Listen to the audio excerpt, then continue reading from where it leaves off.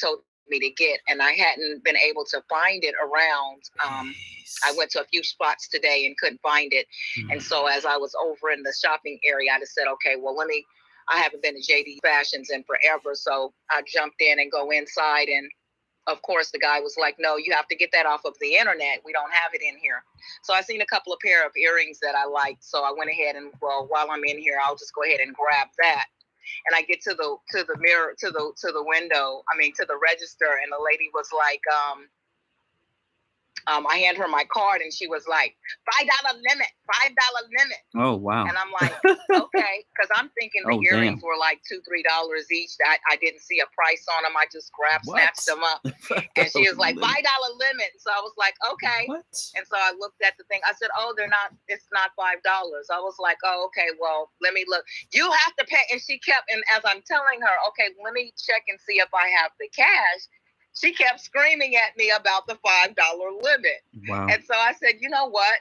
Keep your little funky ass earrings. I don't need it that bad, And it was funny to me, but I'm not going to lie. I left there a little bit irritated because I'm sitting there thinking to myself, why the hell are you screaming at me?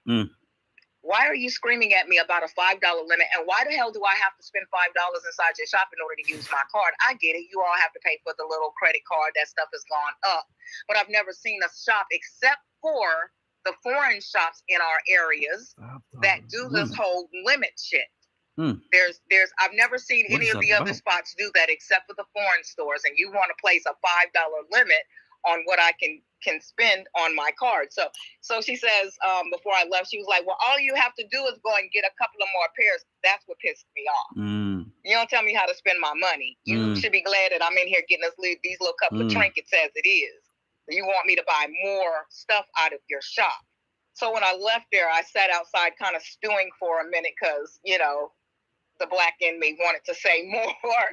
But I sat there thinking to myself, how is it that the majority of the hair places around town are all run by Asians, and the only people that they cater to or serve to are Black?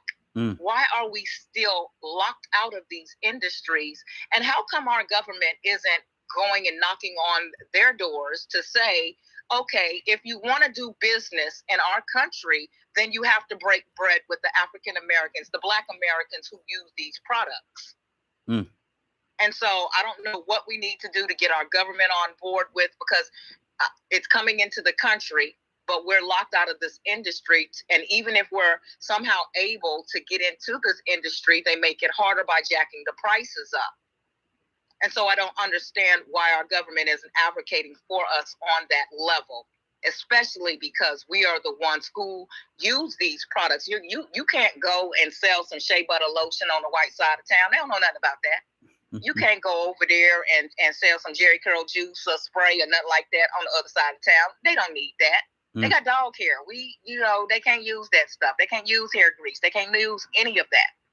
So your main client is us, but then you have the audacity to be rude to us. You have the audacity to set up on our side of town, but we're locked out of those industries. So I just wanted to add that. And I was like, oh, Black is talking about this. I don't know. He must have felt my spirit because I must have been pissed enough for everybody. And Black picked up on it and held his face about it. I'm just teasing, but yeah, excellent space. I'm going to kick back and listen. And this is crazy.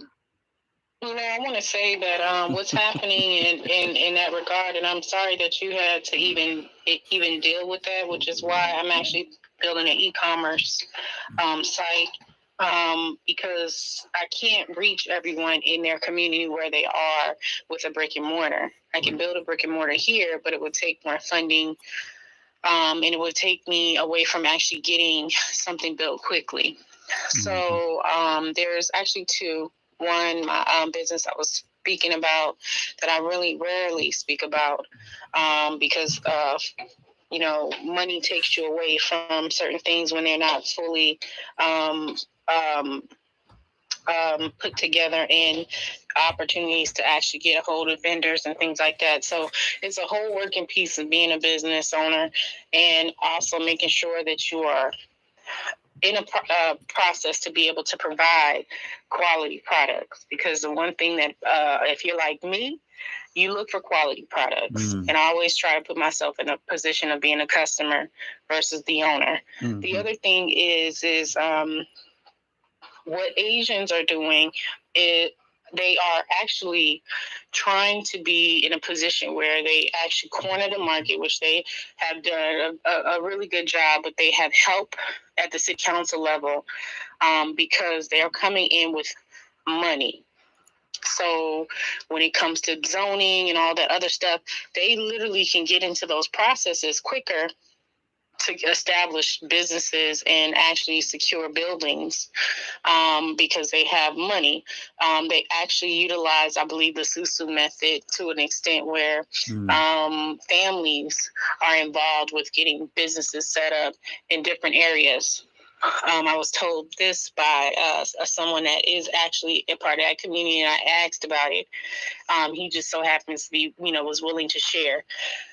The other thing was they're looking to now more of the African immigrants, like braiders, salons, people who are not American, to actually help them to actually be a part of that business model, but not necessarily in the realm of actually becoming a huge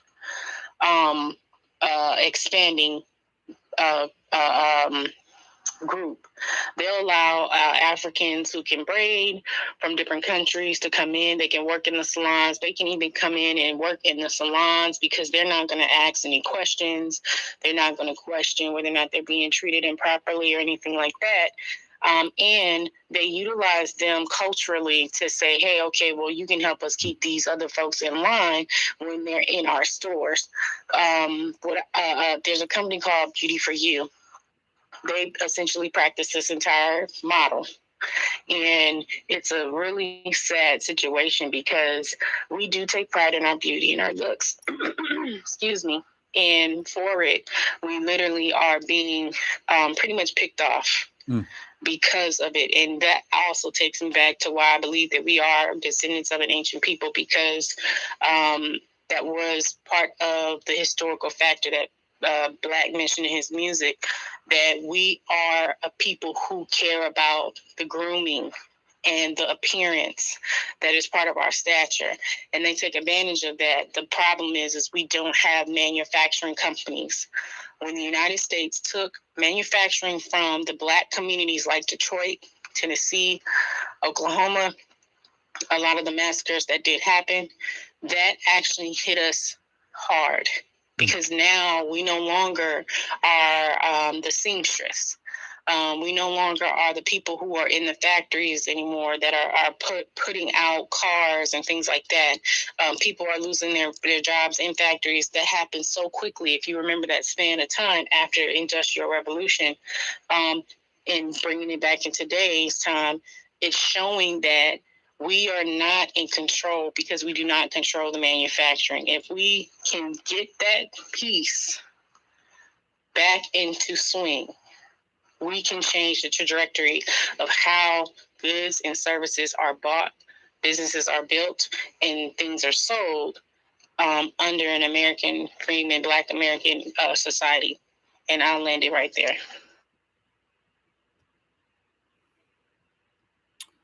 Thank you so much. I see the company has his hand up. So we talked about the Asians dominating the American hair care market, specifically in reference to Black America. So I found that post. I'm gonna put it up there.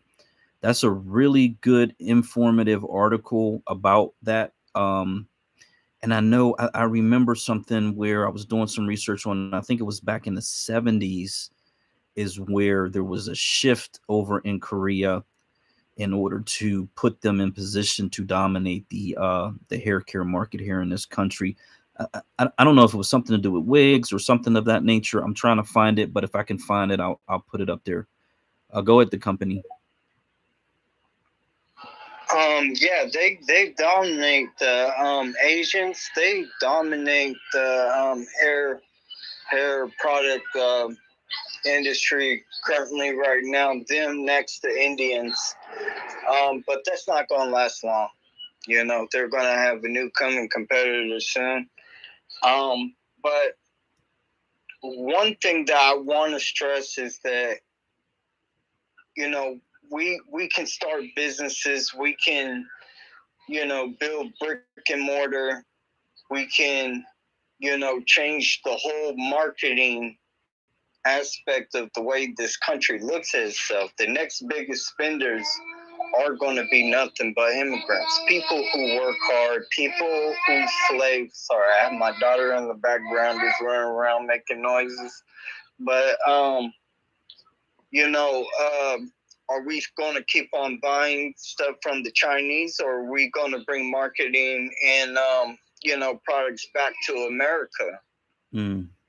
That's the thing that we need to change. If we want if we want the United States stop sending money to other people for things that we need in barter and trade, like, and we could bring that here, and we say, hey, once in a while, we don't need your products from here, there, Taiwan, Chinese, Korean. We need to start manufacturing those products.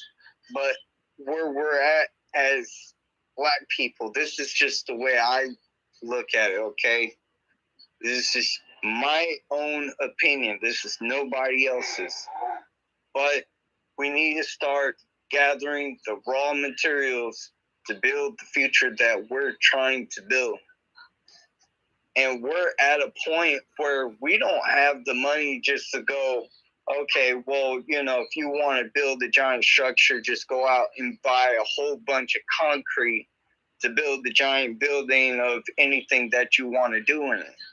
Like, you have to still buy that. We need to take hold of raw materials that make the things, even air products.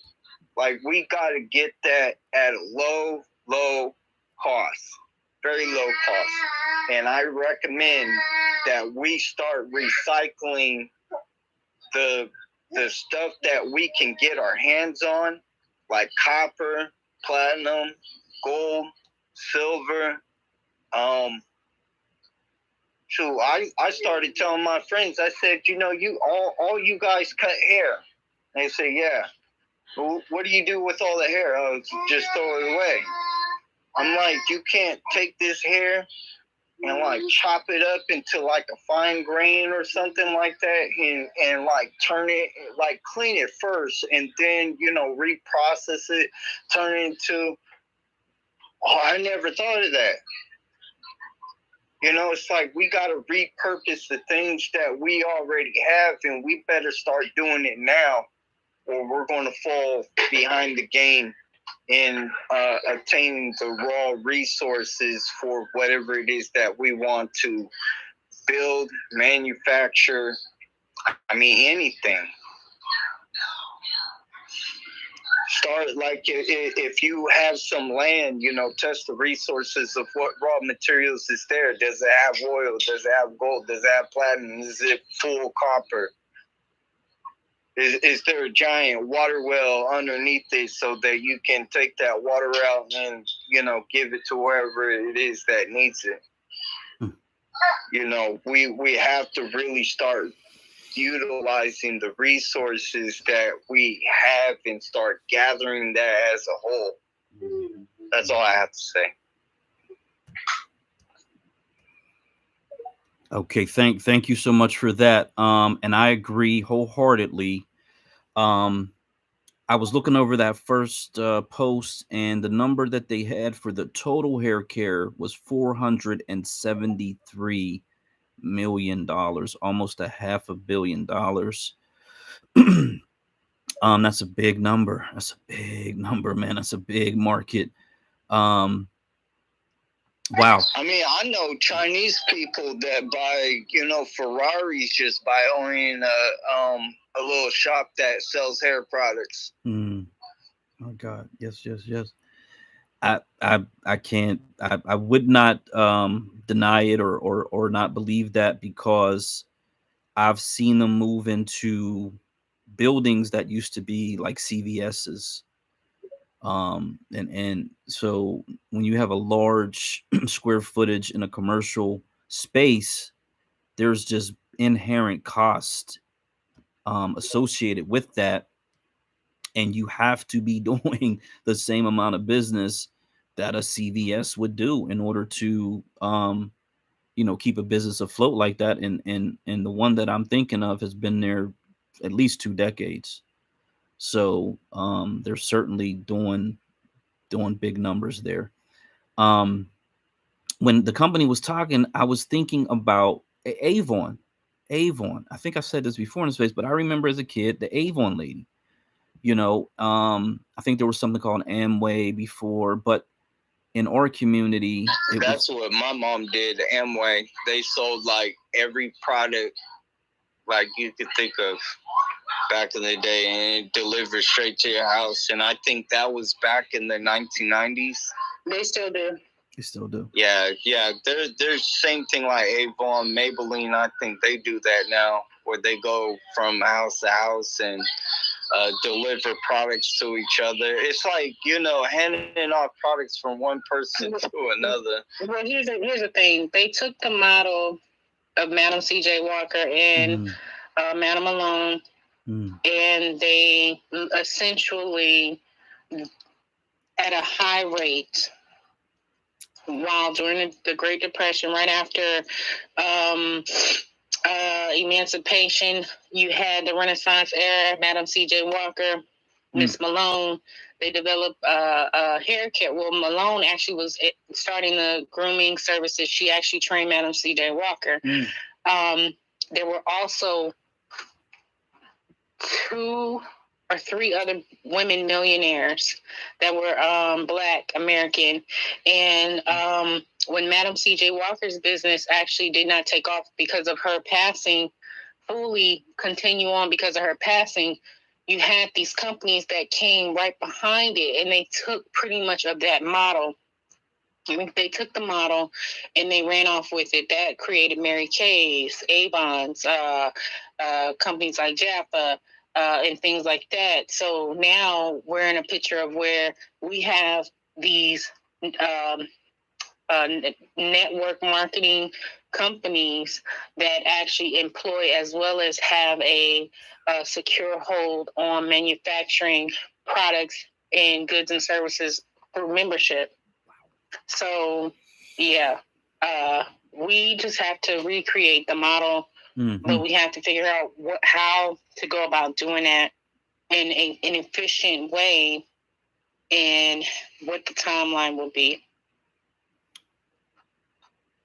Yeah, I just looked up, internet net worths or whatever. They're saying in between 8 million and 10 million in today's dollars is essentially what her net worth was at the time of her death. So she was balling and out of control.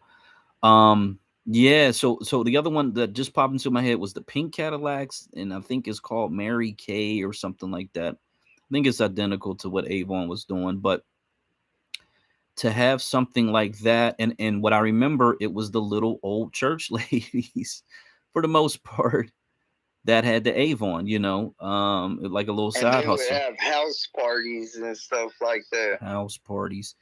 Now, you saying house parties, what I do see now is, and I'm sure everybody's seen this, because what's the girl from Escape, Candy, that does the quote unquote sex parties where they're selling whatever. It's Candy Coated Nights.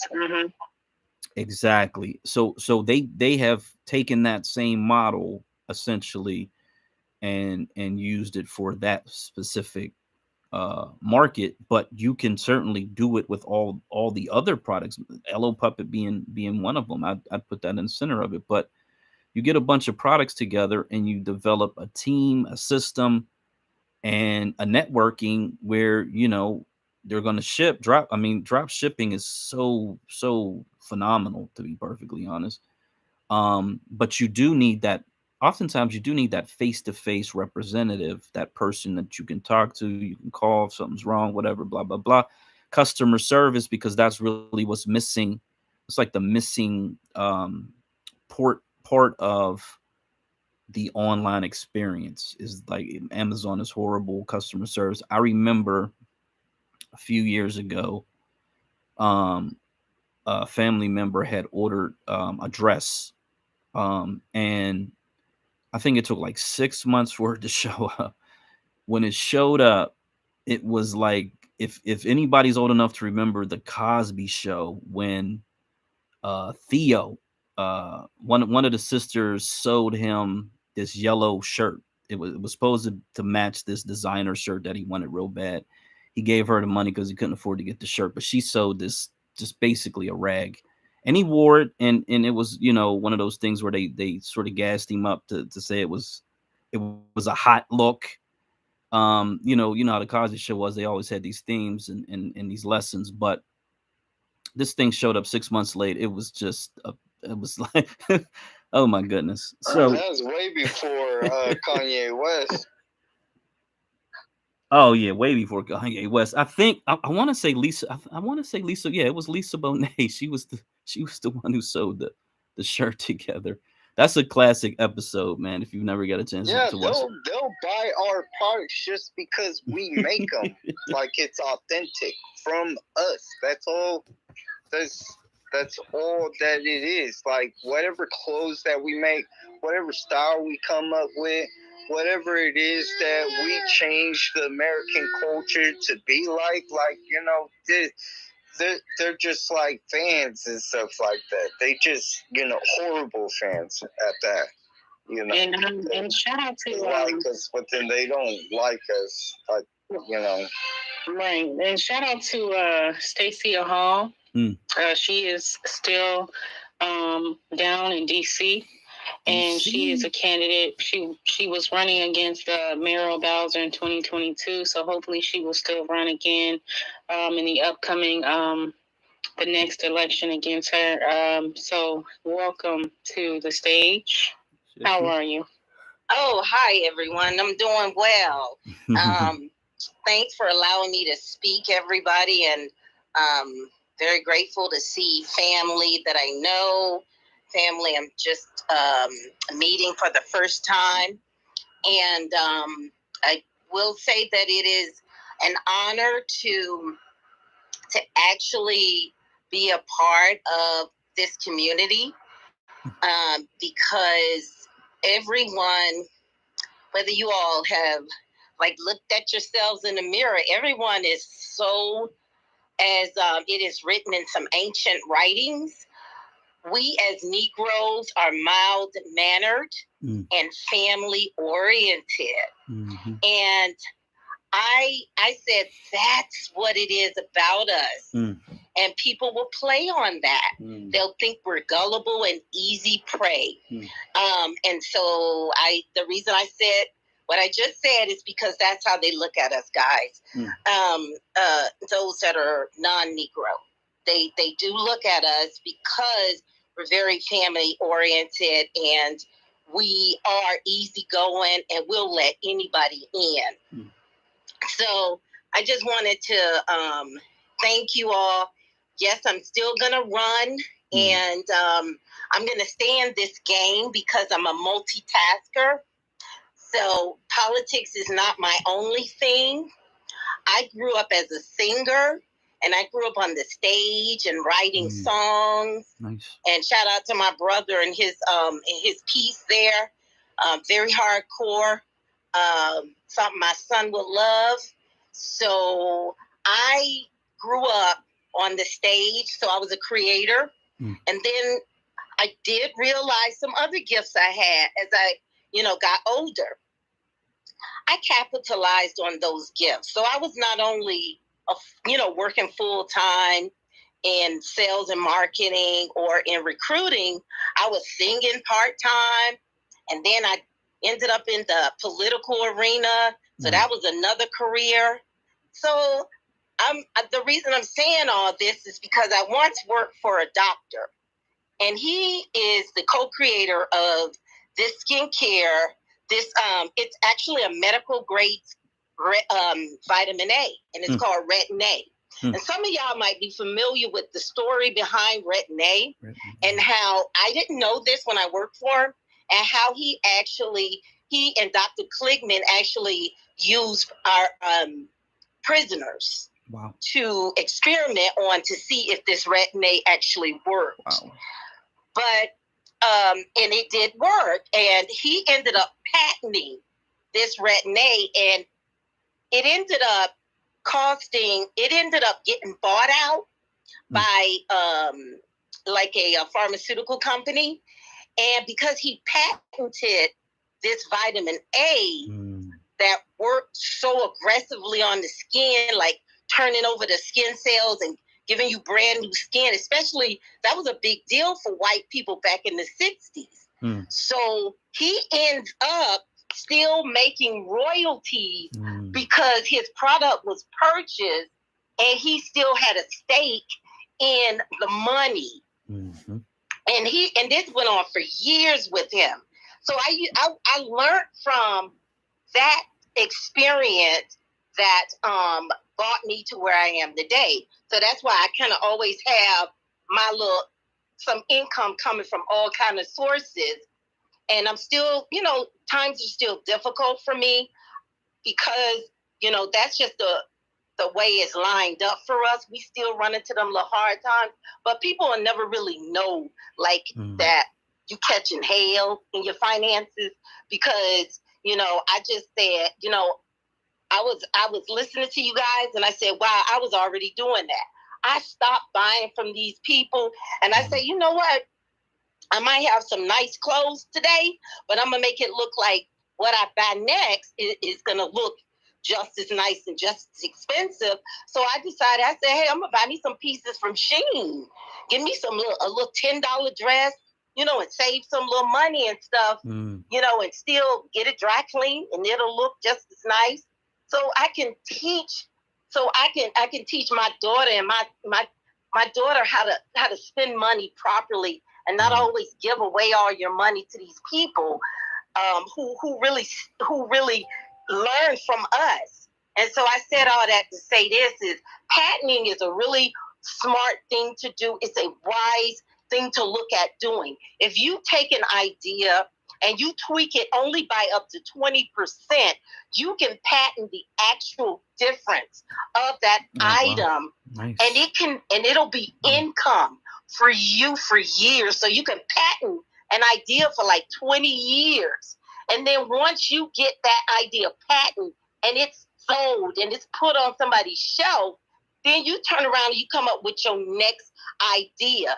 And I'm telling you all, if you lay down and you ask God to give you dreams, he'll give you witty ideas and inventions and dreams because it's fact, because it's already written in us to receive this kind of stuff. We just got to ask for it.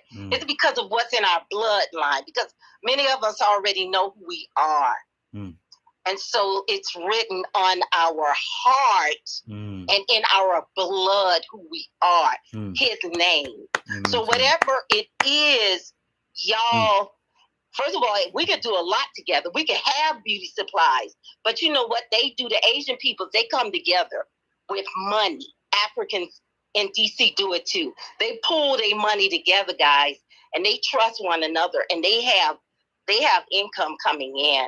So those are some of the things, like Rilla was saying, those are the things that they do. If we could do that, we would be powerful. And then we could migrate to what they really say, to where they really believe Israel is, in the motherland. But that's another conversation altogether. But I just wanted to put that out there about patent, because that's a great option to really, really think about. You take a product that's already on the market and you tweak it just a little bit, you patent that new part of that item. And it, even if it's not wholly original, you still can corner the market and be competitive. That is amazing. All right, that's all I have to say. I'm done. Thank you so much for that. A 20% improvement. I really appreciate you saying that. Because I never heard that before. Although as you're saying it, it makes perfect sense. So yeah, thank you. It's called a utility patent. So really look into it and study it, guys. And I mean, this is fact. I mean, when you look at a song and you see how they get permission for the beat, right? And they put it to a new song. And so that old artist, that new artist making money off that song. A lot of things can be done this way. And I went to a friend of mine at work. I said, girl, because I like to paint furniture too. Y'all, I have my hands at everything. I like to paint furniture, so I do furniture art. And I love interior design. I said, honey, we need to probably end up quitting this job and go and start our little interior design company and recruit us some more sisters and do us a little countrywide interior design. And she was just laughing, but I was really serious because I just would love for us to show them. We know that y'all need us, and when we go to high land, y'all gonna be. Yeah, go ahead. What I want to say is that in that regards, then I'm gonna hit you in the background, and I'll introduce you to something. And if you are interested, then I definitely want you to kind of link up with us. When I say us, it's so funny. I was watching this cartoon. My kids was watching, and they were like, "This is a secret. It's a secret society, and it's called us." I'm sorry. I had that in the back of my head. I was thinking that. I'm like, oh my God, they literally are putting stuff right in front of us. And all we're doing is digesting and consuming it instead of actually taking action and replicating what they have done to us. So we need to get in. We need to be, if we're going to be the entertainers, well, we need to put on a hell of a good show. And we need to make sure we're making money while we're doing it. Amen to that, man. Amen to that. Okay, the comp, you got it. Yeah, I mean, this is a great space, and thank you for, hosting it. And, I thank all the hosts and everybody inside the room and stuff for listening. I hope people are learning from this. Actually, listening and actually, when you wake up next day that, you apply the things that you learn into your lives. As we move from day to day to day, and just take everything one day at a time. Don't try to plan too far ahead, because we're at a point where we have to be thinking in the now. We can't really do nothing about the future if we don't change what we can change today or tomorrow. So I just wanted you to point that out. And, we're kind of like in a chicken and the egg situation, which one comes first, the chicken or the egg? And, of course, that we know that we need resources to build products. And then once we build products, we can sell those products at whatever cost that it costs for, manufacturing, all the other stuff overhead, blah, blah, blah. But then it's like you need money to buy resources, right? So it's kind of like that chicken and the egg thing, but a lot of the resources that we need to make the products that we need to build, a lot of it, we don't need money. We just need to take the time to collect those resources for the most part, and rely on people that know how to take those materials and transform it into whatever it is that we're trying to build, make, or use as products. We have to decide on amongst as a group of people of what is it that we need the most. What is our most priority thing that we need for whatever projects that we got going on?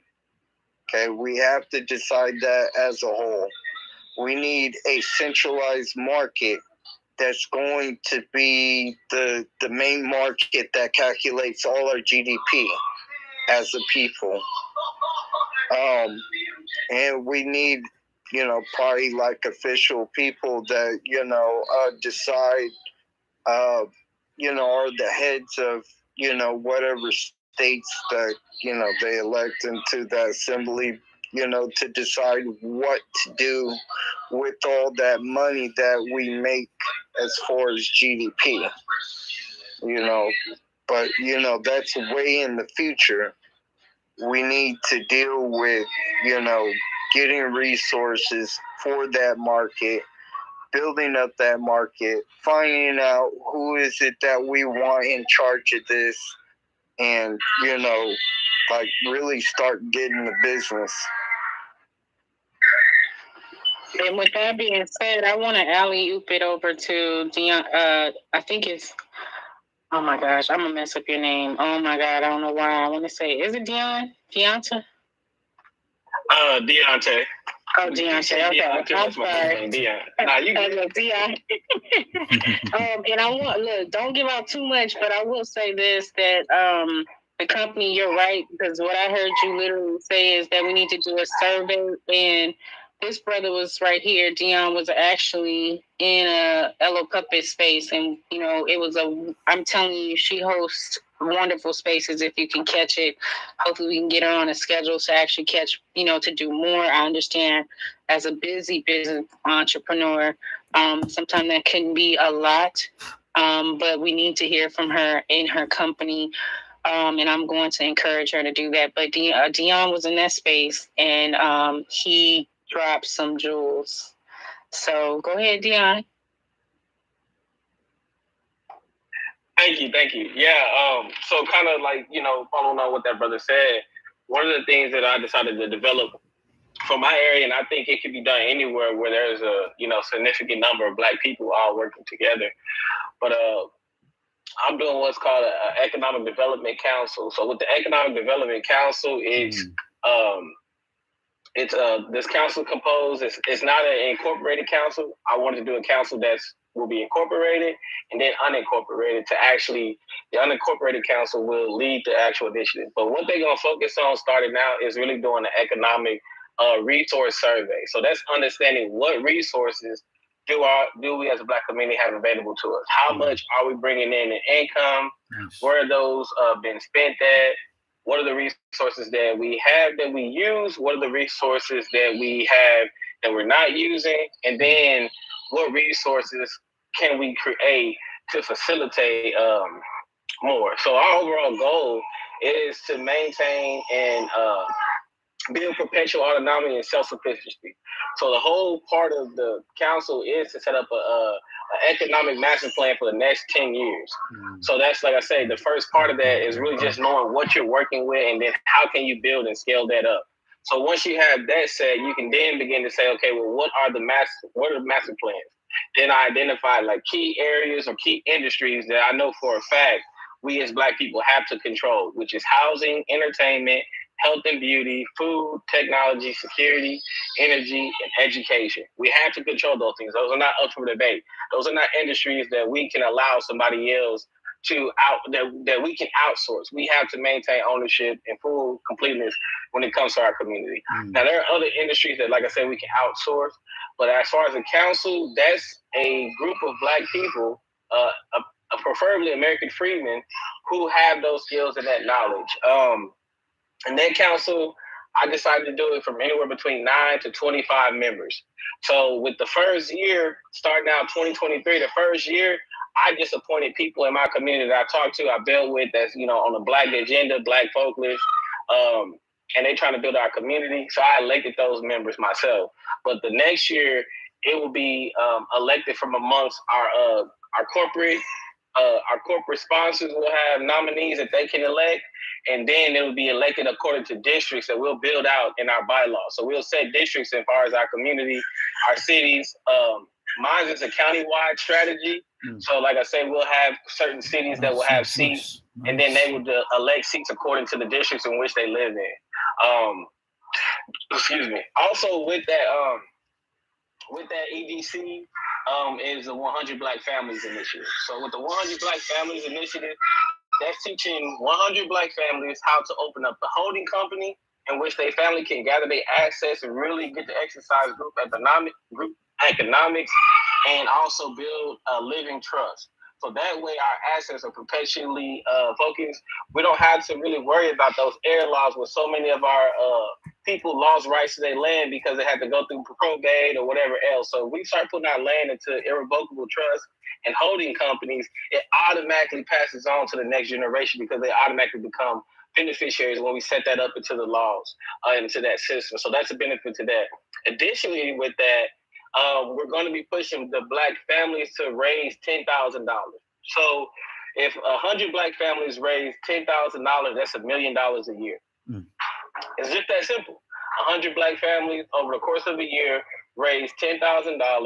That's $1 million a year. So with each Black family, I'm going to push them. Now they don't have to, but it'll be easier for them if they have at least 10 members per family company. Because that way, all they have to do is save up $83.50 a month. $83.50 a month for 12 months. They'll have $1,000 set up for each family member. And then, like I say, that after the year end, they'll have $10,000 in their holding company for where they start investing. So the next part to the 100 Black Families Initiative is us creating our own community corporation, community development corporations, which allow us to actually execute economic development in our communities, housing, technology. That'll allow us to fund our own nonprofits and spend that money back into our community and back into our own assets. So we'll also create nonprofit organizations that will work in tandem with the EDC and then with the 100 Black Families Initiative so that we circulate our dollars back into our community. We get those tax write-offs. We're controlling where our money goes, and we're not waiting on the government to give us a handout. We're going to make sure that it automatically stays in our community through those avenues. And then just from that, like I said, that's a really good starting point. It allows us to really execute. With year one, we're looking at 100 Black families. Year two, 500 Black families. Year three, 1,000 Black families. Year four, 2,000 Black families. The overall goal for the overall initiative is to get 25,000 individuals all gathered together, contributing on a consistent basis into our economic infrastructure. Like I say, the EDC will also help the community to develop a community holding company, a community bank, and then a community corporation, which 100 Black families, they're going to take that 10,000 and buy shares into a community corporation that actually does the infrastructure, that'll buy homes, that's going to be building businesses, launching an entrepreneur incubator and a startup accelerator. All those things will be funded and promoted through entrepreneur incubator. So the thing that I want to really get our people to really get in the habit of is collective economics or group economics. But I don't believe we just do that willy-nilly for the sake of unity. I don't believe in Black unity. I believe in Black collective incentive. And what I mean by Black collective incentive is that we're taking the time to build in each other because we realize we need each other. And how do we create incentive? What better incentive do we create than us to actually go into business to build our community together? So that's Black incentive. That's I benefit from you, you benefit from me. You're not going to be supporting my Black business. You're going to be supporting your Black business because you're part owner of that. So that incentivizes you to see that it's successful. So I'm moving away from that sole proprietorship to only exclusive number of individuals get to invest in Black talent, Black genius, to where we open it up to our entire community, even those that don't have money, because we'll be building out a sweat equity program. So with sweat equity, just because you don't have the money, you still may be able to come out and protest with us.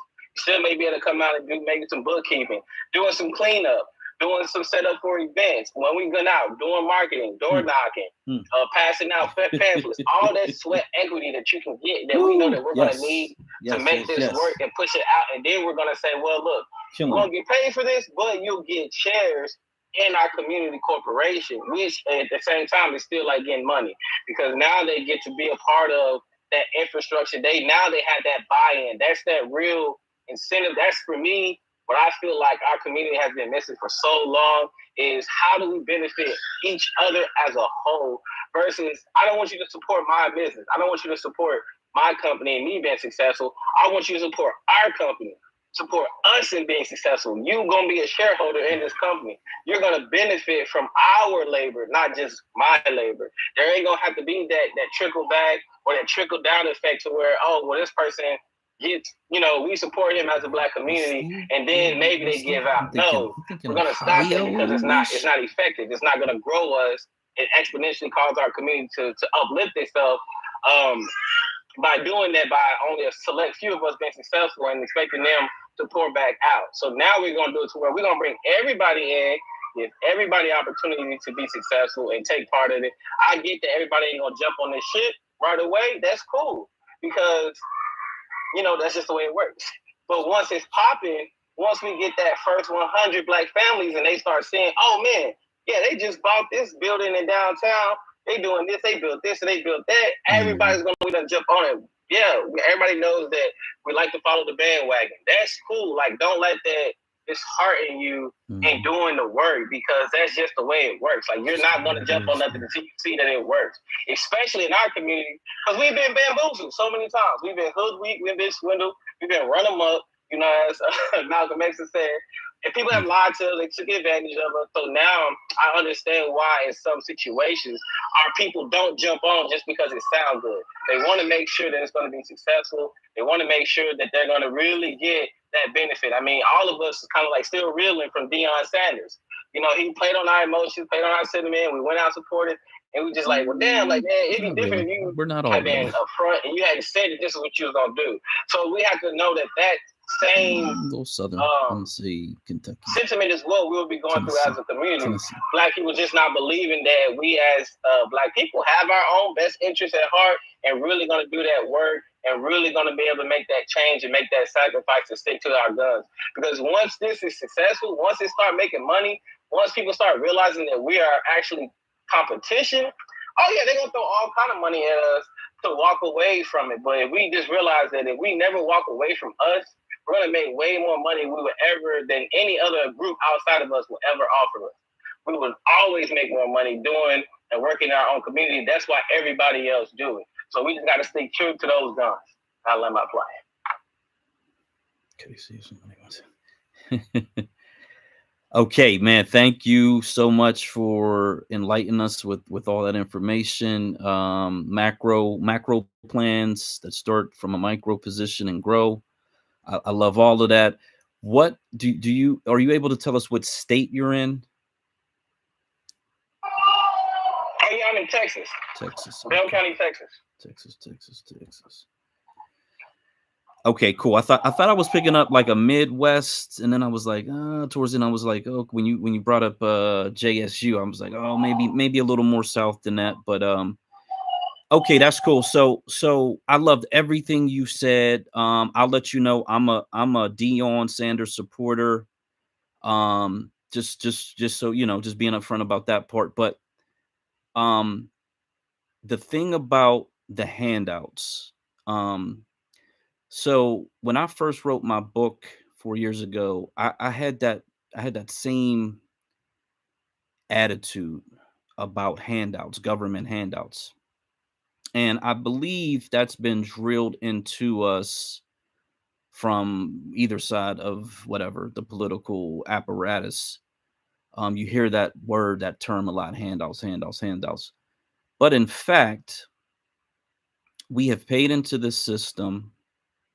The money is ours, and we deserve to get that money back.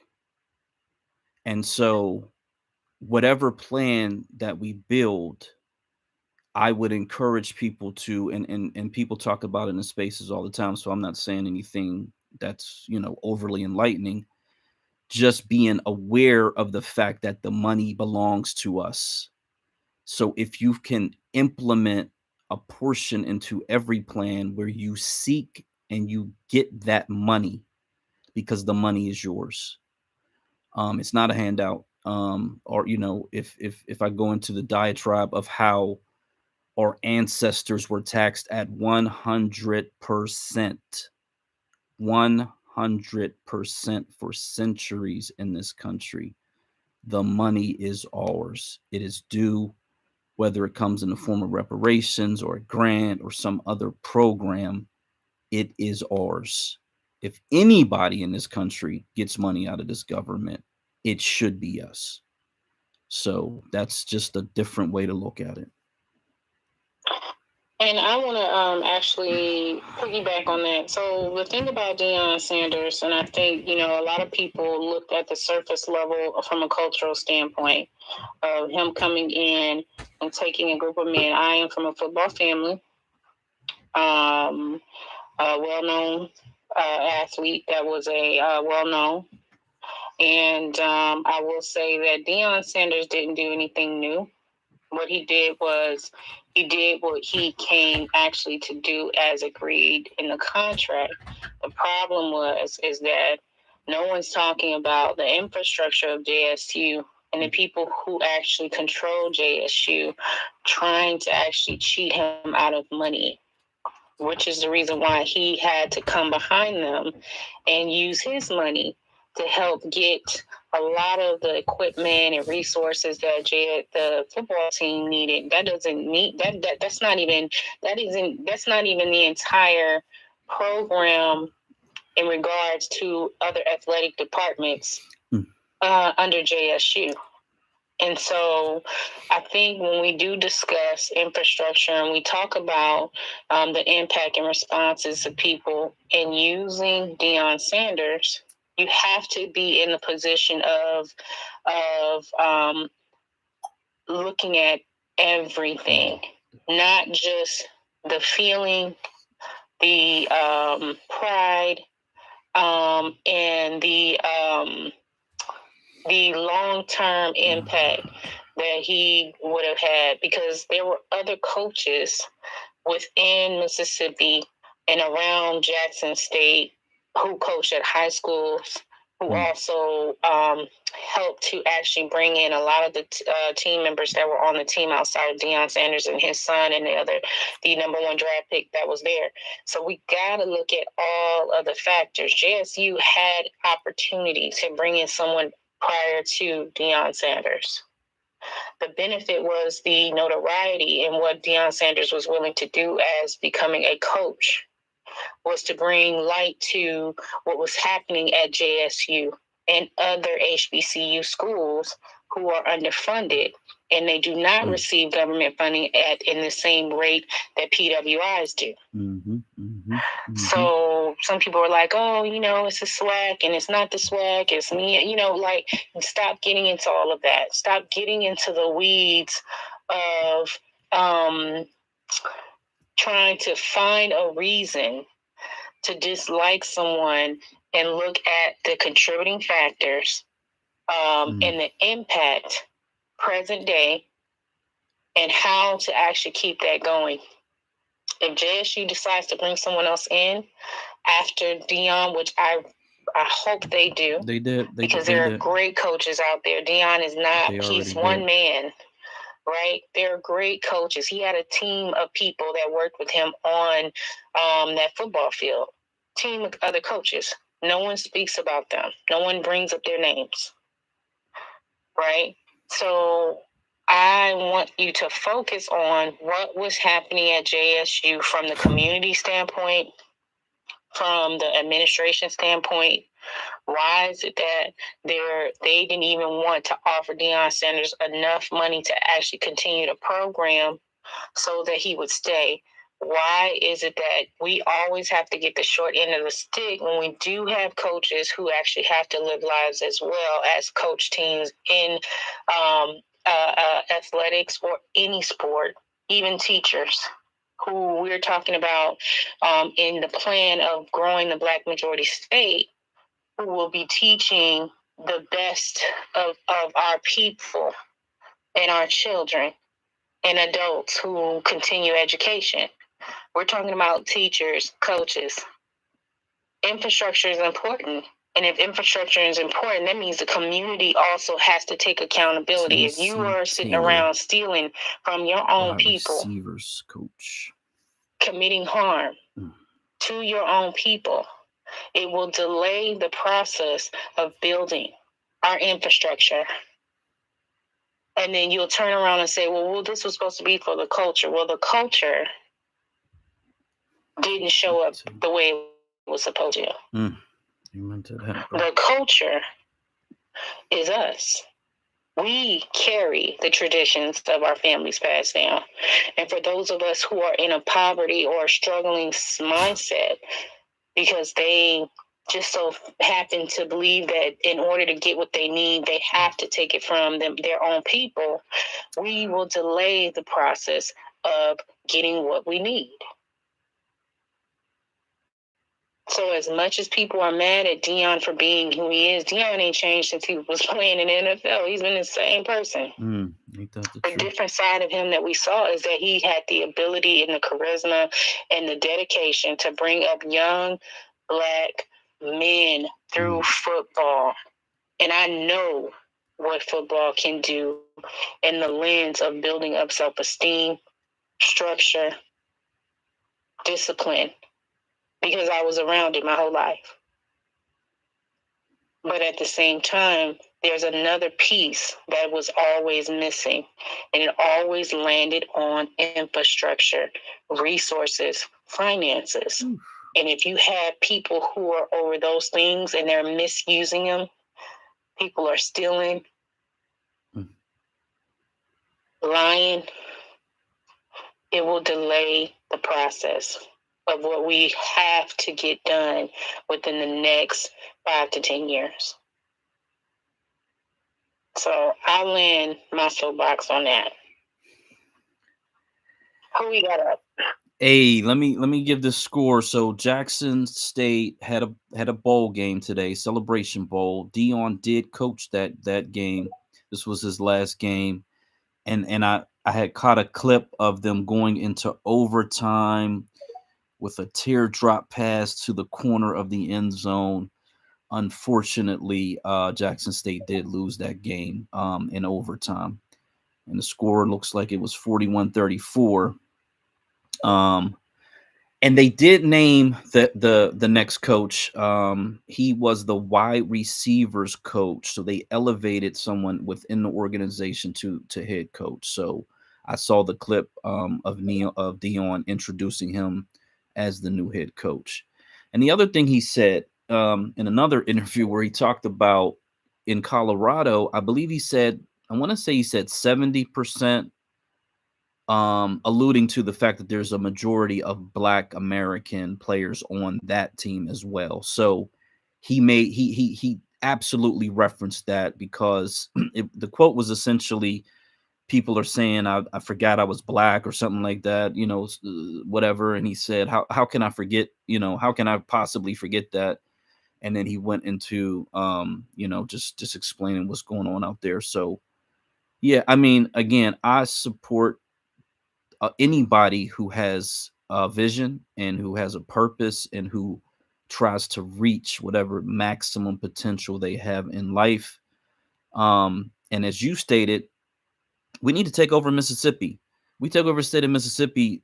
There are no more excuses. We control everything.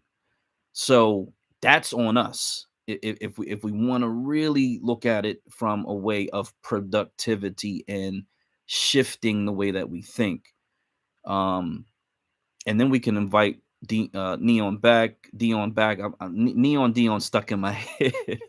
We can invite him back and give him all his flowers, and life goes on from there. But I believe the professor was up, and then the company.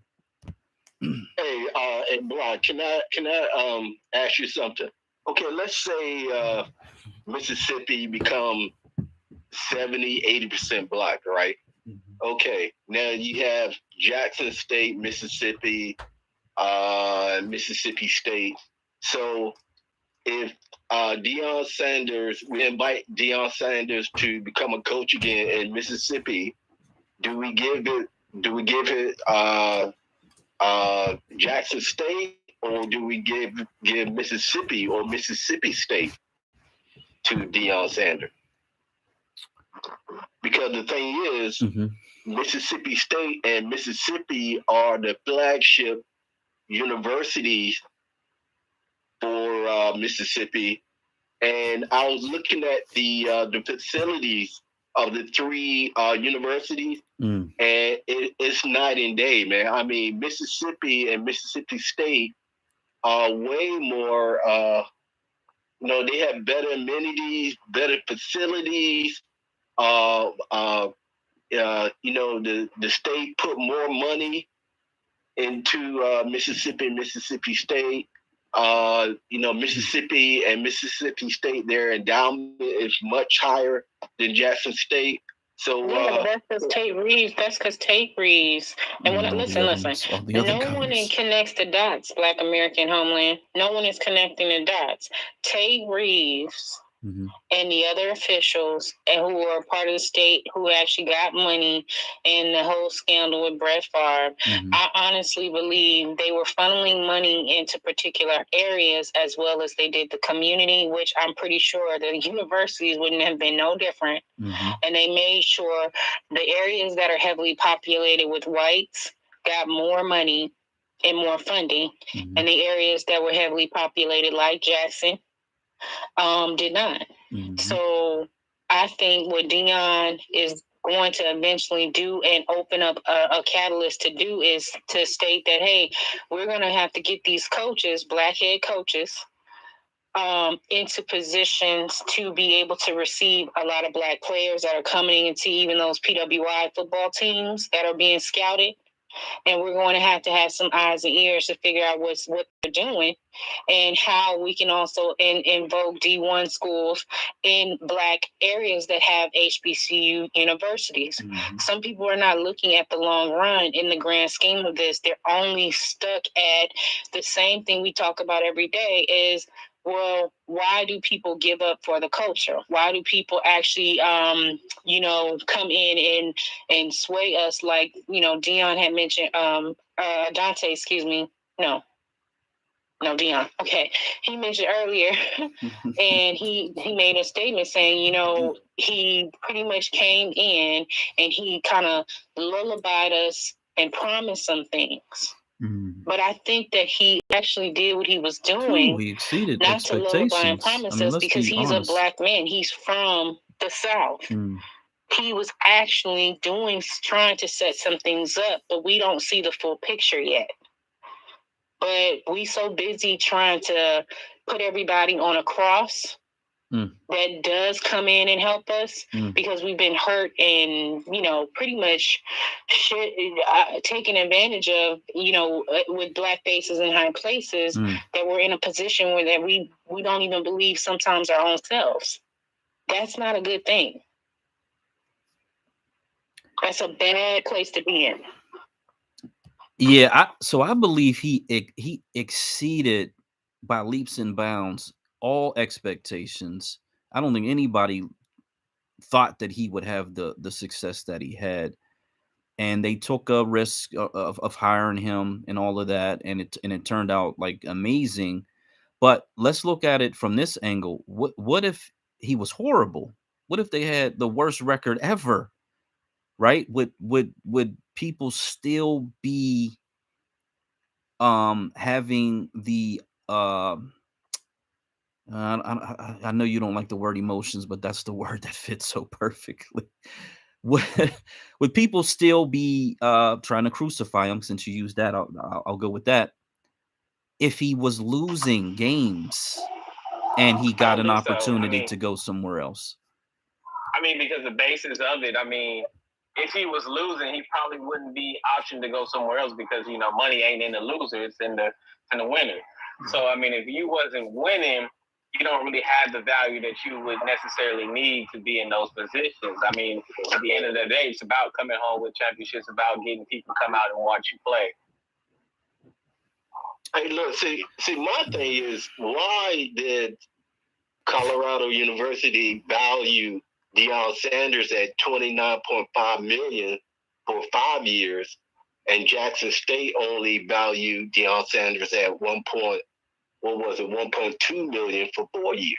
That's a huge difference. That's sad, bro. I mean, it's because of who he is. This Deion Sanders, man, like everybody knows who he is. It doesn't matter where he goes, he's going to get paid. There's nowhere he's going to go that ain't nobody going to pay him to go anywhere. He could go outside of the United States. He could go to China. He could go to Iran. He could go to Russia. He could go anywhere he want to go. Everyone wants to see him.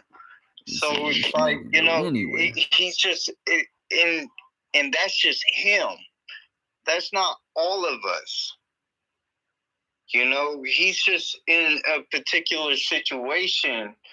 But it's like, you know, even people with, you know, such notoriety, you know, I mean, we could use it as publicity and stuff like that for, you know, our whatever it is that we need to do, but we shouldn't hold everybody to such a high standard. Company, that's not the reason. That's Deion Sanders, but you know, we can't put him on a pedestal like he can't do no harm. The company, go ahead, Professor. That's not the reason. That's not the reason. The man went to a predominantly white school, which is Colorado, which can afford to pay more. We all know the answer to that question. They can afford to pay a little bit more than Jackson State. That's the obvious answer. Jackson State choose that, like, or is that just the situation he ended up in? Well, here's the thing. Jackson State, I think, really kind of underappreciated him, and that made it more easy for him to also get on that train to go to Colorado. Let's just tell it like it is. And I don't blame the brother for making the move over there to Colorado to further his career. Jackson State still got a lot out of it, y'all. Let's just tell it like it is. They got a lot out of this deal. Don't come into this space saying that Deion cheated them, because he did. I'm telling you, they got a lot out of it because Jackson State has now been put on the map. Jackson State has been put on the map big time, baby. And I'm going to tell you something. They've been now put on a pedestal for years to come because guess what? Deion was also up there with Nick Saban in recruiting. Hell no. By the way, if you don't know who Nick Saban is, Nick Saban is considered the best coach of all times, and Deion Sanders was in commercials with him. Remember the Aflac commercials? That's where Deion Sanders was, and that's where he took Jack State to that level with Alabama. He was out recruiting Alabama or getting even some of the same type players that Alabama was getting. Mm-hmm. So I want everybody to understand that when a foundation of Black American brother gets opportunities to go somewhere else, we need to be saying kudos to that brother and move on to much success so he can further along our cause. Because guess what? White people keep coming into the HBCUs taking shit from us, right? Mm. So why not have Black faces like our Black faces, foundation of Black Americans, into those predominantly white institutions, taking over there? Go ahead. That's what we need to be doing. Go ahead, Professor. Hell no. And hold on, T-Ron, and I'm gonna say this for people who understand the business sides of things, because people are only, like I said, folks is looking at this from so many different lenses, and all lenses are not the right lens. You have to find the right lens, and at the end of the day, Deion Sanders is building his resume up, and we don't know what for. And I'm going to say it again because I said it earlier. We do not see the vision. He has already said there is something that was put on him to do, and he's going to do it. And he also wants to go up against, I think, what's the school in Florida? Professor, I believe that he... Well, you know, he was a graduate of Florida State. Right, but I think his goal is probably to go up against that school and beat that because of the coach. Nice. Oh, so, yes, most definitely. Because at one time they said he was going to be the coach at that school, which he didn't do. Right. So again, Deion is not a coon. Please, don't even. I don't even know how you fix your mouth to even say that. Damn coon.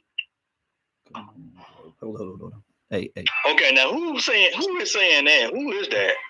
I don't know. Please I would remove encourage you this not to individual I would from the encourage you room. not to I'm acknowledge trying to, that. I'm I would trying to tell encourage y'all, you you know, either you're trying to have an intelligent conversation or you're just trying to disrupt it. Hold on. Why you Hold on. Let's calm down. First of all, let's calm down. I'm going to say this. Deion Sanders is not a coon. Deion Sanders has 2 black sons. He's bringing up more black men, and he's influenced more black people in his lifetime. And just because you didn't like the fact that how he left Jackson State don't make him a coon. Man, He's actually a football coach. He not your hero, your mantra, someone to come out and run down what you feel that he should be doing in his life. Nobody can tell you that in your life. Nobody can tell you what you're doing is coon behavior because we don't know you. But you want to run down Deion Sanders with white women. And what other black men don't? And what other men Real don't? black men don't be fucking with white women. His wife was not white. The one he had, the one he. But what does that have to do with football? Funny woman. What does that have to do with football? But we're talking about football. We're talking about. He clout chasing. Oh my God. We're talking about football. And you're talking, and he had his children with a black woman. He got children with a white woman. Yeah, that ain't got nothing to do with what we're talking about. Hey, let's do this. Let's do this. Yeah, let's do this. Let's do this. T-Ron's on a burner account. I'm gonna give this man 1 minute, 60 seconds to get all his energy out, and then we're just gonna move on to the productive conversation. So you're gonna get 60 seconds. Please be succinct in why you believe what you believe based on the money that was involved, the fact that we just had a speaker explain how he did, and in my opinion, he did more for the university than the university did for him. So please be succinct. You got 60 seconds, and then we're going to move on. All right. Are y'all ready? Yeah. Ready. And use your words wisely, please. All right. So first of all, I really don't mean no disrespect when I say this. I'm just calling shit as I've seen it. Time go on and on again. You know. So are y'all ready? Yeah, you got 60 seconds. So first of all, when I say Deion Sanders is a coon and a what? Oh, what happened? Oh man. I think he lost me. Yeah, I think he lost connection. Okay. All right. Well, I guess we can just continue then. Hey, that was the ancestors. I didn't do anything. I didn't ancestors. Damn. Did he literally just disconnect? I think he lost his service. Yeah, lost his. Yeah, connection. the ancestor said this coon need to be put out in his space. That's why. Oh man. Oh my gosh. All right, man. Listen, don't come up in here talking about Deion Sanders is some damn coon. Please don't do that. Jeez. Oh my God. God. Okay, I think it's Deontay, Miss Giselle, and then Miss Judge Sarah. Yeah, I do want to apologize. It wasn't my intention to derail the conversation, and I didn't really want the attention to be focused on whether or not Deion Sanders made a good decision or made a bad decision. I really was just kind of framing that in reference to not relying upon one individual to support and uplift the Black community as a whole. So that was really my reason for mentioning that, like whether or not he made a poor or good decision or the bad decision, whether he benefit the Black community or JSU or not. For me, it's not really in question. The man is able to do what he want to do, but I really kind of brought that in light to say that if we're focused on building our economics infrastructure, as y'all was saying, the community itself being in participation, we don't have to worry about things like that negatively impacting us or not negatively impacting us. We will be resourceful, and and of ourselves. So that's kind of like what I meant, as far as when I phrase it, juxtaposed to mentioning Deion Sanders. I really want us to get out of the habit of placing one individual to be the leader of the Black community and start focusing on the Black community being its own leader, being its own island, and trusting and working with each other to build what we need for our community as a whole. So that's kind of like what I meant with that. So I do apologize because it was my comment that kind of derailed the conversation. So I do apologize.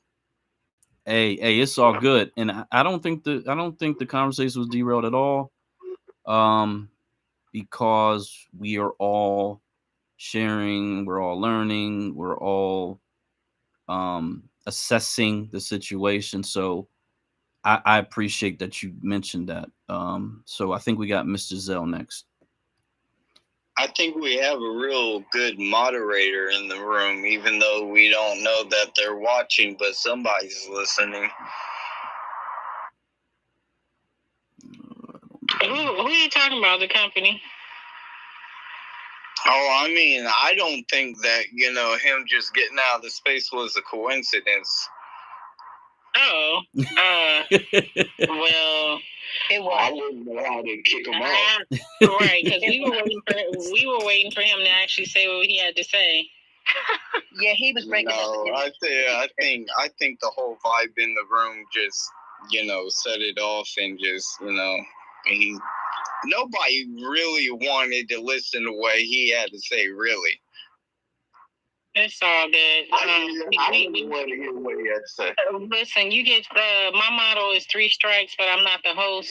You get 3 strikes with me. So, at the 3rd strike, you out. But at the end of the day, he definitely had the floor. And we always try to give people the floor, even if you have an opposing opinion. Mm-hmm. We just don't want you coming up in here disrespecting our culture or people who do contribute to the culture, because you're essentially going against your own self. So, Giselle, you have it, my dear. Let's see if she can connect. Are you there? Are you ready? In the Matrix. Giselle, you there? Doesn't look like it.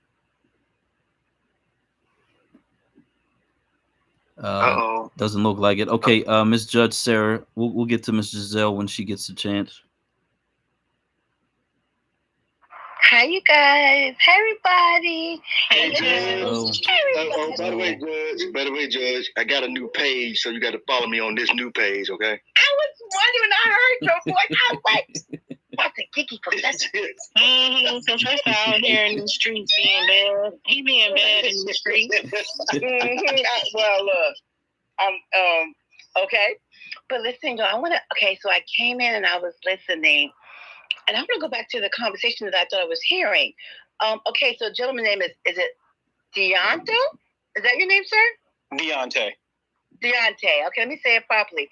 Okay, so I came in a little while ago, so I'm not all sure all of what I was hearing. But what it sounds like I heard you saying that you were putting together like an investment group amongst Black people? Is that what I heard you saying? That's correct. Yeah, and you know what, you guys? I plan on doing something similar. And so let me say this to you. Because there's a misnomer that many of us struggle financially in this economy because of lack of, that we don't have the resources, that we don't have the money. And that's not actually the truth.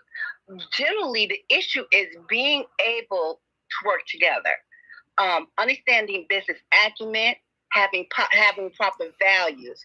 So when I plan on doing something similar, Deontay, but I plan on screening each individual because what we need to look for is emotional intelligence, understanding what the contract is and what is the bottom line, how are we going to win.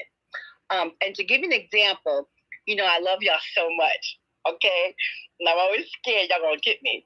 But for example, the discussion about Deion Sanders, I kind of always filter that out.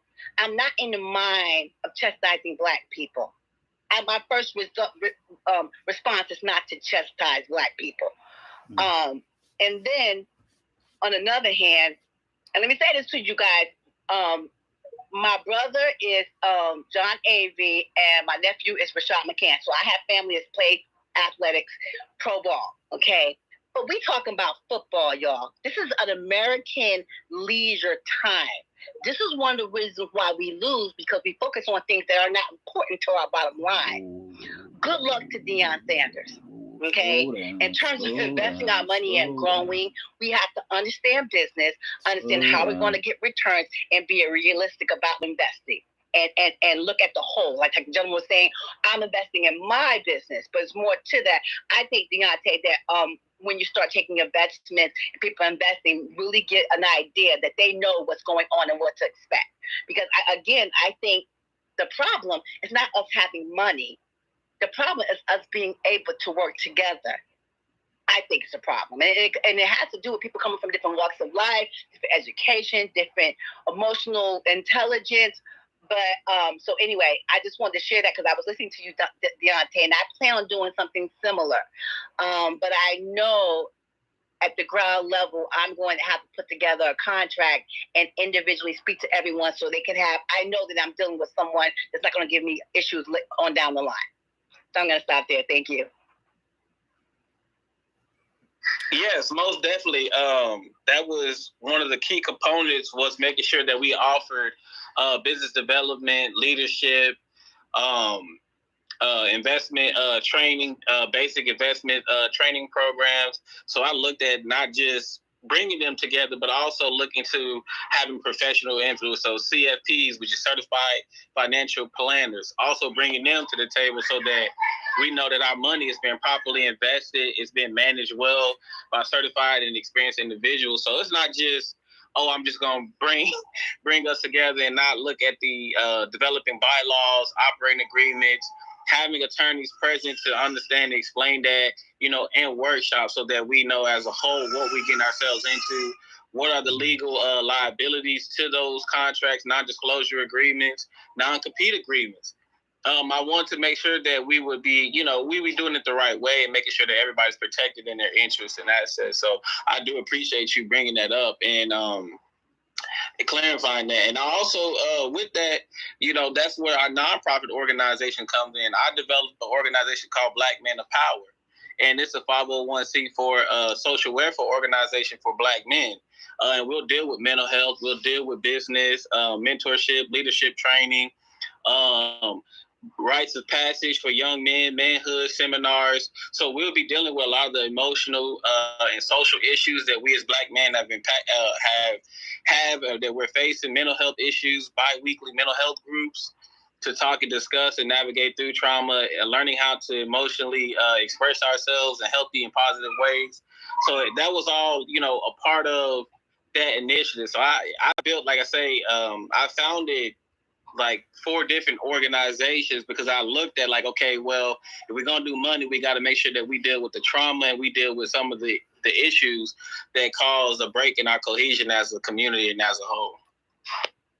Absolutely. I agree. I'm just talking about, what, Deontay, because I come from a corporate background and I'm not a feminist. I'm a girl, so I act like a girl. And that's one of the things that I think women brought to corporations is our nurturing and loving aspect and ability. So, for example, when dealing with people or participants, I have no problem with talking to them, engaging with them. If they have any questions, to put their questions at ease, not just blow them off. And you understand what I'm saying? Well, we're building a family, not just an investment group, but a family. And sometimes what I know is things fail because people get into disagreement.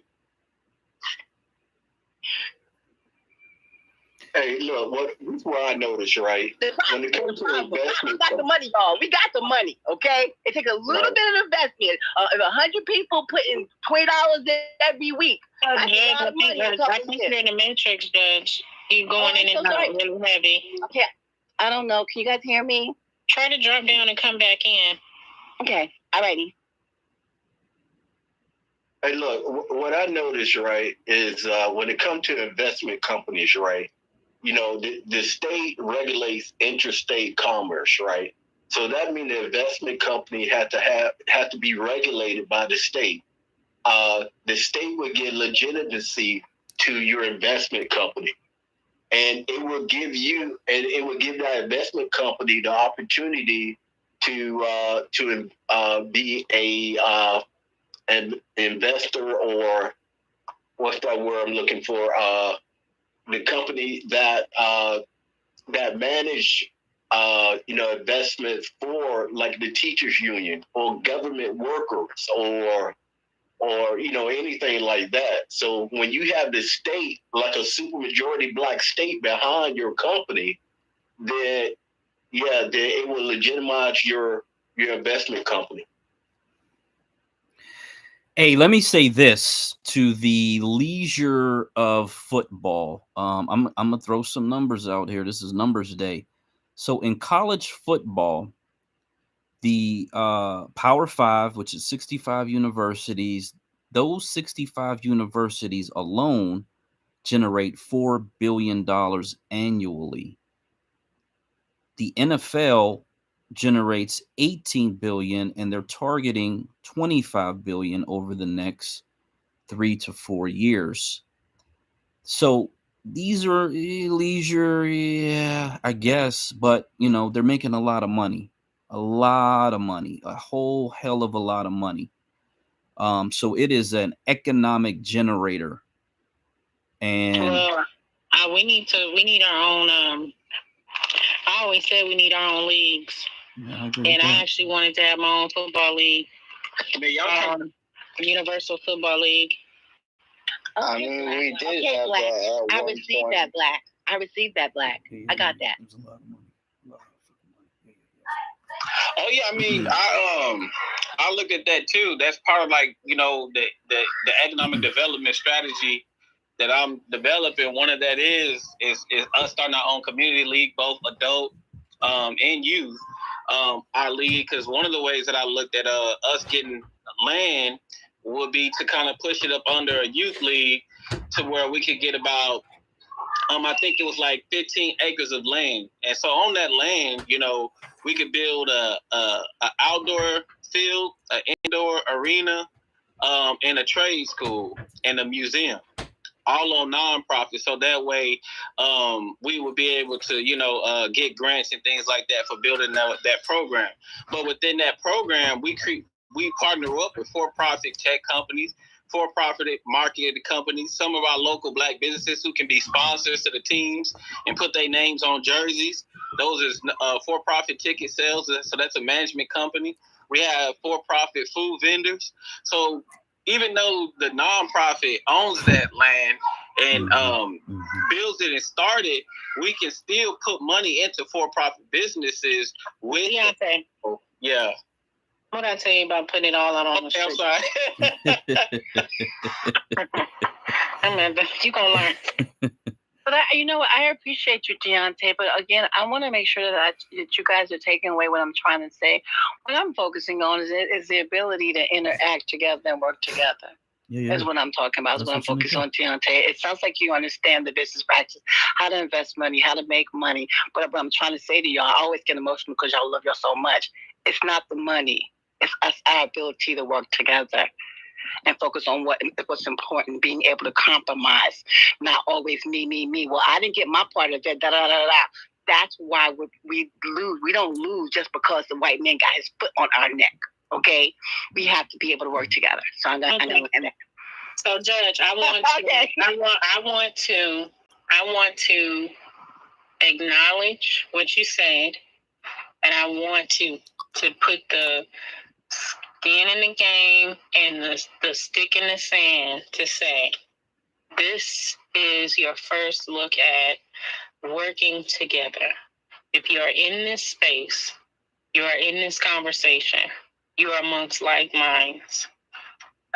Contracts, business aside, I can still admire you and have a level of adornment with you. But when we're talking business in the background, we're going to be talking contracts. We're going to be talking business. And that's not an emotional, well, I guess emotions do fall in there, but it's not a sense of personal. It's really saying, okay, I'm serious. I'm committed to the development of our community. And then what that looks like is how do I receive in this grand scheme, and then what am I willing to put in? And remember, some people do stuff for volunteering. Some people do stuff for understanding that we need to actually get resources and how to get resources. All that has to be fleshed out, and it will be outside of spaces. And I think we could do that with the expectation of not allowing what we're working towards to fall apart. Because that happens a lot. People get to the point where we start seeing big numbers, a lot of money floating around, and people, whatever their situation they're in, possibly become a dire thing, which is why I like the fact that Deontay was saying, hey, we got to get people set up from the ground up. What does that look like? And we can flesh those things out outside of spaces. So I do believe we have the ability to do that without coming to arguments, blows, and things like that. You just have to have a willing spirit, and you need to start actually putting putting the effort in. Like, just get busy. Get busy. And I'll see who made it one day, right? What happened? I'll just put this out there that, when it comes to these football players and these athletes and these pop stars and, these rappers and, these people that, people idolize, people don't recognize the personal things that are going on in their life. Like, I could imagine kind of what Deion Sanders is going through, because there's a guy that I know. I'm just going to say that, okay? There's a person that I know, right? And his whole family is like heirs to a large sum of land. Okay, it's been sitting there for about close to about 80 years, sitting there just doing nothing. Say about 200 acres, right? That's bigger than what the White House sits on. And, the family is feuding, what to do with it. Some of them want to sell it off, but they can't really, technically, they can't do it. But, there's, like I said, this guy that I know knows a football player that is heir to this land also in relation. Okay? And everything is just set off because of family feuding, right? Family not being able to get together. Like, you could be somebody fighting for reparations, and you could be an athlete that got a Super Bowl ring with Peyton Manning, okay, that is a Black American. And in their personal lives, this is the things that they're dealing with, like personal family issues, feuding, aunties and uncles not getting along with each other, and then cousins not getting along with each other, family not coming together to, like the way we're supposed to. Like, this is stuff that people inherited in this land, and, personally in people's lives, it's like they're more into like the feuding and who disowns this side of the family for this reason and that reason, putting people in court like some real Jerry Springer shit. Like, it's, there's a lot of things that's going on in these people's personal lives that, people aren't privy to, but, of course, only those people sitting in those situations know what's going on. you know, and why they make the decisions that they make. Hey, DJ. Big ups, DJ. Good to see you in the space, brother. What's up, Mr. DJ. Yes, Hey, that's my name. Don't wear it out. Don't wear it out. I want to do a shout out to Mouthpiece and DC Scotty and who else I got? Facts out. Yeah, we got Miss Elmira's in the building. Fly McFly, Goddess, Cloudy, Baby Sister, of course. Trouble was up here giving us the business.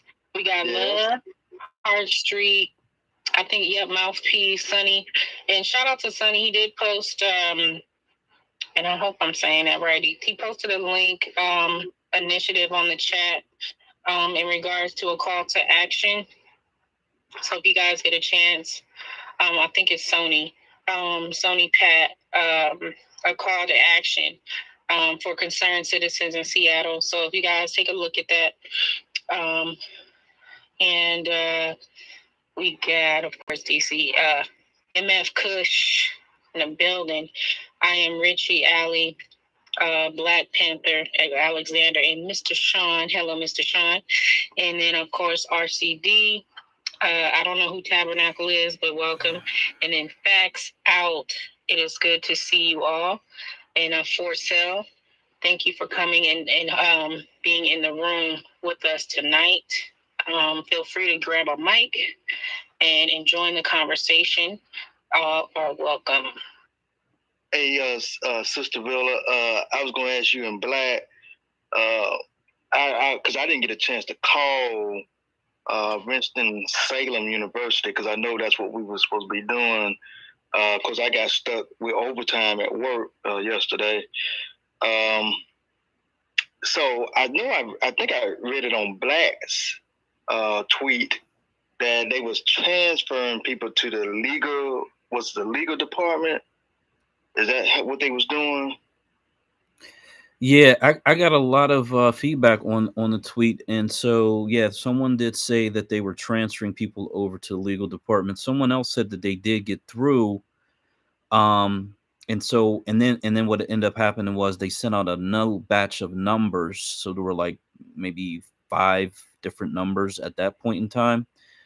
So I believe they just kind of want you to keep. And matter of fact, Mr. Zell can speak to this because she put out that call to action as well.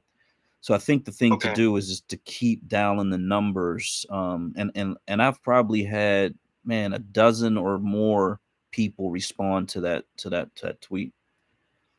Okay. And Ms. Giselle, if you want to speak on that, I'd love to hear what the outcome is on it. Because I'm planning on calling Monday, first thing Monday. If you can get through to anybody, just to let them know that we need to get rid of this person. And I noticed that this tends to be a twin in all the universities now, where they hire a lot more of these foreign, whatever they want to call themselves, into our schools, and we need to get these people out of there. Africans. Well, she's not an African though. This lady is something else. Like she was. She was Asian, actually. Asian, Hispanic. She had more of an Asian. Somebody was saying that she might have been more Eurocentric or European, but she definitely looks Asian.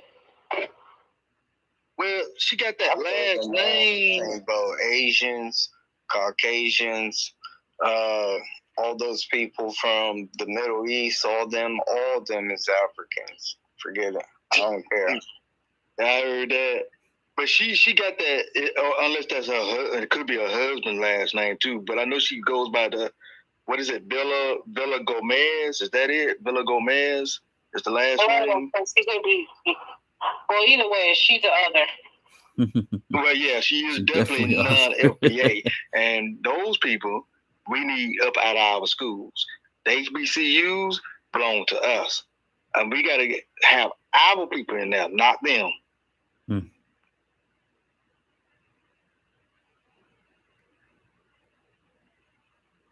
Can we talk about that for a minute? Yeah. Oh, yeah. Absolutely. While we're on the subject of schools and sports, I just saw a report saying that these high school girls, I believe in Connecticut, they had sued about transgender, competing against transgender in sports, and both, I guess, the state level court and then the federal court essentially dismissed their claims, asserting the LGBTQ right to compete in the gender of their choice, basically, is how that's being pushed out. So just so everybody's aware of that, I thought that Title IX would have, just protections for naturally born women, but I guess they're not having that. So while we're talking about schools, just so everybody's aware. Yeah, I saw that. I think they're going to have to take that to the Supreme Court at this point. How come all the retired football players that are so great right now just don't stop investing their time in what they're doing and take the money that they have and invest it in becoming football owners of a new league that I'm pretty sure everyone's going to love way better than watching the NFL right now? Like, with all the problems that it has and everything, with racism and all the other stuff, I'm pretty sure people are like, they're getting sick and tired of that. Like, but I'm wondering, but we need to know to be something new that comes along that, but I think we need. Can you hear me? Hello. I think they have a non-compete clause. I think when they sign their contracts, I wonder if they have a non-compete or something in their contracts that limits them from doing it. Because I'm sure this is not new. This is not a new thought. So Sister people Bill, I think don't you'll be right, man. breaking their contracts. Like, no, Sister Willa is I'm not right. going with that. I don't care. Do whatever it is that needs to be done. Sue me. I don't care. I'm Company, breaking let me not. Hold on, company. That's easy said than done, dude. Because if you have to be put up in court because of the fact that you violated a non-disclosure act, you're gonna be in trouble. You're gonna have to pay out a lot of money, dude. You can't do that. You can't just violate the terms of a contract. Can't do that. So they have to walk the thin line on that, man. They can't just go out here and do that because, see, remember, I want y'all to think back to what just happened with Bill Cosby case, right? Remember, that was a non-disclosure that was involved in that case, right? The DA did not honor that non-disclosure. And what ended up happening? The Supreme Court came back and said, well, hey, look, y'all got to let Bill Cosby out. You got to let him out because you violated it. DA, you signed this with Bill Cosby. And therefore, you have to let this man out. So remember, y'all, when you sign an NDA, you can't just go and violate it because you could end up in trouble behind that. So, company, I understand you saying, I ain't worried about it. You should just violate it anyway. That's easy said than done, man, when you're talking about a lot of money on the line. I wish if we could get Antonio Brown, since he the hot topic, I wish he could talk about what's in his contract. Like, if one of them actually came out and said, yeah, when I signed this contract, they put in the NDA that you cannot create or go and play in another league unless it's associated. Because I think even the leagues that are overseas, they work parallel with the leagues here, that's why Brittany Griner was over in Russia. She had a almost kind of like a sister deal situation where she doesn't make a whole lot of money in the WNBA, but she can go overseas and make millions. But they run parallel here with each other. They're connected. And see, people, I don't think about that type of stuff when it comes to legality of things, because these thoughts that we're having, they're not new. The creating an entire sports league for our people We have the people to do it because we dominate most of the sports, even without the exception of hockey, right? We dominate all other sports. So but I'm trying to understand we would kill it in why hockey we if don't we have our own leagues put in the effort same into lens. it. And it has to be whatever is in those contracts that they're signing. They can't somehow take their money and create another league. And I'm wondering why. And what's in those contracts? Yeah, I think that Iran signed no contracts until all these people are dead. You know what? Really, I think it's going to come down to the contracts because they know that a lot of these guys, with the talent that's in the league, could definitely make money if they started their own league. They know it. That's why they put that NDA clause in those contracts. It's in there. I know it is. Now, we can do some research and find out for sure, but I can almost bet you that there is a NDA in those contracts saying that these guys can't move on to basically join as another league in competition with them at the NFL level, because they feel threatened. They feel threatened by these guys. Y'all have to remember the NFL is pretty much an all-white male club, except the one dark-skinned person that's in there is an owner by the name of Tony Khan. Tony Khan, he might be the... Well, I was about to say he probably gonna be about as black. Yeah, I was about to say he's gonna be about as black as you gonna get when it comes to the owners, because the rest of them jokers look like Jerry Jones. Oh, and remember there's an old white woman too. There's an old white woman. Oh, Arthur Blank, ain't he half black or something like that? Arthur Blank, the Atlanta Falcons owner. No, I don't know. Yes, they said it is, DJ. I don't know, man. Kind of hard to look. It's hard to tell with some of them folks, man, But I have heard that. But at the end of the day, do you think he would actually own up to that? Never. Exactly. So are y'all gonna talk about Winston-Salem State? Oh, who was that, Judge? Yeah, Judge. Judge, you just sound like she under the covers.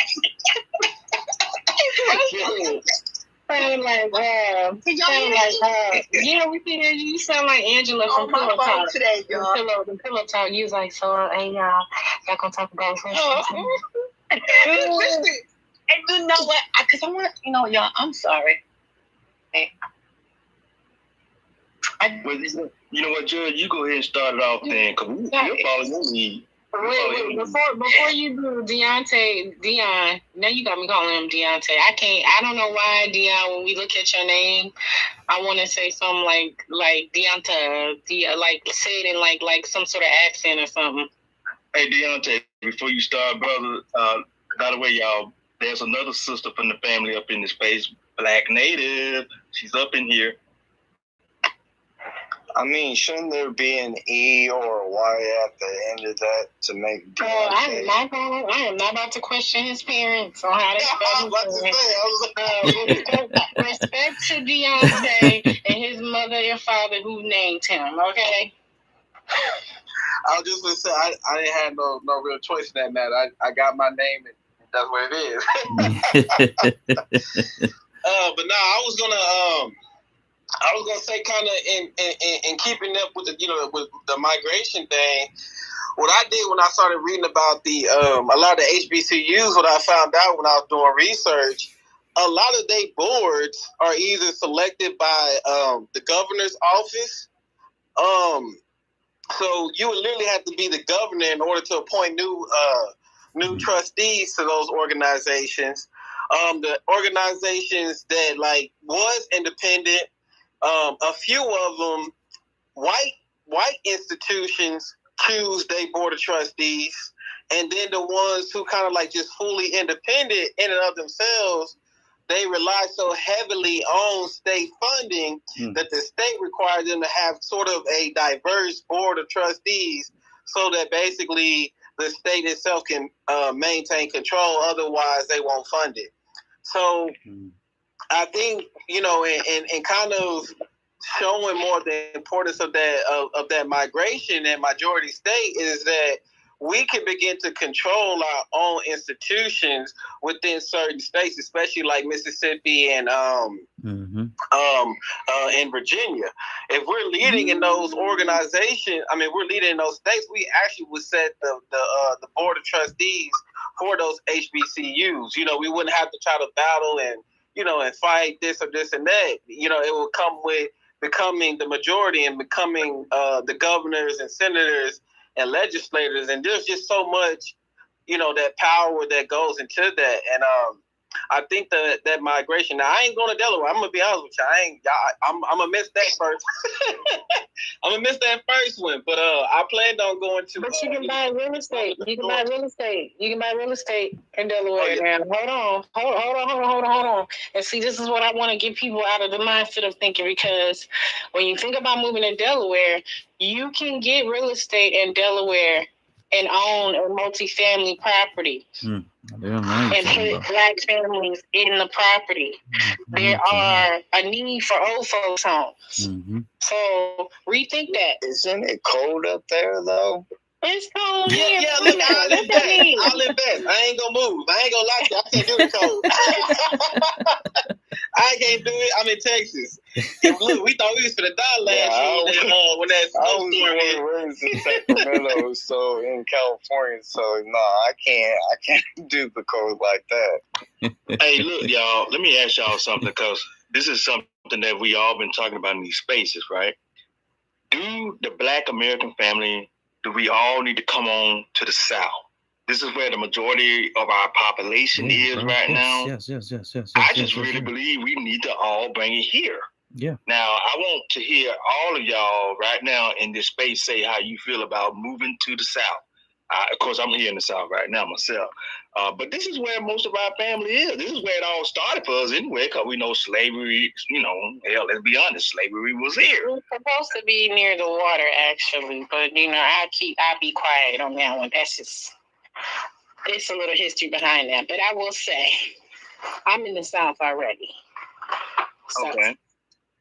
And at the end of the day, the amenities and the weather that California has, no other place can beat it. Now, near the coast of Florida, like Palm Coast, like closer to the beach, it's beautiful. It's so beautiful.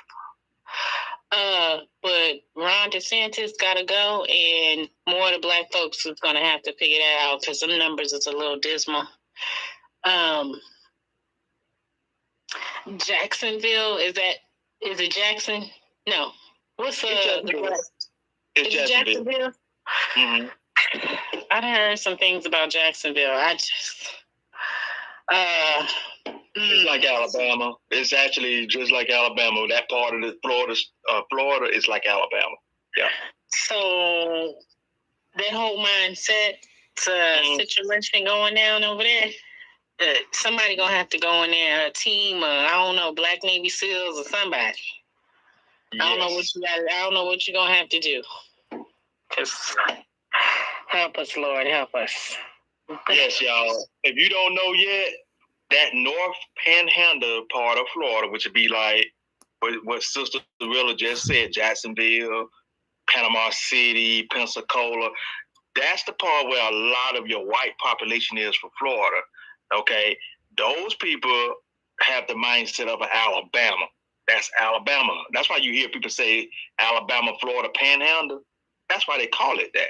Because when you get from Mobile to Orange Beach, Panama City, Pensacola, it's a lot of Alabama folks right there in Pensacola too.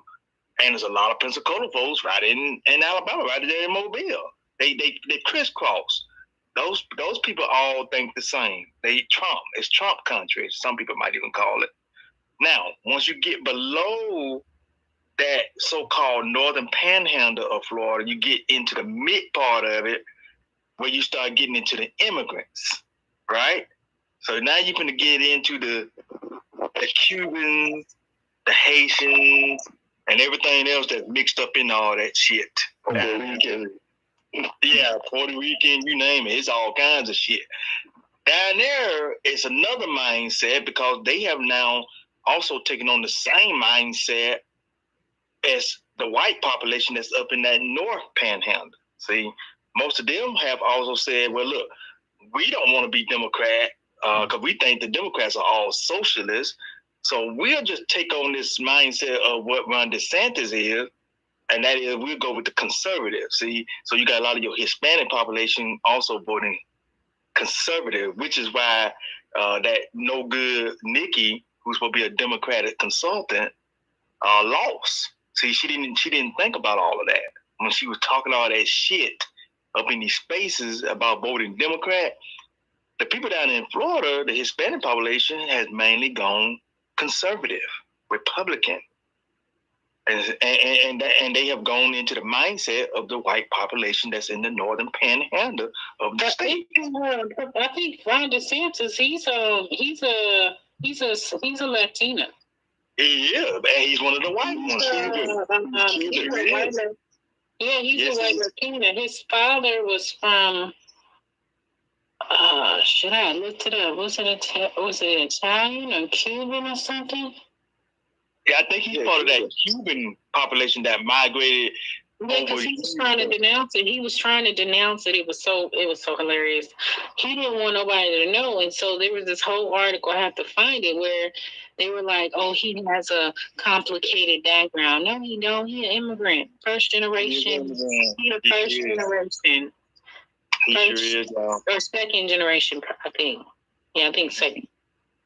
Yeah, to answer the first question, I think that, we should be spread out throughout the country. That's my personal opinion. Wait.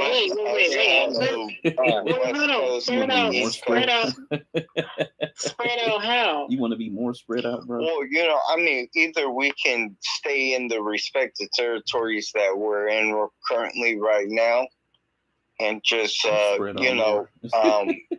that at least we can split the vote. Oh, God. Not give any party full power. We can split the vote so nobody doesn't get full power. That's the best thing that we can do until we can grab hold of, our end goal. Company, I understand where you're coming from, but look, here's why I'm saying our population needs to move here because we're looking at the survival mode here now, right? And plus, we're talking about we can centralize everything, like the market.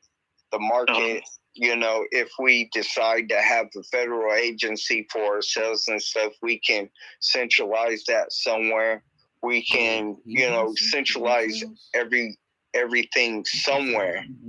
But, I think that if we take our whole population and we can affect the votes in many states and just a few, that's just me. Or, it might work. Wait, hold on. But in their whole plan, wait a minute. Hold on.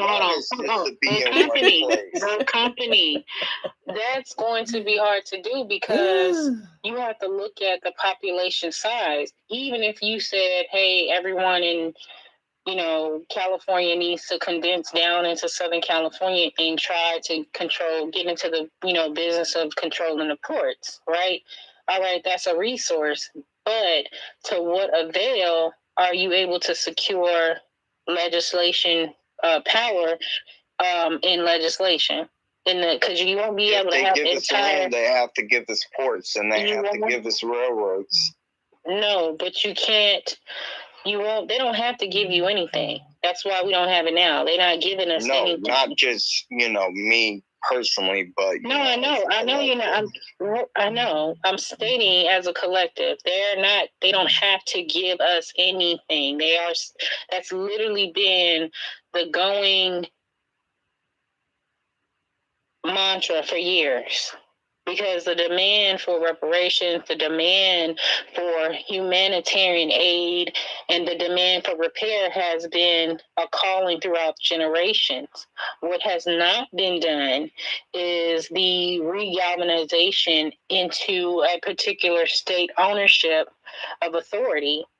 And in California is like 3 states in one. So if you're going to say, hey, okay, in order to capitalize California, the entire southern population in California must become Black American focused and take on some ownership. Because I'm gonna tell you what, if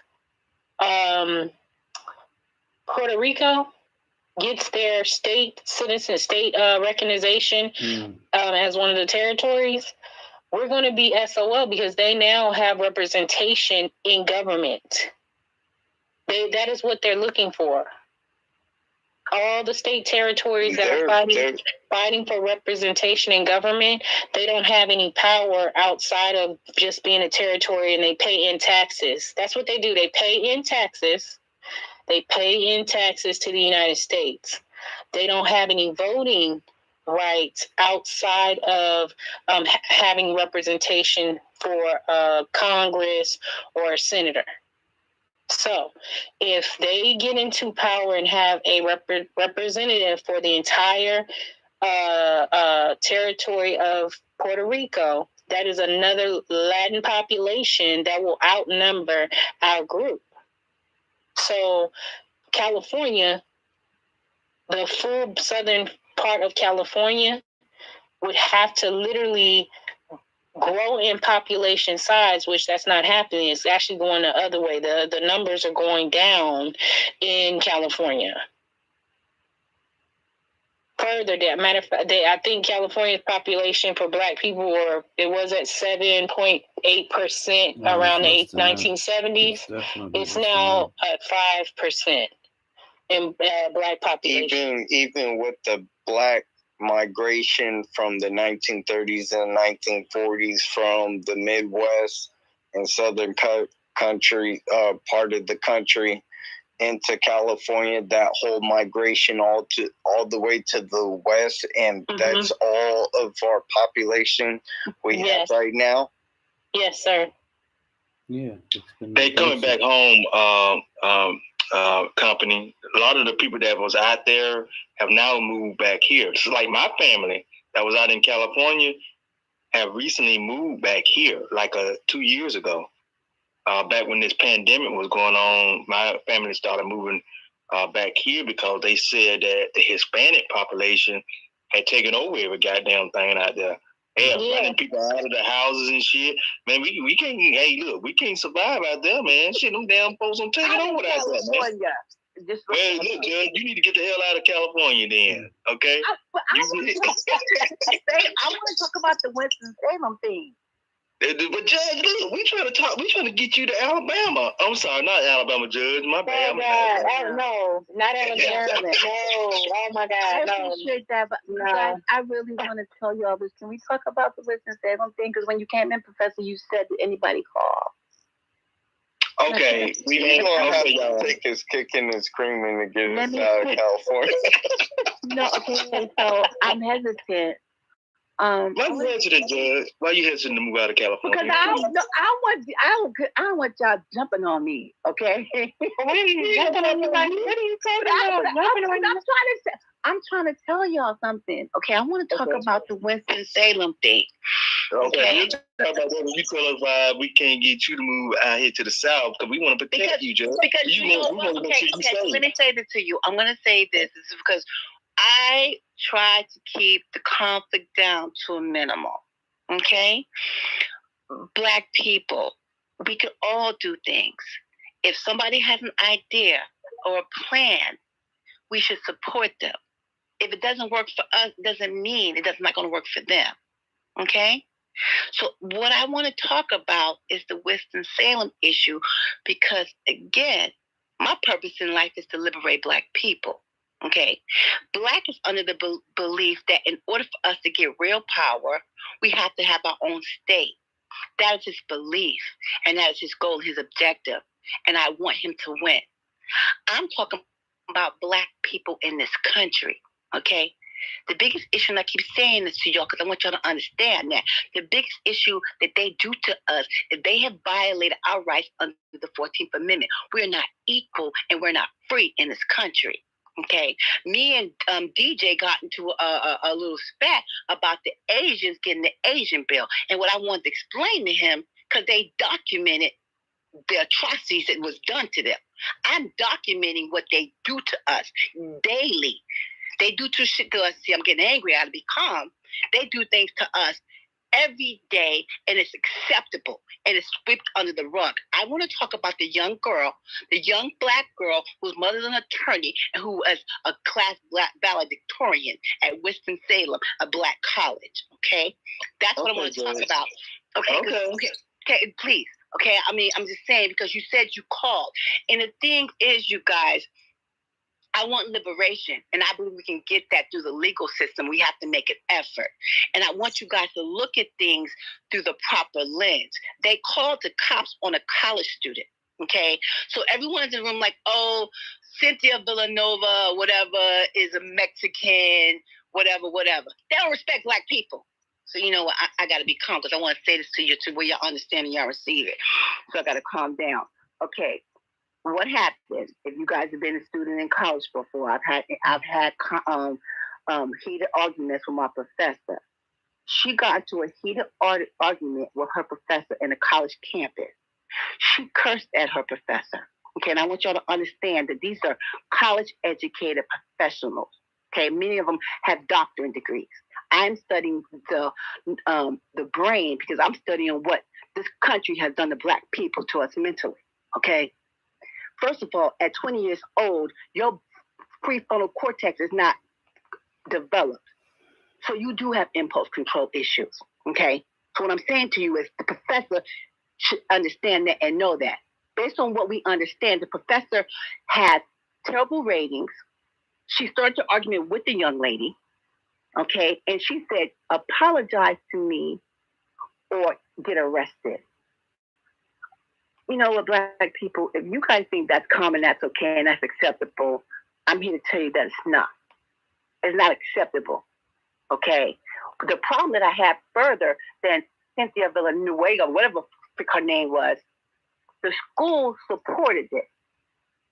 The administration said, we support, our concern is safety. No one was unsafe. The only person who was unsafe in that room was the young black girl who was speaking up about her paper. Okay, let me be calm. So you know, this is something that we shouldn't take lightly. This is a girl who's in college. She's a class valedictorian. That means she has the highest GPA. That means she has the highest grade in her graduating class. I want y'all to understand that. Okay, so now young girls out getting high, partying, making babies. She's staying focused so she can be an outstanding citizen.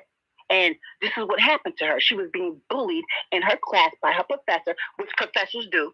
I've had arguments with my professors too. They don't threaten to call up the police on me. Okay, so the thing that I'm making when I wrap this up, and I apologize, you guys. My issue is not even just Cynthia Villa Gomez, who has a record of not being a good professor. The problem is that the administration co-signed and agreed that it was okay to call the police on a young black girl who's a class valedictorian. Okay, as an adult, as administrators, as professors, if you get into an argument with me and it goes left, she should have retreated and stopped talking and changed the subject and talk to someone else. Y'all knows when I get in the room and people start talking crazy, I ask you to ignore them. That's what adults do. Adults don't get pulled into drama. Adults realize that not everybody has emotional intelligence, that sometimes you have to step back. And that's what the professor should have done. But she did not, because it's okay to violate black people in this country. Okay? That's the problem I have. If I'm in Alabama, California, or Florida, you don't violate my civil rights. You understand what I'm saying? So, Professor, you asked if someone called. I just want to make sure if we're calling, if we're making noise, that we're doing it the proper way. The issue is not just the professor. The issue is that the school right, co-signed that it was acceptable, talking about safety. No one was unsafe but the student. I'm going to land there. Judge, let me say this. I looked at the video after the student had explained what had happened to her in the classroom. I saw the video of the so-called black spokesman that the school put out there. And did y'all notice that the school immediately put a young black spokesman out there to explain away the situation that happened, okay? And that black spokesman talked about the safety of the classroom, right? Is that what she said, right, Judge? It was the marketing person. I have her name, and I'm right. It's a marketing person. And what she said was not appropriate. Black people, I want y'all to know this is not okay. It's not okay. Exactly. Now I want everybody in the room. If you live like this happens to you every day. It's not okay. So she lost the debate as soon as she called the police. That's the way I look at it, right? So the argument was already over, and what she wanted the valedictorian to do was to apologize to her, and she said because she didn't apologize. You never. No. That was her. No, the professor literally was like, you don't want to apologize, I want you to leave my class. And she said, the young girl stated, why would I apologize when you raised your voice at me? I was just responding. So she said, you were communicating, this is what I heard, you're communicating like this. So I'm going to communicate back with you to what you understand. If you raise your voice at me, I'm going to raise my voice at you, because you're telling me that's the level of communication you want. Mm-hmm. But how are you going to make me leave the class if you don't hold the class? She's not even a child. Right, she's not a child. Company, can you let me finish for a minute? Because what happens is we're not held to the same standard, okay? So y'all know who I am. I live amongst them. I know what they do and how they live. And that's acceptable. The problem is it's not acceptable to a black girl. She was angry. She was upset. She was 20 years old. She cursed in the room. If it was a white person, and this is why I keep getting upset, I need to be calm because I think this goes on and has been going on for so long that people think it's acceptable. Regardless of what happened, I want y'all to know the girl was 20 years old. You get into heated debates. The problem is you do not call the police on a college student for many reasons. Because first of all, you're ruining their future to have them arrested, okay? Okay, Judge. Yeah. Judge, Right. Okay. I'm sorry. Okay, you heated up, so let's just hold right there. I'm heated up because you go on every day. Judge, hold right there, because I'm finna explain the legal definition of what happened here, okay? So bear with me while I do this, okay? Okay, everybody, let me tell you what went down here.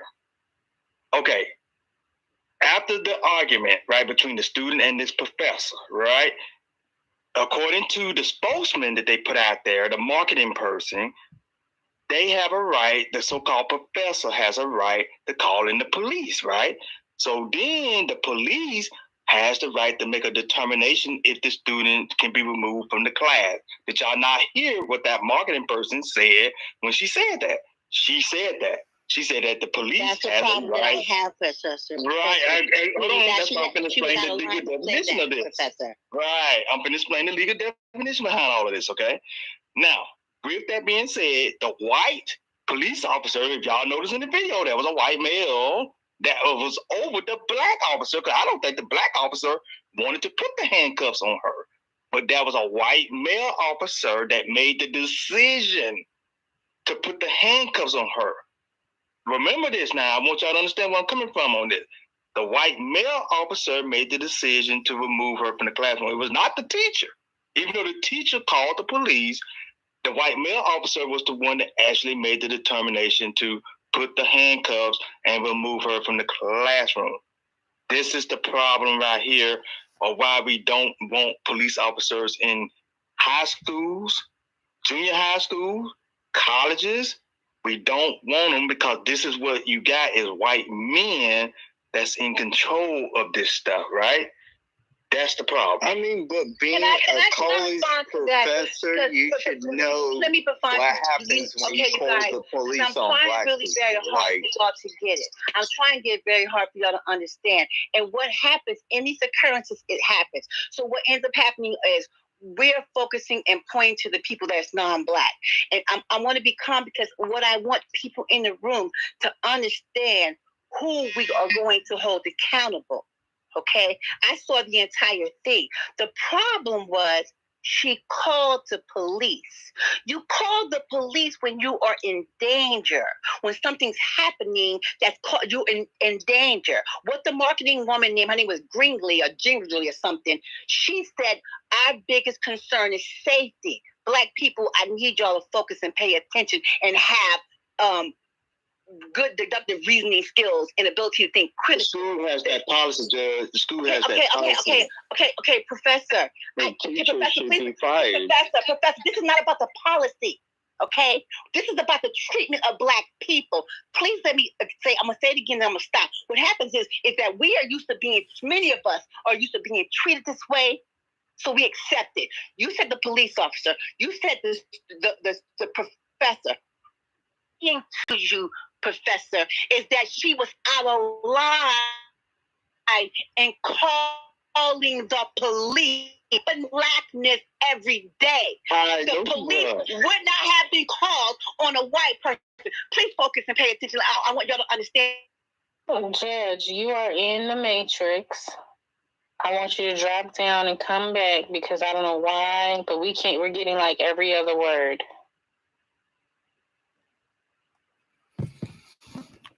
Okay, while she drops down and comes back up, let me take the time to explain something pretty quickly. So, with this, stay where you're at, wherever you're at in the country, and deal with the institutions and governments the way that they exist today, which is essentially what that would be, is basically doing what we have already been doing and continue to do that, and our grandchildren continue to do that. Their grandchildren continue to do that. Wow. The Mexican population doubles, the Asian population doubles, and then ultimately they are left to fend for themselves.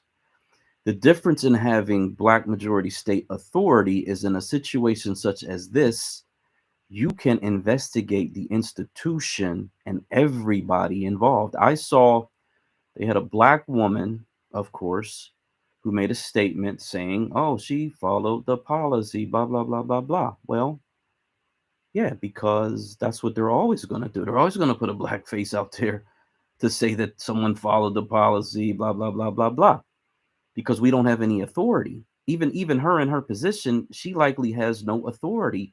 And if she went outside of the authority that she has, she would likely lose her position and lose her tenure and lose all her opportunities.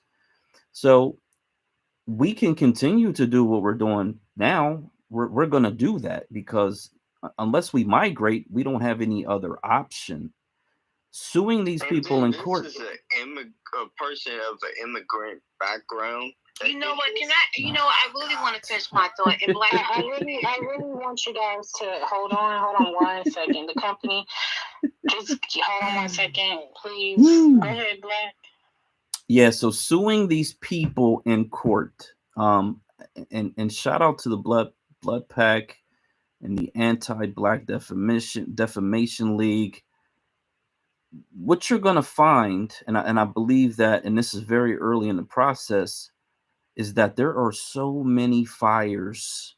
There are so many fires that you need comprehensive care.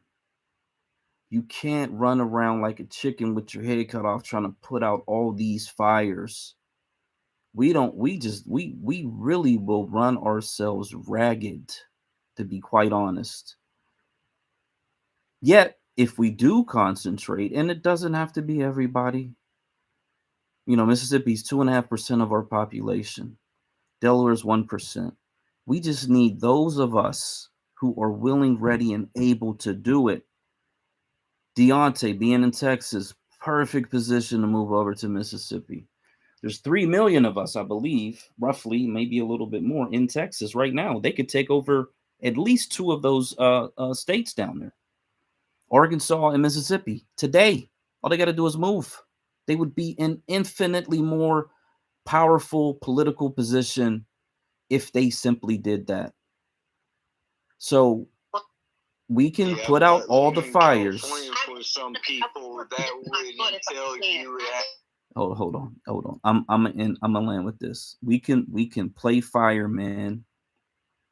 We can run around and play fireman, or we can actually be the authority that sits above the fire department, the police department, the judicial department, and every other department in the state.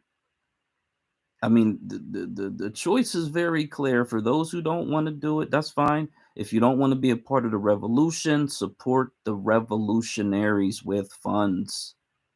And I'll end with that. Shit, bro. Yeah, I got it. Go ahead, Judge. Okay, let me be clear. Okay, so just to let y'all know, Black and I have a disagreement.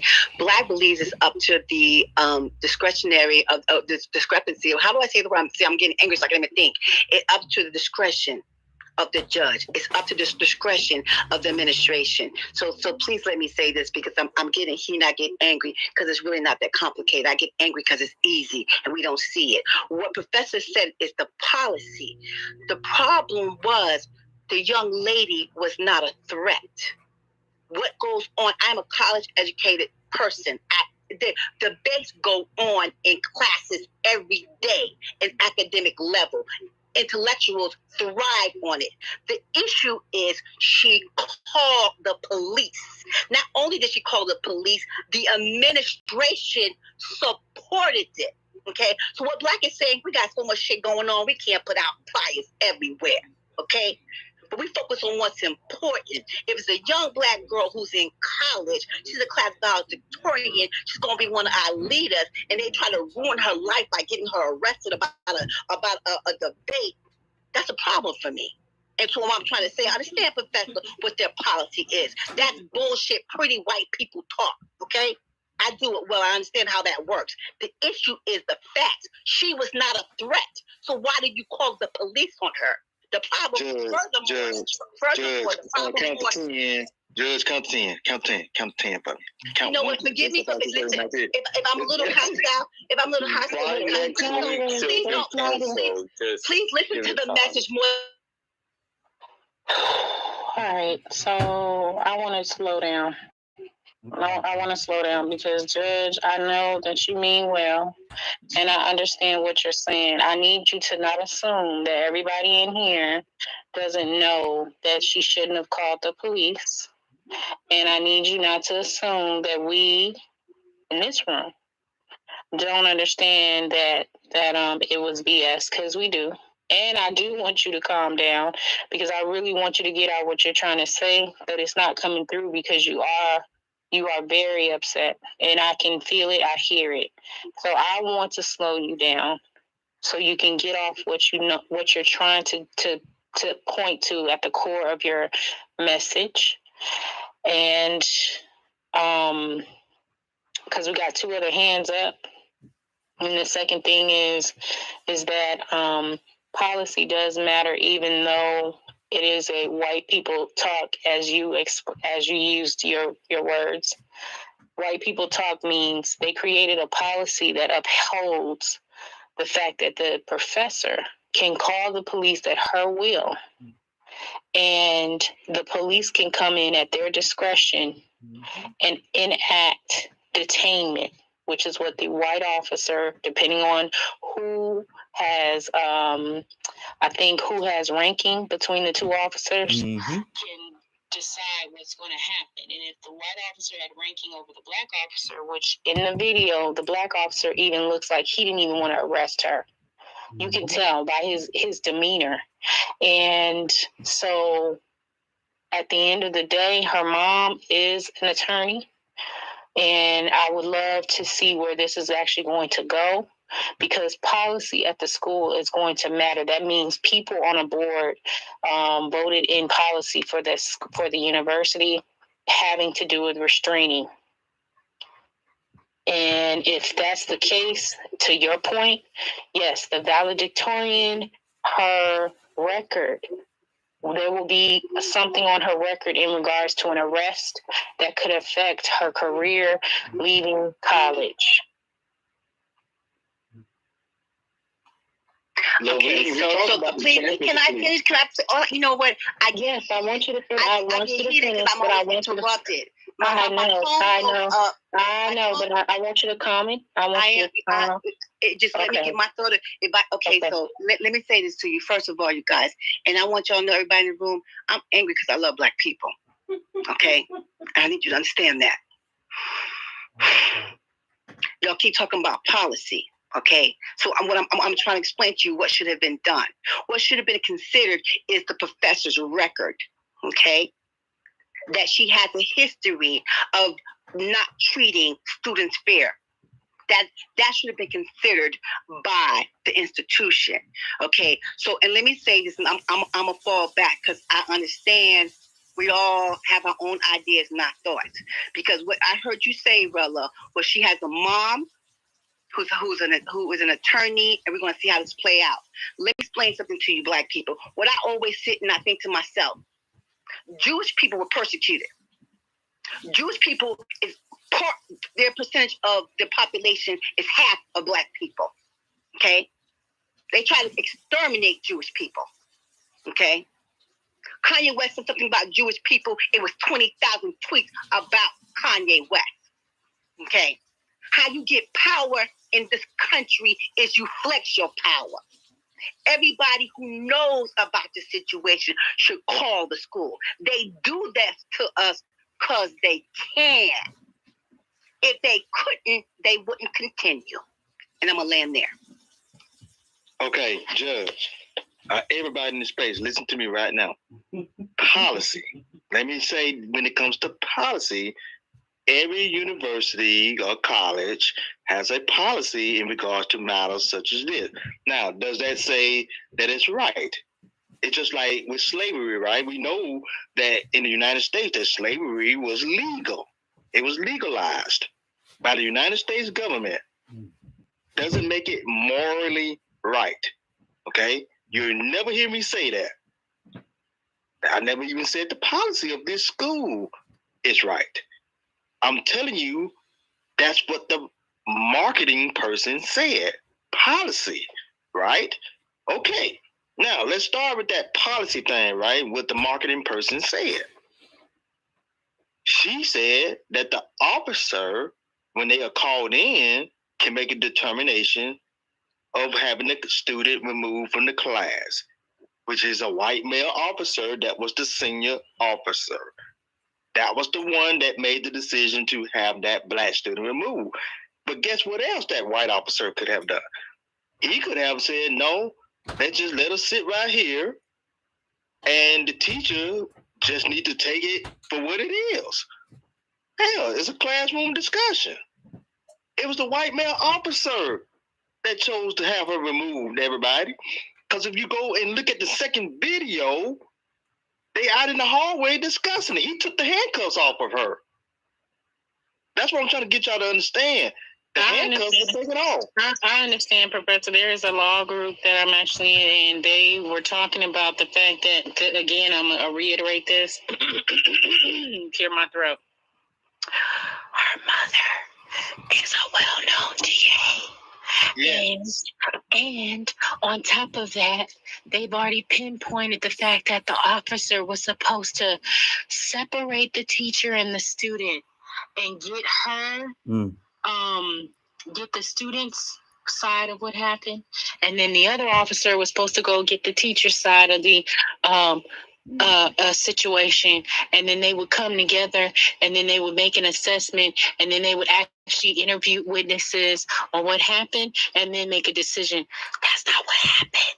What happened? Yeah, that girl's getting paid regardless. Excuse me. What happened was the officer came right into the classroom and put handcuffs on the girl.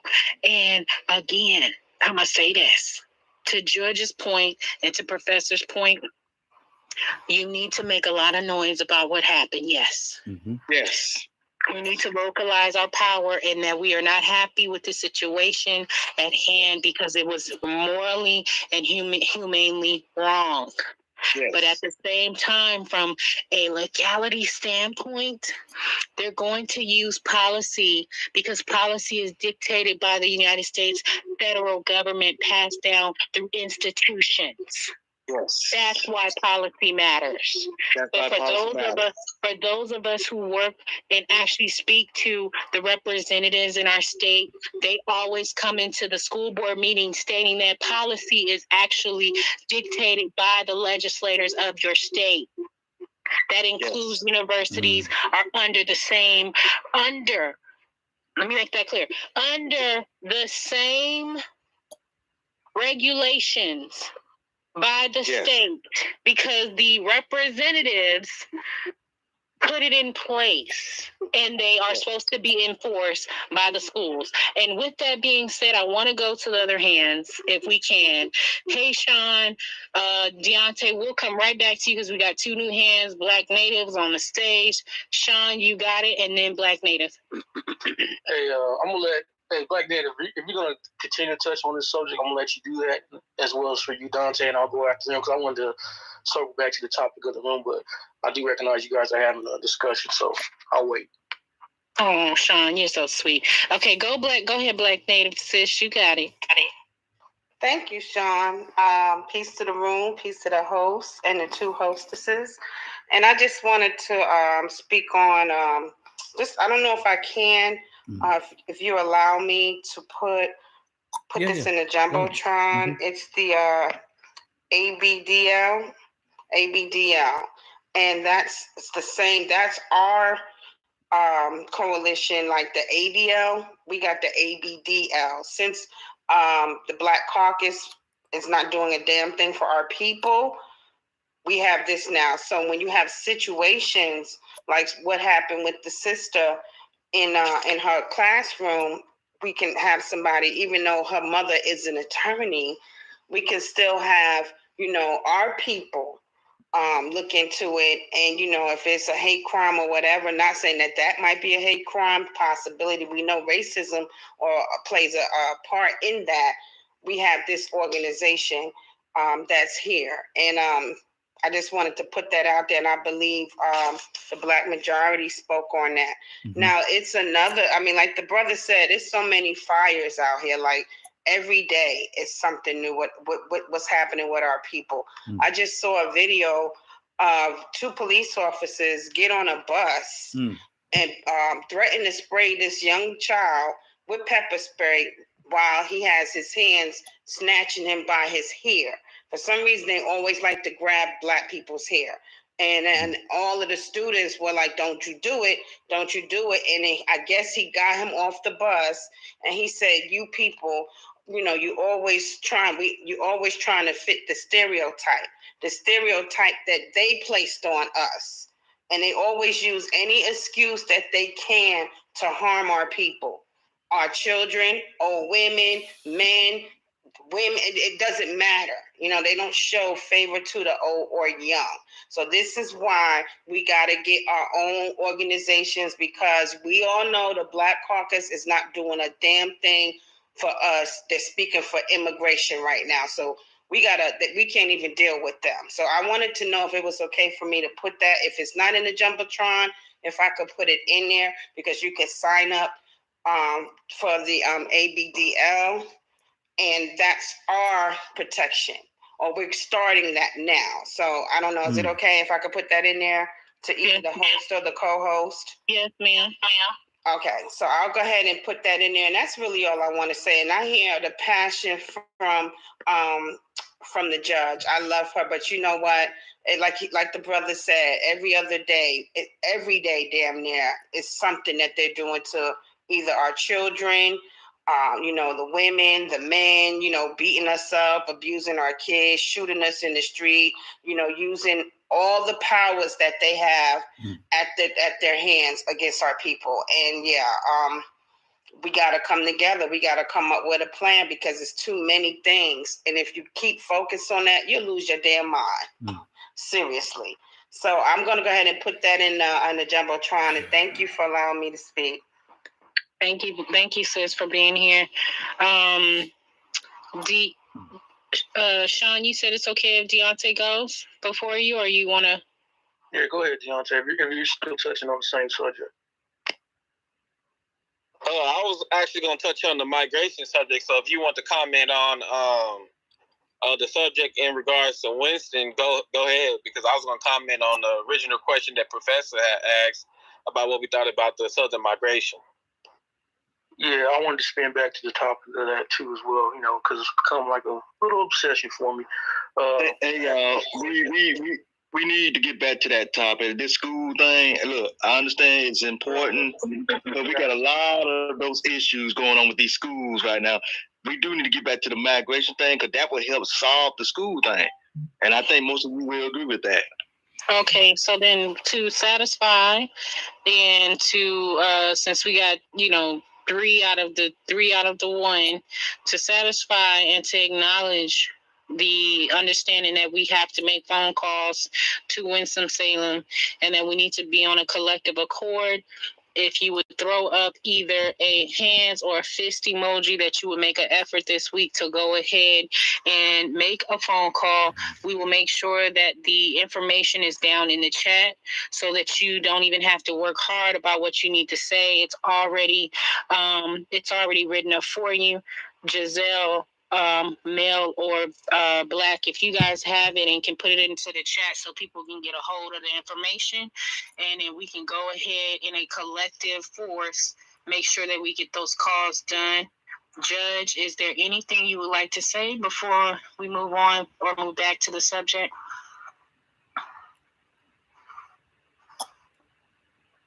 Judge.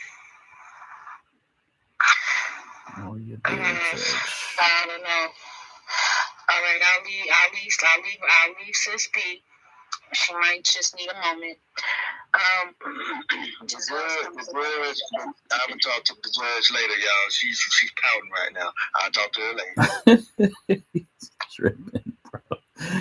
Oh, you tripping. Sean, if you want to go ahead and kick it off back to the subject that we were talking about before, and then Deontay can come on in. Yeah, there's a question and probably a couple statements. My first question is, out of what percentage of black people existing outside of the majority states do we need to actually come back? Because I'm seeing a lot of resistance to this idea that it's kind of baffles me, but people have their right. So if anybody can answer that for me, what percentage do we need to come back? That's a great question. Yeah, so we are really hyper focused on these two states. One in the upper southeast, which some would consider the north, but is still on the Mason-Dixon line. That's the state of Delaware. We need 1% of our population to establish a 60% majority vote in that state. And the other state is Mississippi. Adjust your mic, Black. Okay, I'm gonna try to get close, see if that's better. If not, I'll have to drop out. Is that better? Yay, nay. That's a little bit better. Okay, so I'll go backwards. So Delaware would require 1% of our population to reach 60+%. It's going back. It's back. Okay, I'll drop out and come back in. So 1% would be my foot.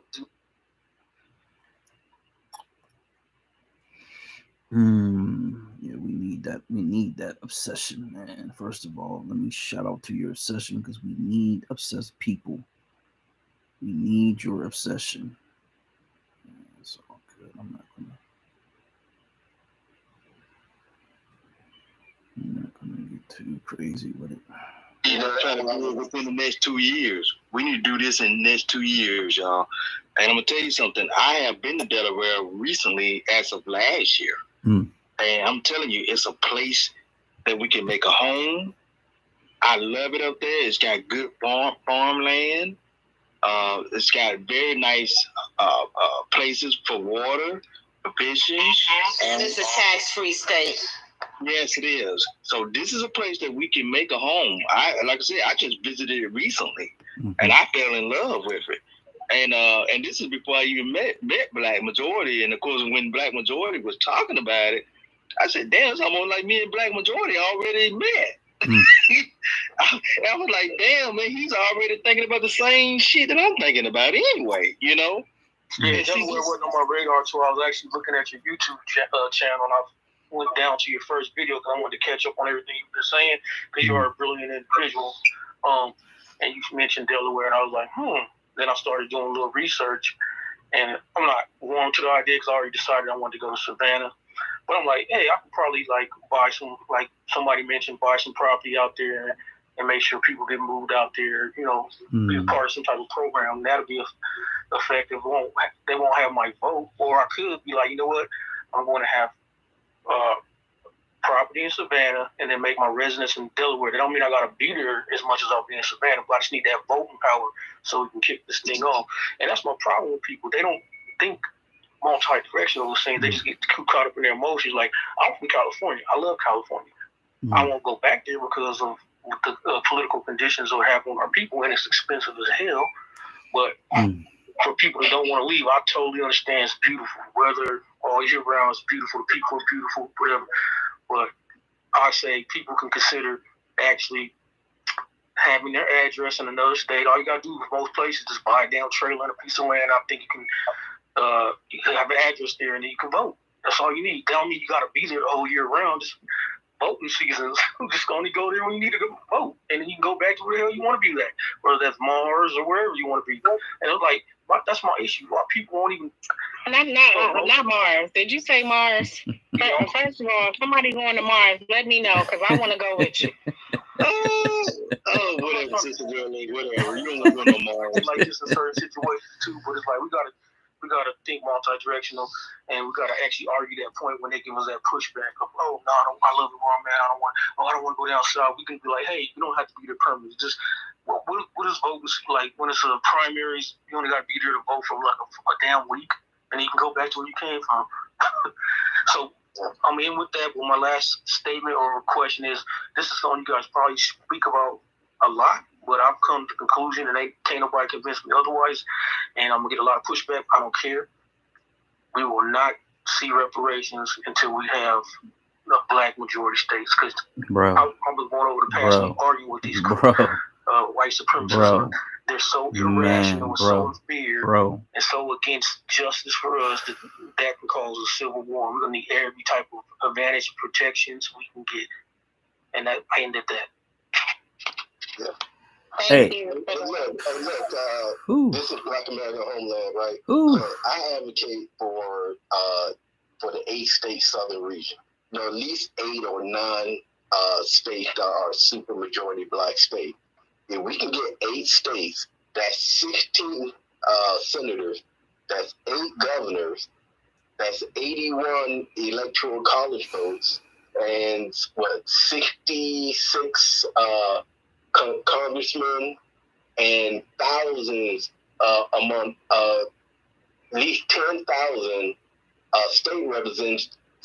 state representatives, and also we have control of the state Supreme Court system, the state court system. I mean, we can control everything within the state, and we have supermajority and political control of that state. And that's power. I think our people might be afraid of that, or because they know as soon as we get it, it's going to be pushback, and that probably terrifies them. No, because look, this is what's going to happen. Once Black Americans make up their mind that they want to consolidate their population in the South, right? Why do white people want to what's the word for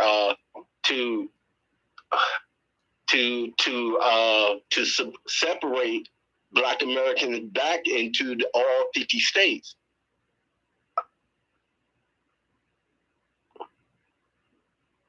You know why I think that people have the idea that if we're all over the map, that somehow we now are showing our control, you know, populace wise, but we're actually not. We're actually showing that we have a fracture in the line. It's like a tug of war, right? So if you spread out on the rope, right? You spread out on the rope and you're in a tug of war. And if you're spreading out across the rope, then that means all the power is distributed on the rope, and that when the power is not condensed into one location. But if you all back up at the end of the rope and you pull, the full force of the power that you have together actually will be stronger than the people that are actually pulling against the rope. I guess that's the only analogy that I can come up with to explain it. And I say there are 50 million Black Americans in the United States, right? And they're the smallest 17 states in population, right? The smallest 17 states has 48 million population, right? Those 17 states have 34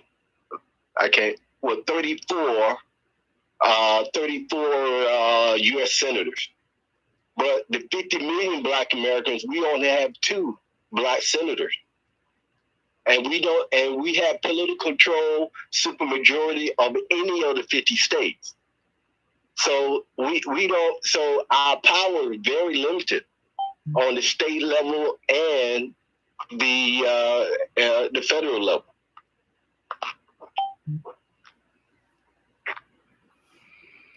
Hey, man. Yeah, so I love what Sean had to say. I am in very strong agreement with that. When I wrote the book, that was the intent and the purpose, to empower the reparations movement with the understanding that power is what we need. We need power, and really in this country, the power is in the states and it's in the federal branch. We can't control the federal government, but we can control multiple U.S. states. Power recognizes power. I'm a rock this Tupac quote. The only thing America respects is power, and power concedes nothing. You need power. All right, so I think we have Dion, Giselle. I think Black Native just dropped down. Judge, DC Scotty, and then we have six. Freedman Project is up on stage. So go ahead, Dion. You got it, brother. Peace. Yeah. I just kind of want to add my little 2 cents to that. Like I say, in response to what Professor. So for me, I think migrating to the South is a great idea because what it does, it allows us to allocate our resources. And even when we look at, just how resources get distributed from the federal level, is population based. So if Black people are scattered all across the United States, we're not getting our resources that we need because it's so scattered. It's not congruent. So that's another, disadvantage from us being all over the United States. If when I hear people who say that they don't want to move to the South, I say this: okay, cool. But in any place or any state in which Black people are going to be in numbers, we have to be able to control at least a county at minimum. You can't control no city. You have to control the county. At least be over your commissioner's court, your county officers and officials. At least you have to have that much control, because at least at that point you can have some dictation on law and how funding goes to your city, your communities, and your neighborhood. So you got to at least be able to maintain a county power structure.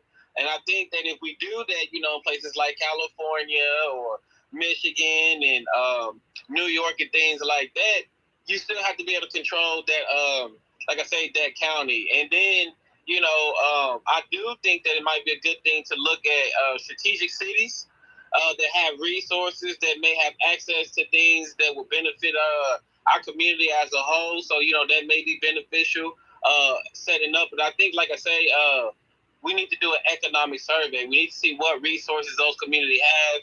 How does it benefit the community at large? But I think the main and primary goal should be to have at least controlling a state, because it just gives us way more power. I think a lot of people are scared because of the past. Oh, well, it's going to be easy for them to take us out. I was like, well, no, do you realize that when you control the state, you control the state reserves, you control that state police force, you control that state National Guard, you control a lot of things. And not only that, but we're not going to be sitting back here not building our own private security companies. I think we have so many former soldiers, ex-soldiers. We need to be having our own private security companies to protect our communities and neighborhoods. We've got plenty of black engineers who know how to fly planes, know how to build drones, know how to do all that we need to secure our state, secure our interests, and we'll have those things set in place. You know, we didn't do that way back then. We didn't have a lot of those things set up, but we know that we learned, you know, what they say, hindsight makes 20/20. So going forward, we will have access to those kind of resources to build out all those things. But not only that, though, what we do have to take into consideration, at this current time, it would not benefit the American government as a whole to have a civil war amongst black people and white people. We do have to realize that the economics has changed drastically, and if America even entertains a small civil war with the black and white race, it's going to cause an economic collapse of the government and the nation as a whole. No one's going to win from that. Nobody's going to benefit them. So we do have some things, you know, that work in our favor. Yeah, we're going to experience microaggressions. Yeah, there might be little small things, but as a global or a national thing, it's not going to happen in this day and time because America has has far too many alliances and treaties and things that they have to back up. That if they allowed that to happen here, we would, on a global scale, be, you know, we're gonna get our ass kicked. Hey, look. The key to this, right? The key to the Black American homeland is demographic, the future demographic. Right now, right, the 2020 U.S. Census, right, the white population were under 60% for the first time in history.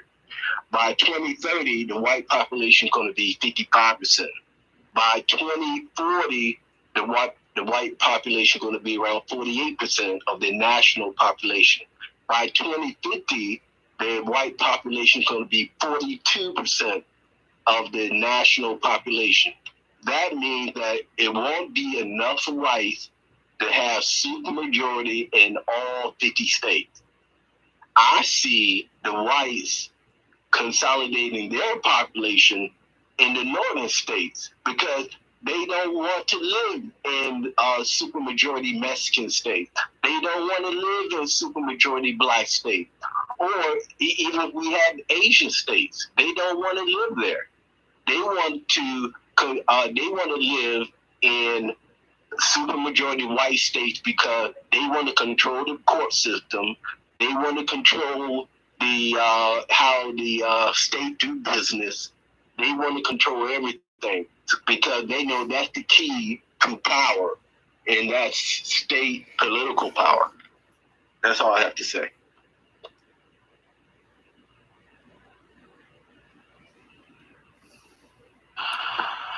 Okay, I think Giselle, you got next. Was it Giselle next, and then DC Scotty, or who was next? I can't remember. I think it might be the judge, and then Miss Giselle, and then the DC Scotty. Am I allowed to go? Let's let the judge go, y'all, so she can get it out, because she wants to get it out. Look, Professor's such a good guy. Okay, look, Bella and Black. Can I address something really quickly about policy, y'all? Y'all don't fight me. Can I just share something with y'all real quick? Listen, okay. So what Professor said was the policy, okay, and so that. To understand, policies are made and created based on past history or for protection. Policies are always challenged. In the case of Bill Cosby allegedly raped women. The statute of limitation was exceeded, so they could not prosecute him. His rape victim challenged the policy, and it was changed. In the case, again, of Bill Cosby. And what happened with Bill Cosby? Bill Cosby had a plea agreement. In lieu of prosecution, he agreed to admit his crime via a deposition in exchange that he was not going to be prosecuted. He was going to give a monetary settlement. Okay? And in the law, that's what the law says. That's, again, another policy. And they broke the policy. That's why Bill Cosby is not in prison anymore. So, again, and I'm just saying it's not apologize. When I'm here like this, you guys, I apologize profusely. But policies are made, but they can be challenged. What a lot of people don't understand in this country is this is a democracy. Democracy means that we're all involved. We all get to participate. If we see something we don't like, we have to call out, speak out, and talk about it. And that's how policies are changed. I'm gonna step there. Thank you.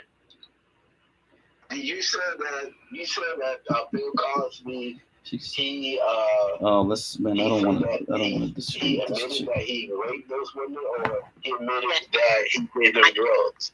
Bill Cosby did not admit to raping anybody. That was not actually what was in deposition. And I want to clear something up. Hold on 1 second. Hold on, George. Hold on. Okay, so there was a total of 83 women who came forward. And within those 83 women, investigations found that majority of half of the women had no interaction with Bill Cosby. And the one that actually the case was centered around, there was a settlement and the case was sealed. She and the attorney, under a non-disclosure, and they could not go back and challenge the case, but they did. And it was thrown out because the case was sealed and he never admitted to raping anyone. And I will post this link. What he did admit to was giving them what was called, I guess Quaaludes, yeah. He admitted to giving the women Quaaludes. And but he was charged. Now, being charged is not the same as being convicted of, because he was never convicted of a rape. Just because he was charged with it, because the women came forward and said, "Hey, I was interacting with him, and yes, I want to join this lawsuit too," because a lawsuit states and includes a groping, sexual assault, rape, as far back as 1960s. But he himself never said, "Yes, I did these things," other than to say he had interactions. Let me get this straight. It was only the woman that the initial woman, Andrea Constance, who had took a settlement. She took a settlement with nearly $3.4 million back in 2006. Okay, and that was the evidence in the case. It never even stated that she was raped. It stated that she took the Quaaludes willingly, and she had a sexual affair with Bill Cosby. But I believe the money ran out. So she said, "We need to go back into this case, and I want to pursue it forward," because he wasn't giving her no more money. So the case was thrown out. Now you have this woman talking about she gonna do a tell-all book. So at the end of the day, and the other women, they were never even found to have any dealings with Cosby, even though Gloria Allred added them to the case, meaning that they could literally say, "These things happened to me, but you're gonna have to prove it. You're gonna have to go through litigation." Doesn't mean that it was actually true. Now he did state, I'm gonna reiterate this. He was called a rapist by the media, but he himself says that he is not a rapist. And he said that he did indulge in Quaaludes, as so did others in the industry that he was in. So, okay.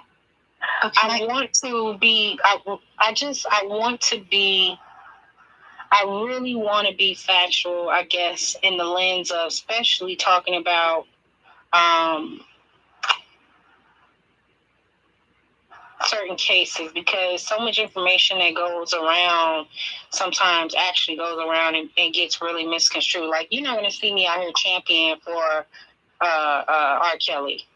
Free R. Kelly. I think there's a guy even on Twitter, he got an account called Free R. Kelly.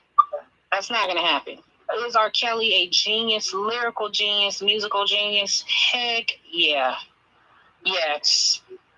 It's intelligence in that phase too. So before you finish, Rella, because we got sidetracked, and maybe I used a wrong example. What the main focus is what I was trying to say to you guys was that when there's policies, they can be challenged. Maybe I'm using Bill Cosby as a poor example.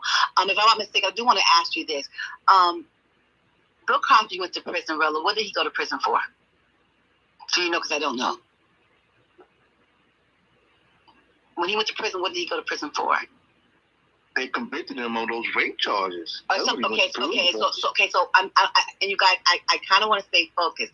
It's not so much about Bill Cosby. The issue is there were policies, okay?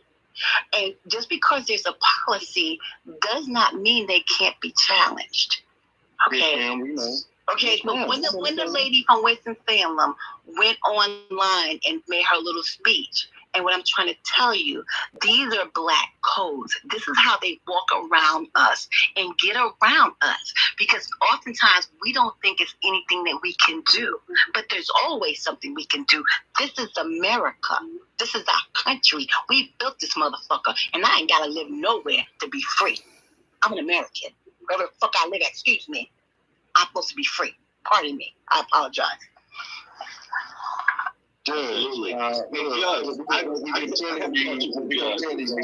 We are doing something. Remember, that's why Black Majority and Miss Giselle have put information out there for us to call the school, and which we're going to keep doing.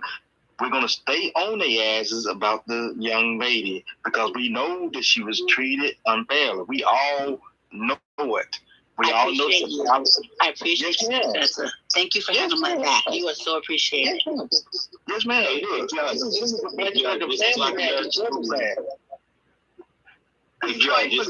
for cursing you guys. That's the girl. Orange police officer. Judge, you back in the matrix. So we're gonna go. Go ahead. Yes. I'm gonna ask you, or Judge, did Winston-Salem, did they press charges against the young lady? Yes, they did. They did press charges. Yes. That's interesting. Guys, still up, boogers.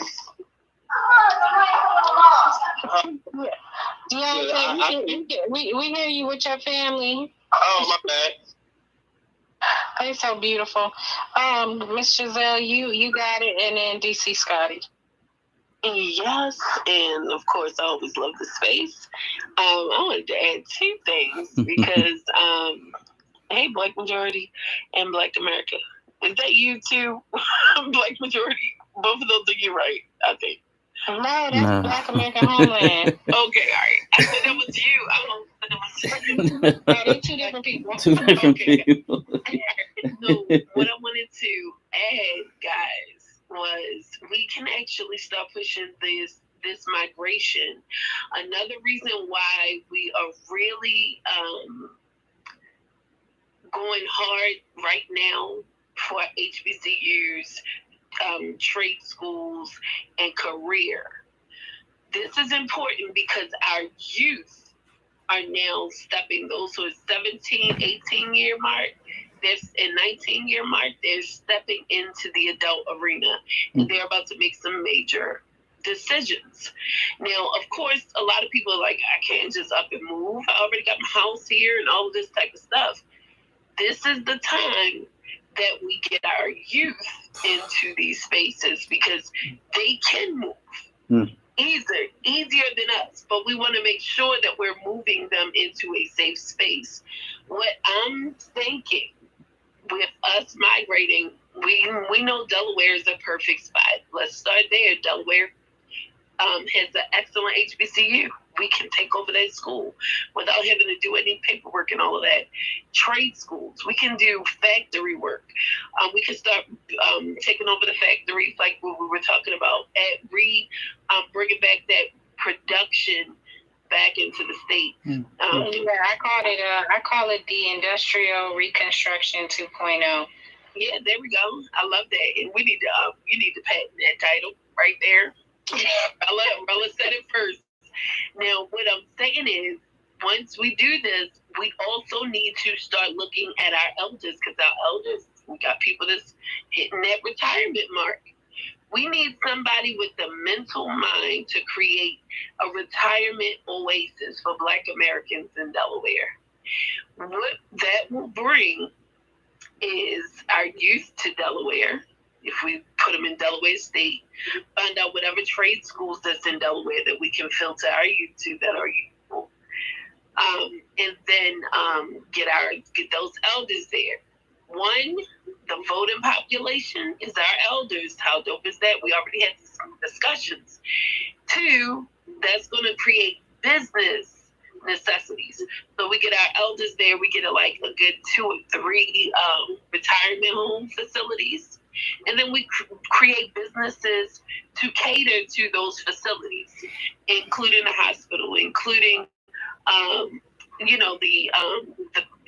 since we can't probably get a hospital right away, we can always get some urgent care centers. But these are things that we can push to Delaware State over the next 4 years. And once our youth get out of college, they can buy property in Delaware.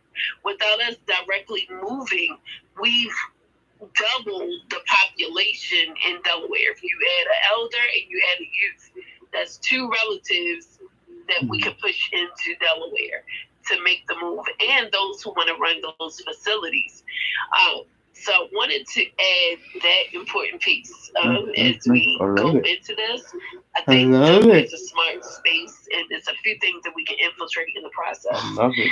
The next thing, When it comes to retirement, right?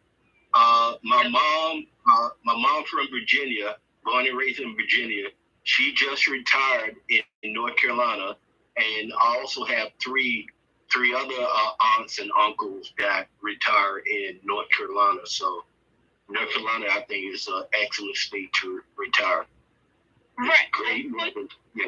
Yeah, absolutely. I think that, but we're talking about taking over a state right now with the same mindset. North Carolina is huge. Huge. We got gutting out. I look at this like The Walking Dead, and we're gutting out buildings to make our safe haven, right?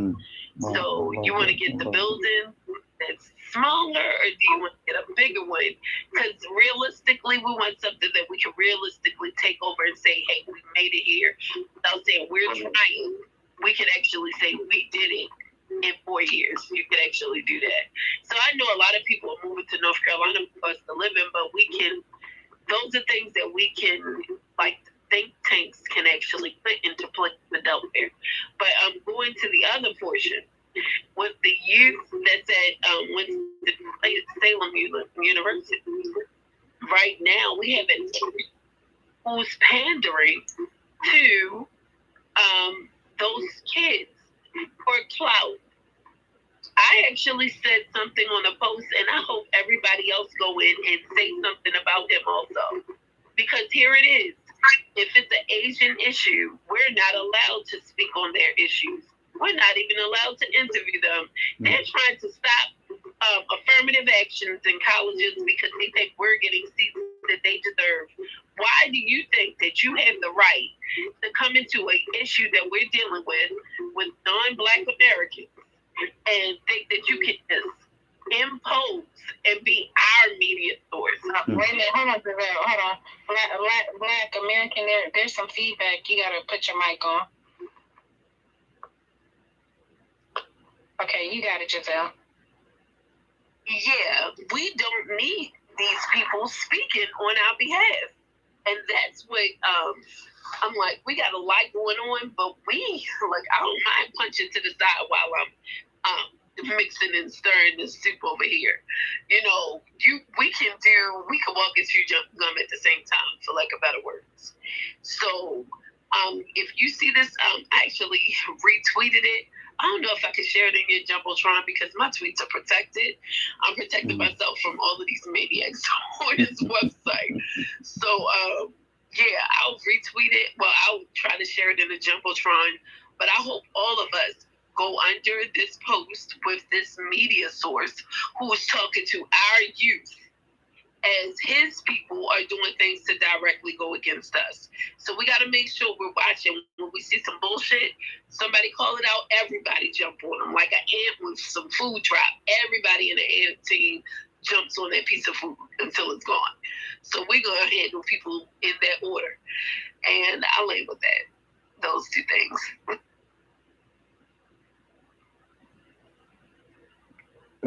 Thank you so much. I do love the college students and the senior citizens, the elders.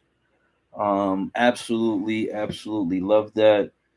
And I'm going to do everything I can because if we're all being honest, senior citizen homes, they have all these different activities, and they're constantly looking for, I don't want to say entertainment, but activities.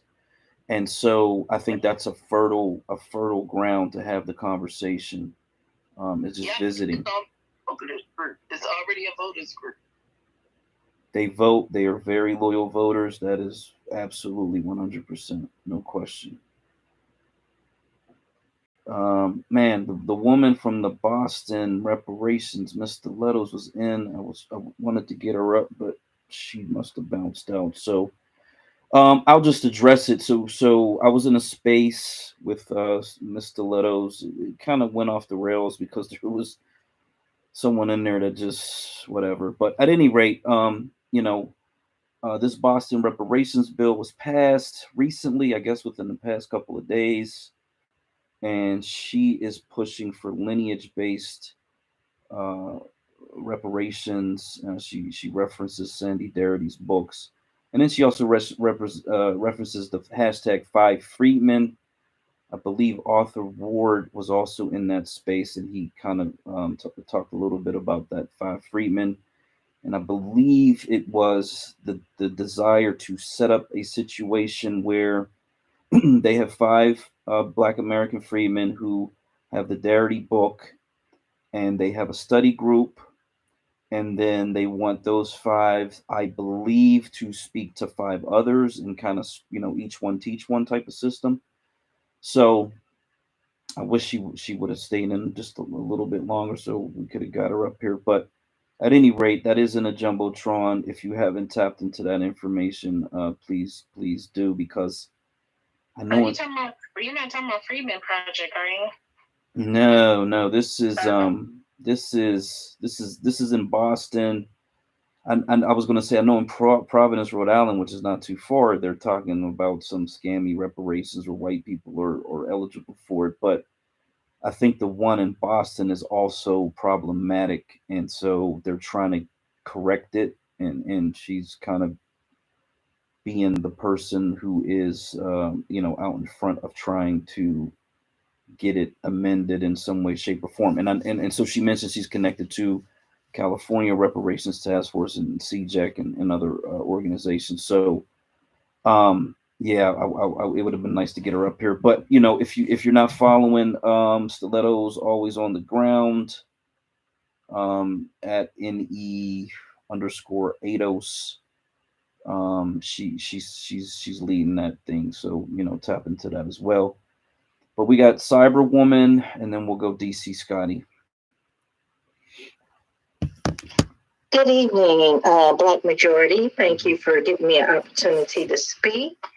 Mm-hmm. And hello to the other 2 co-hosts, Black American and Rella.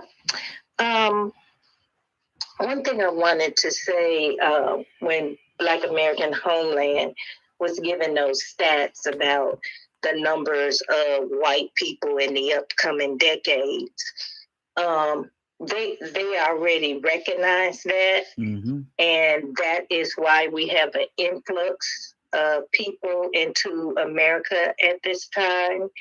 It's going to be just like when they allowed all of the Europeans to come in, the Italians, the Irish, mm-hmm. Mm-hmm. And mm-hmm. They just mm-hmm. made them white. Mm-hmm. To increase their numbers. So that is exactly what we're going to see in the upcoming decades.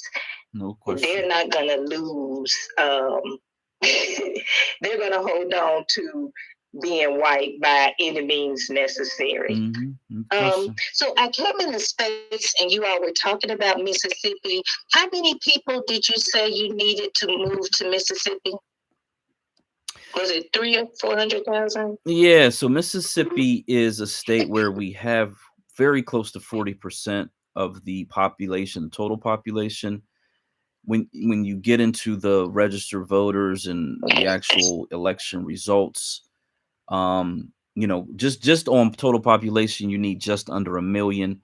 But in a lot of these states, people are voting at 50% or less. So even though people are registered to vote, not every voter is showing up. And so you probably do need about 300,000 to 500,000. 500,000 would give you a really strong beachhead, a strong voting block.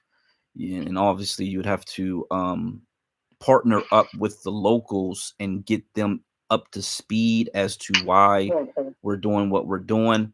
The interesting thing about Mississippi, it's much like Georgia in that Black Democrat voters are the overwhelming majority in the Democrat Party in that state, but whites control the Democrat Party.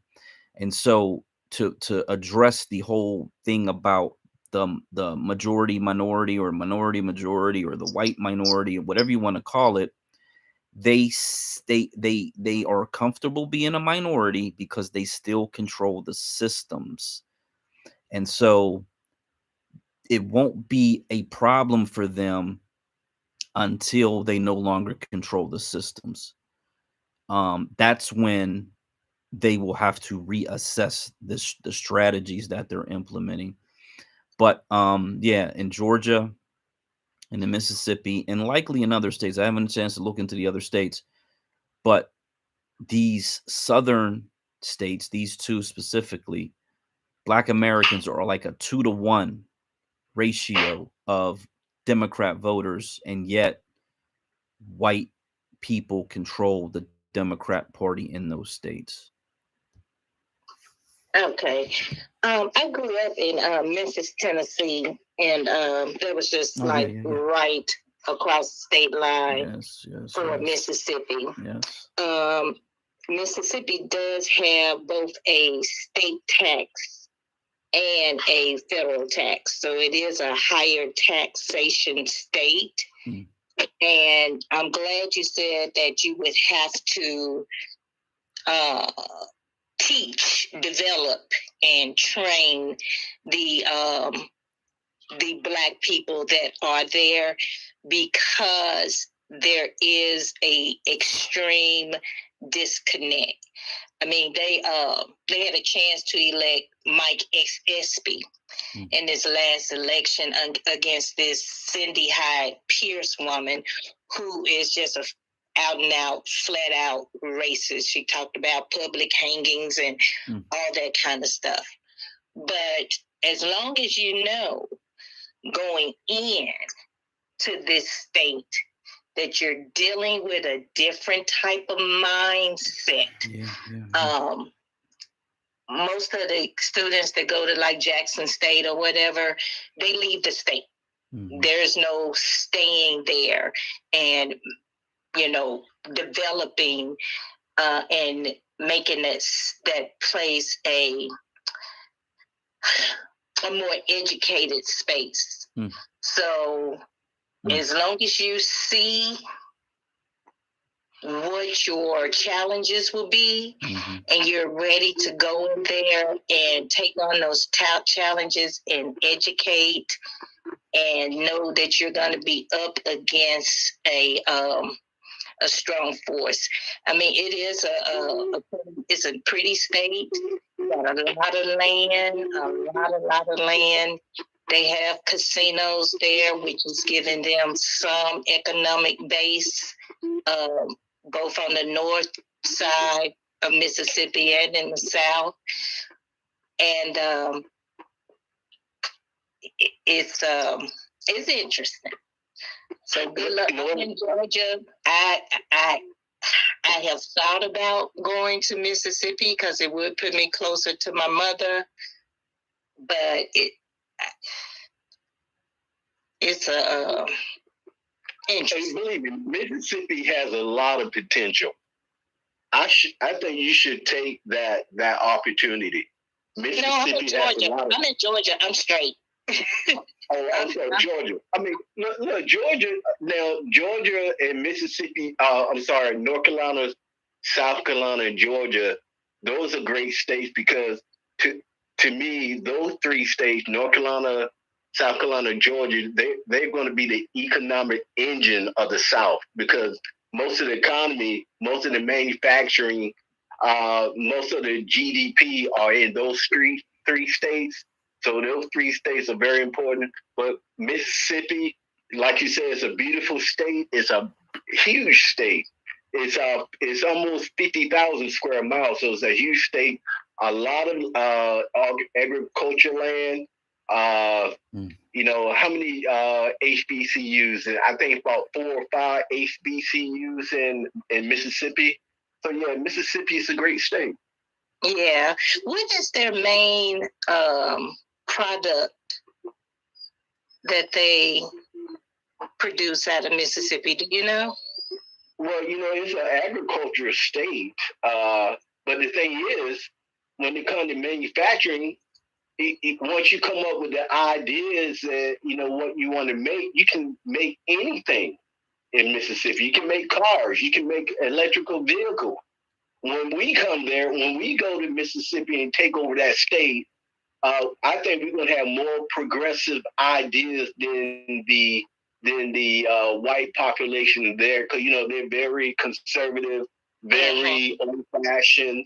So I think we would, we would change the dynamics of Mississippi once we take control of that state.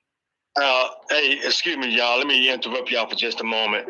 Being that I'm here in Alabama and next door to Mississippi, Mississippi is still living in the old times, just like Alabama is. Ain't nothing changed by neither one of these states, really. They just, on the surface, will try to fool you, okay?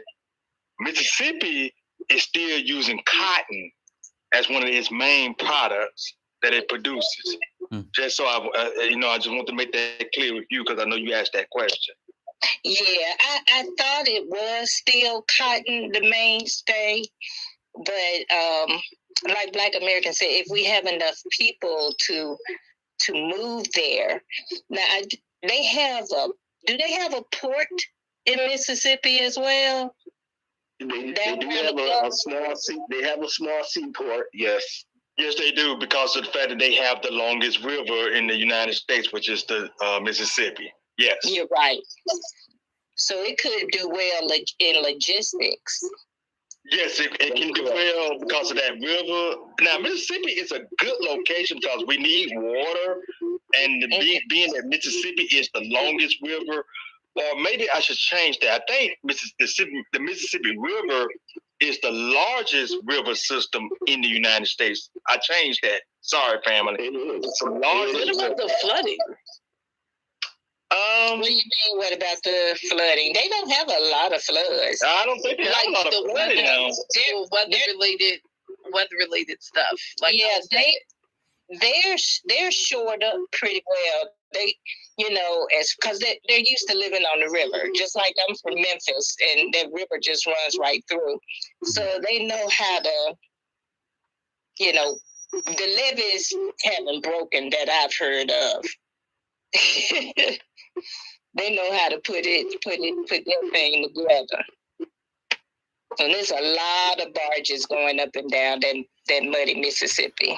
Yeah, the Mississippi is the top grossing, the busiest inland sea, or not sea, I guess water way in the country is the Mississippi River for sure. More commerce than any other. Oh, okay. I'm sorry. Last question. Black majority. Does it say who controls that port? Like, is it Asian controlled, or the white folks still got that? I mean, the ports. You're right. The ports are controlled by the state. So if it's government control, everybody, that means it's white control. Who controls the government? white people. Or it's white people control. What I'm trying to come across is, if we control the state of Mississippi or the state of Louisiana, wait a minute, hold on. We have hold on. We have Osmond in the room. Osmond, did you want to come up and join the conversation?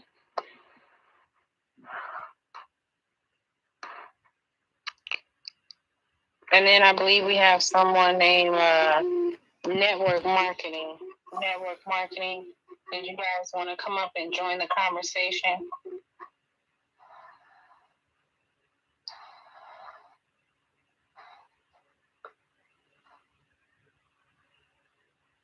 I'll go ahead and land so these two beautiful people can come up and join the conversation.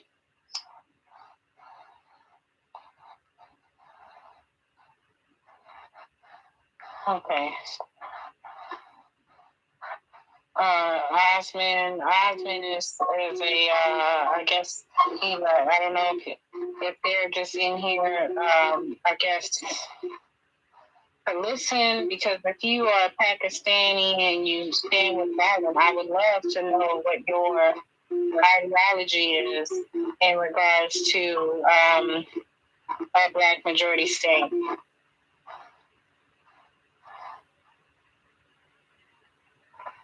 You know what? Hey, Rella, actually, I talked with some Indian Indian officials about my idea about the Black American homeland, and this guy, he just gave me his card and said, "Look, when you guys take over political control of the South, right, or of the southern states, right, just give us a call.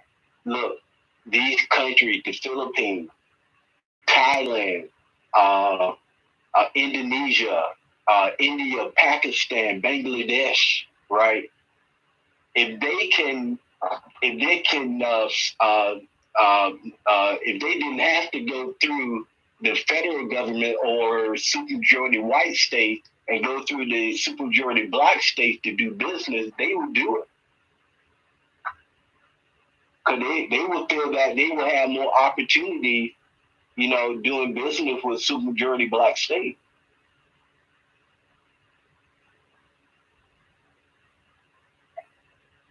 I understand what you're saying, Black majority homeland, but you know that's not what I'm saying. I always have my antennas up, because you know we always get other people from other walks of life that come into the room, but they never join the stage to lend their voice to the conversation. And so I always say that we are not in the business of giving out information for other people to capitalize on. But if you are coming into the space, I'm assuming that you are going to add to the conversation. Otherwise, I'm going to assume that you are in here to collect information and data. And if that's the case, then we need to definitely curb our conversation around not discussing strategy, as I always say, in spaces, because everyone does not mean us well. Amen. She's telling the truth there. They do not mean us well, and we don't know who network marketing is. We don't know him or her. And this person has not come up yet. Rilla, have you offered him 3 chances, or they cheat? I don't know who they are. I think the Osmond person, I don't see them anymore. But network marketing is more than welcome to come up on stage. They have hit the button to follow me, so I'm assuming they like what they hear. So I would like for them to come up on stage and definitely lend their voice. And that goes for anyone else, like Tabernacle, Deacon. Yes. Because everyone else, I'm a little familiar with your profiles, even if you've only come in to listen.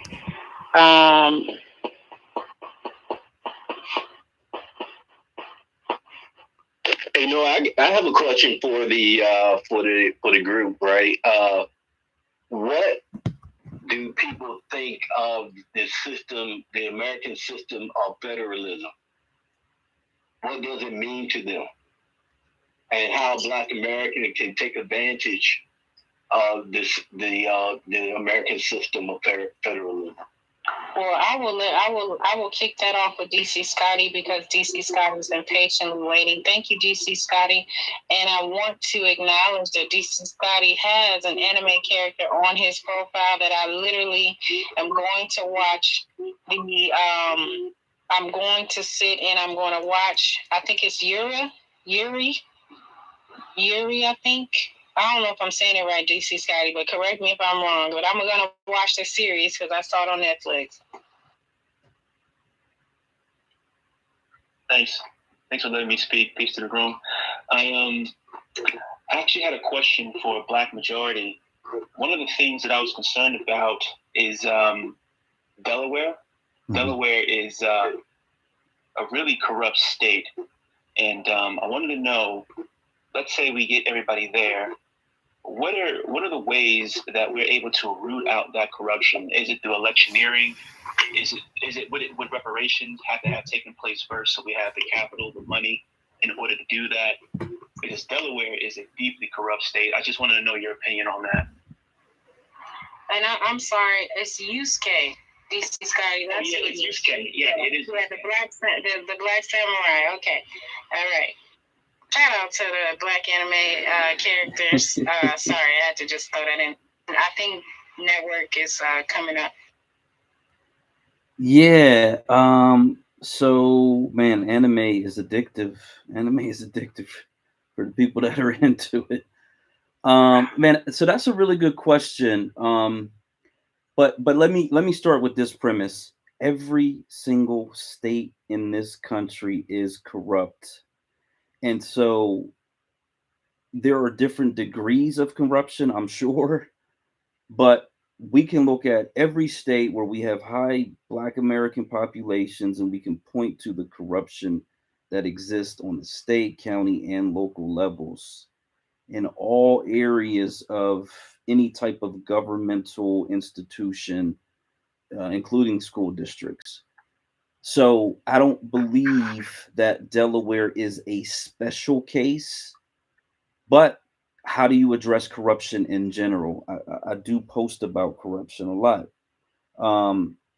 I personally don't believe we need reparations in order to perform a mass migration into the state of Delaware. I have something up here that we didn't get a chance to get to, but I'll get to it now because it does kind of address this here. So in this, Network is on stage. Would you like them to go, or you want to go finish what you're saying? I'll finish because I think I've interacted with this account a few times, but we'll see what they're talking about. But yeah, so in this post, I talk about 46% of us are financially capable. 46%, and the 46% of us make more than $50,000 a year in 2019. And the breakdown of it is 17% made $50,000, 10% earned at least $75,000, 18% earned $100,000, and then you have the 1% that earns more than $1 million. So we only need 1% of our population. Oh, they're saying adjust my mic. Oh, damn. Okay. The only thing I can do is leave and come back in if you can't hear me, and we'll pick it up. We'll pick it up from the 46%.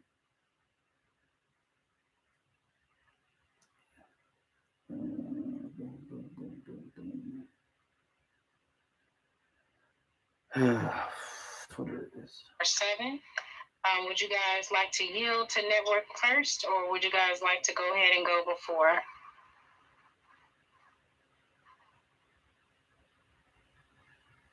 Freedmen Project and American 7. Just throw up a fist sign, something. You can yield for a second, or you can actually go ahead and go. All right, network, go ahead. Hello, I just wanted to introduce myself so you didn't think that I was some subversive. That's all. I'm just an older senior citizen that's been knocking out systems my entire life, trying to fight the good fight. Now I've migrated to the South. I'm about ready to fight the good fight down here. So are you foundational Black American? Yes, absolutely. Okay. Absolutely. Okay. All right. What is your idea, of course, on everything that we have talked about? One, of course, you just mentioned that you are in favor of us coming to the South, which you are in the South, right? Yep. Okay. What is your take on the incident with the young lady at the Winston-Salem University? Yeah, I'm for everybody Black, like everybody, period. Okay? I grant all grace to Black people, 100%. I'm 100% anti-white, and that includes Asians, Mexicans, all that. I don't support any of it, period. Okay. Yeah, thank you. I remember I think Network been following me for a while. I follow, like I said, I'm a senior citizen, you guys. And I started at HBCU. My mom sent everybody to HBCU. I have 11 brothers and sisters. Wow. My grandfather wasn't playing. He wasn't having none of it. That's my background. So I enjoy following, and I love this space. I love what you guys are saying. Well, thank you, Sister Network. But Sister Network, you know why we asking these questions, right? Because with us being in this movement that we're doing with reparations, right? This is a very important movement. We have to ask these questions because we got a lot of people coming. I know. You know, okay. I know. You know, I know. But yes. Here's all I'm saying. You move, and that's when it begins. You don't need no reparations to move. You don't need nothing. You move. You figure. So let me ask you this, because I didn't mean to cut you off, but this is the vital important question here. Because one of the things that we ask people is the lineage, because that's what this movement is, right? Do you have an idea of where your lineage is when it comes to your family? Yes. Okay. Can you explain? Yeah. No. Oh, okay. So what I'm going to do is I want to stop there. You said yes, and I'm going to take you for your word that your lineage is for you to do your own work if you are willing. I've been told from the very beginning since I was born. My grandmother was on it. Yeah, right. Professor, this ain't secure the so trial.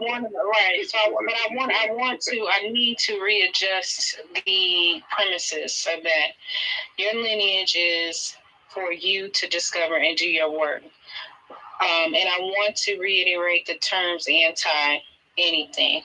So we are not anti other people because we know we have to trade and do business with other people. However, we are about preserving race preservation of ourselves so that way we can develop a huge leverage in competing on the world stage as well as in the United States. And so I really want people to understand there are other groups, they have their whole ideology of people having to vet you in public and all this other stuff. Listen, my only concern is you coming up on stage and lending your voice and developing a communication rapport with us so that we know where you stand and where you come from. And I think that to me is suffice. Professor, are you comfortable? Man, I'm super comfortable. I was not even trying to do the security trial thing. She said yes. So I was actually cool with that. Okay. Yeah, so I don't know what y'all meant by security tribe. I think I heard DJ say security tribe. Cause listen, I heard you go into security tribe space, man. You gotta lay out your grandmama name, your granddaddy name. Yeah, exactly. That's not my style because I'm not security tribe. You gotta bring your paperwork. But she said yes. Hold on. Hey, everybody. Yeah, let me say this, man. Shout out to Secure the Tribe. Shout out to all the groups, because here's the thing about me. I support all these groups, man. Like I don't care what state it's in. It could be Delaware, it could be Mississippi, it could be Georgia. We're all gonna be there, and we all got to figure out a way in the real world to coexist in peace and to build together and to make things happen together. So I don't so let me give you my viewpoint on it. I could be in a room full of sharks and it doesn't matter to me at all, because the truth is the truth, and I'm going to function and lead with the truth. And oh my God. I've started going. I'm sorry. No, facts on facts. Okay. So I've started trying to enter some spaces that have diverse crowds. And the reason for that is to expand the understanding of what Black America must do. And there is this technique that they use against us, they use against the whole population, predictive programming. Oh my God, I don't know why that keeps coming off. Okay, I'm sorry. Predictive programming and mental conditioning. And so, much like the reparations movement that has really been catching fire and really been conditioning the whole population for acceptance, the polls bear that out. The numbers are growing, and I believe those numbers will continue to increase and increase until it hits a threshold where the whole country simply says they're ready for it. I was listening to a local talk radio show, and someone called in and talked about reparations, and I've never heard. I listen to this talk show pretty much every day. Never heard it in my whole entire existence here. So if it's hitting a local AM talk show in this town where they abuse Black Americans to no end, it's permeating within the entire population. And the same thing needs to occur inside of the population when it comes to a Black American migration, because it will soften the blow. There's going to be resistance, that is undoubted, and you can't avoid that, but there's a way to approach it in a way to minimize the conflict. And so as we go out and we start to meet with groups and meet with people, and hopefully we do find some young soldier minded warriors, we have to train them and educate them in a way that they understand, much like the civil rights movement. No, we're not going to stand there and let people smack us and slap us and sick dogs on us or anything like that. We're going to defend ourselves, but we don't have to be overly aggressive. We simply have to stand on the truth. And the truth is, we are American citizens. We have birthright nation status, and we can move anywhere we want to move. And we have the freedom to associate anywhere we want to associate, and we can vote however we choose to vote. That's the reality. And there's nothing they can do to stop that. Absolutely nothing. So it's really dependent upon us to find the people who have the ability to move, who have the desire to move, who are ready, willing, and able to move, and move them and help them move as much as we possibly can with information.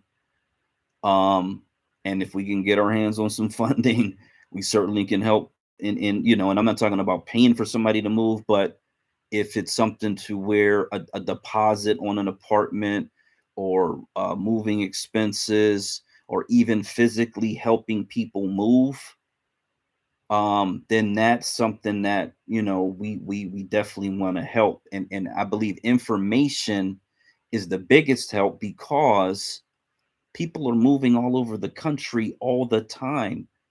There are in-country, state-to-state migrations that the U.S. Census tracks every single week, every single month, every single year. So this is not something that is so unusual. The only thing that's different is it's a political movement for a specific purpose, and that's just, you know, that's kind of just is what it is. But getting back to where I started, I could be in a room, I could be the only person in the room, everybody else in the room could be an agent. Okay. And the reason I'm disseminating the information and doing everything I can to get as many people up to speed as I can is in the event that I am no longer here, everybody else can pick up the information and run with it.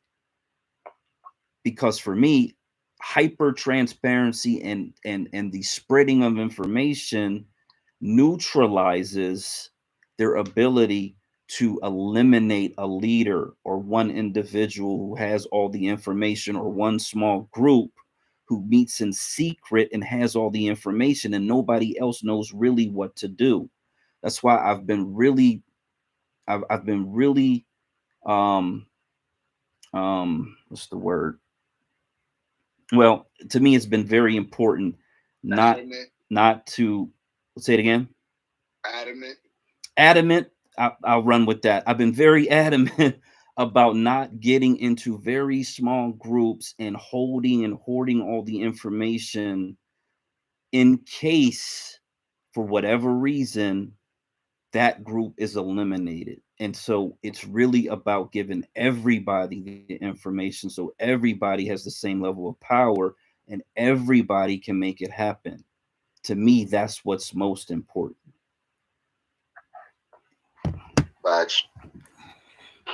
No argument there. So with that being said, welcome to the Stage Network. I think we have 6 photo and 7 American 7. So 6 photography. I'm sorry, 6. The 6th photography.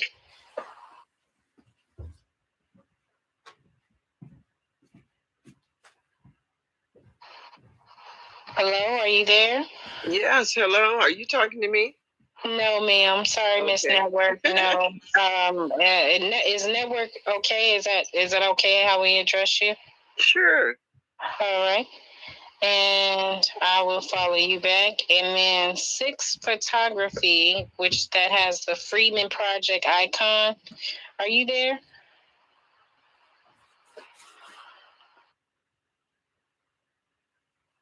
All right. 7 American 7. Are you there?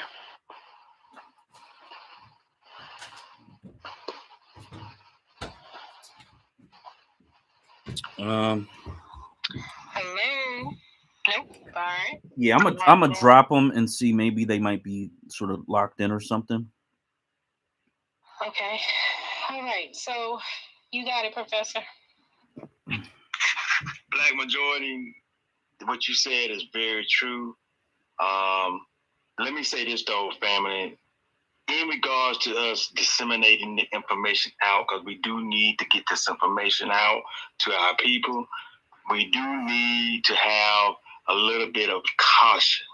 Because remember, anytime you're going through a movement, there's going to be people coming up into these spaces trying to take information and take it back to people that are the enemy of what we're trying to get done.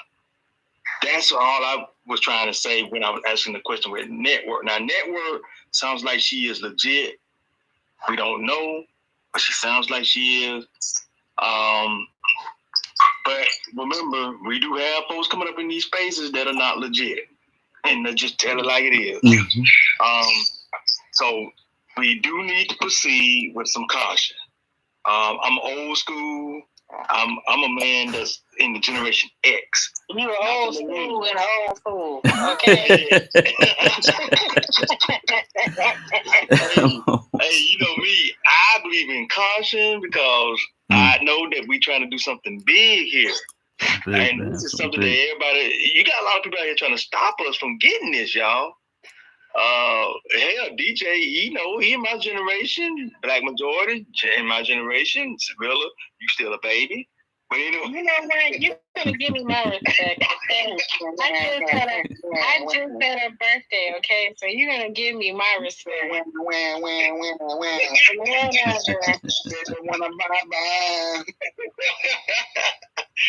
look, y'all, let me tell y'all something. Something that I love about all the people right here up on this space right here with Black majority. And Trouble, I can't believe you letting me sit on this stage having to deal with Professor. Oh, in trouble, that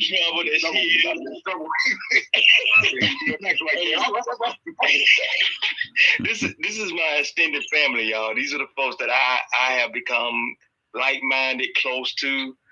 And this is what I was talking about when I first came up on these spaces, is that I didn't know who I was going to connect to, because some of these spaces were crazy, man, like that Security Tribe. I ain't going to lie. I went into some of those spaces. I'm like, damn, these folks here asking me all this information about who I am and where my folks are from and all this shit. I was like, damn, man, I got to give y'all all of these details. And that's exactly what they did to me when I first came up in that first space.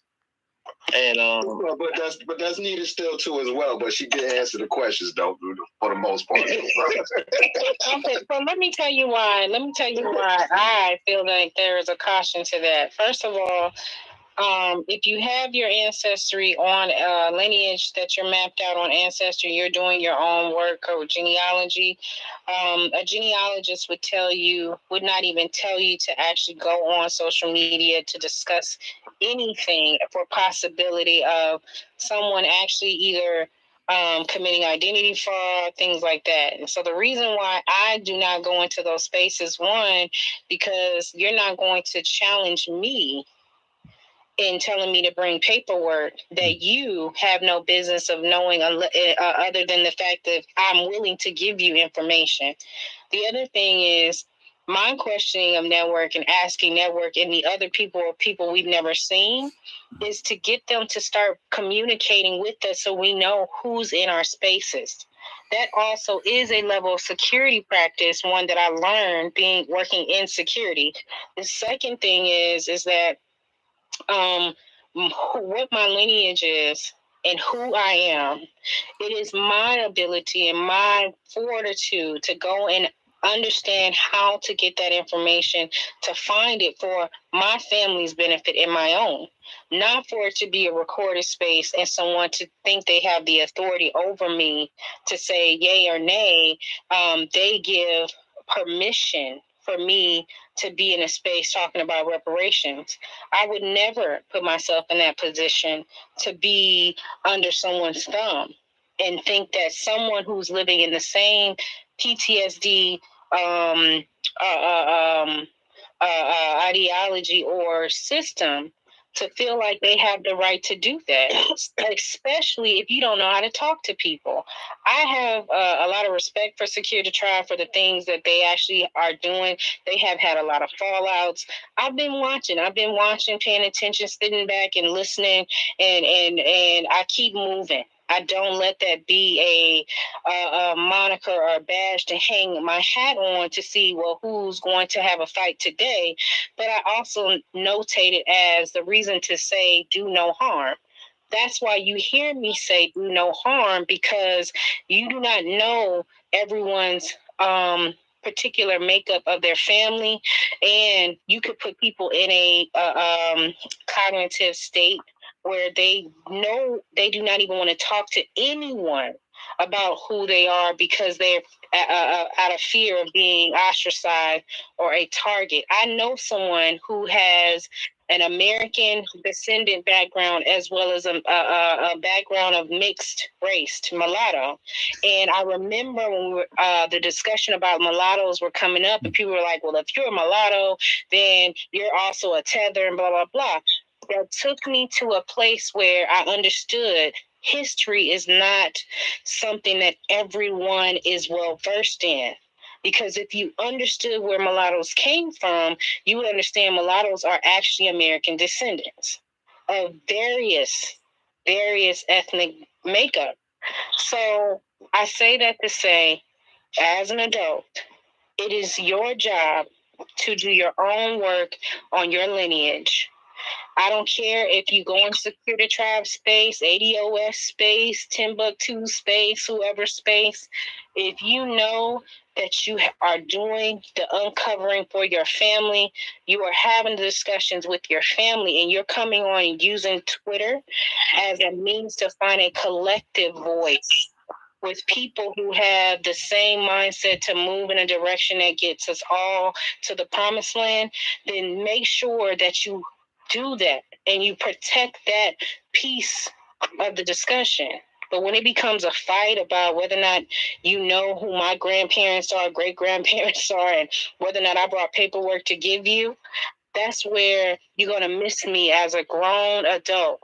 And I'm going to tell you, go F yourself, because now you are actually imposing on me and not giving me the opportunity to either let you in. It's called boundaries. I have to develop a relationship with you in order to feel like I can give you that information. If I don't have that with you, I'm damn sure not going to go in front of some strangers on a goddamn space and bring no paperwork just to satisfy some likes or for people to want to, follow me on fucking Twitter. That's not going to happen. I've never been built like that ever in life.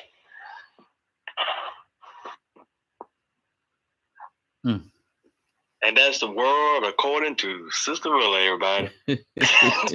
Shut up, Professor. You see, you know what? Listen, you can keep it up. You're going to keep it up. You're going to be making another page. Come on, son, you got to follow me on Instagram.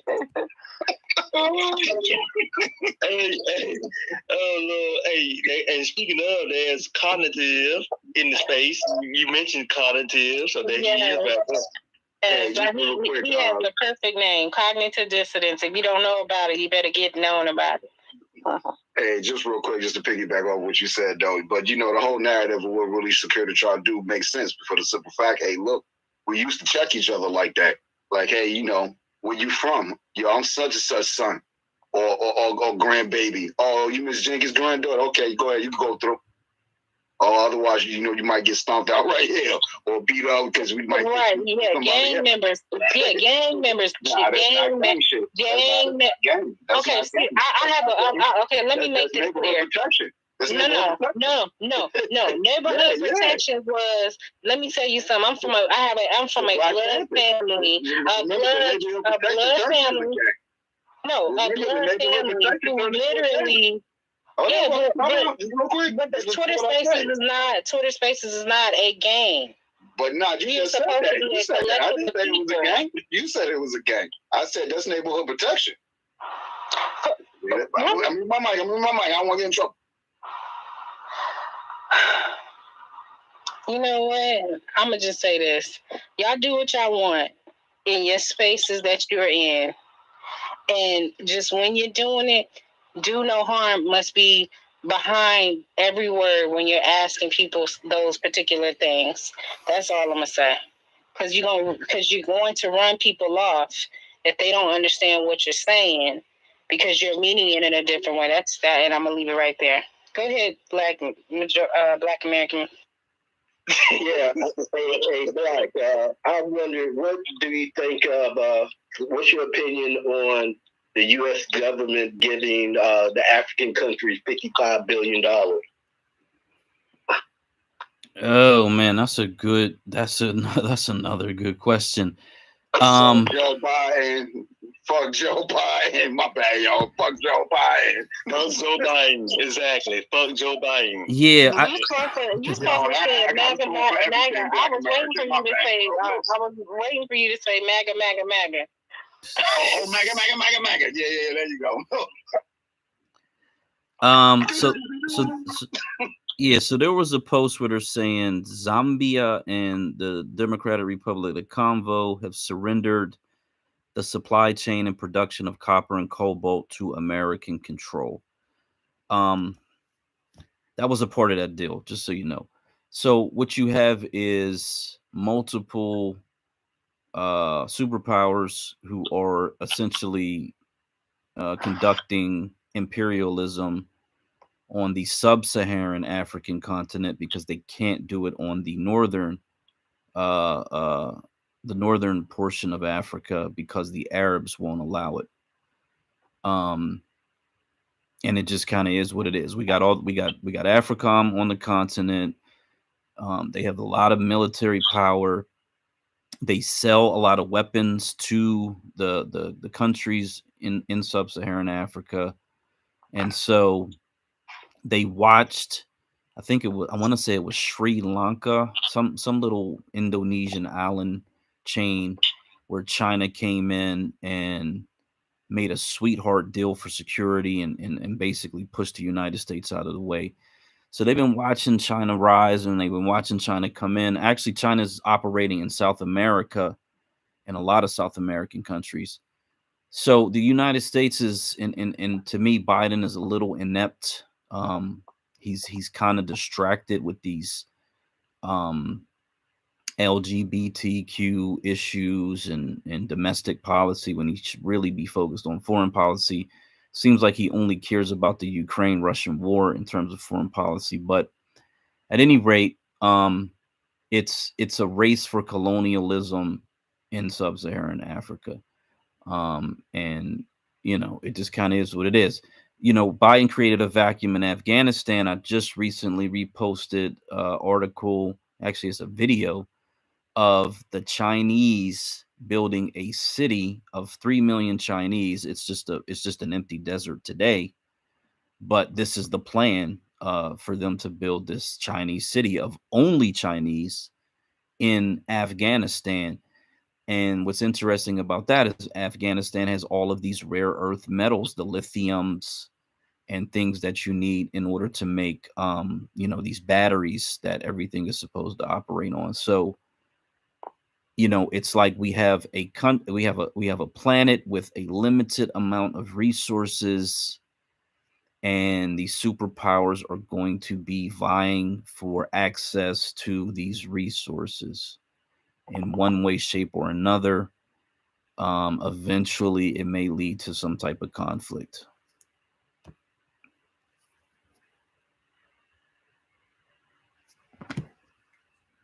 I think we have Christina on stage.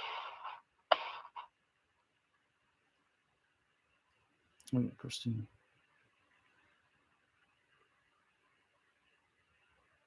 Hi. Yes, I'm here.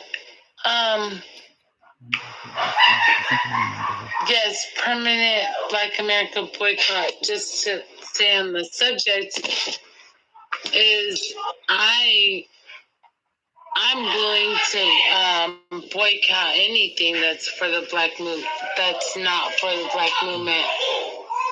Anything.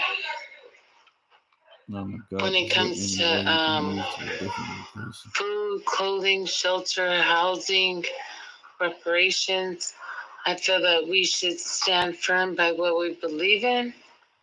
And if that means that we have to go through the temporary struggle and the temporary survival and temporary sacrifices for what it's going to take for us to get where we got to go, I believe it's worth it. And I'm sorry, you kind of caught me off guard, but that's where I land my plane. Thank you for that. Go ahead, Giselle. Yeah, hold on 1 second. Hey, let me. Yeah, okay. 1 second is over with. Yeah, sorry about that. I had to rearrange myself in this cord.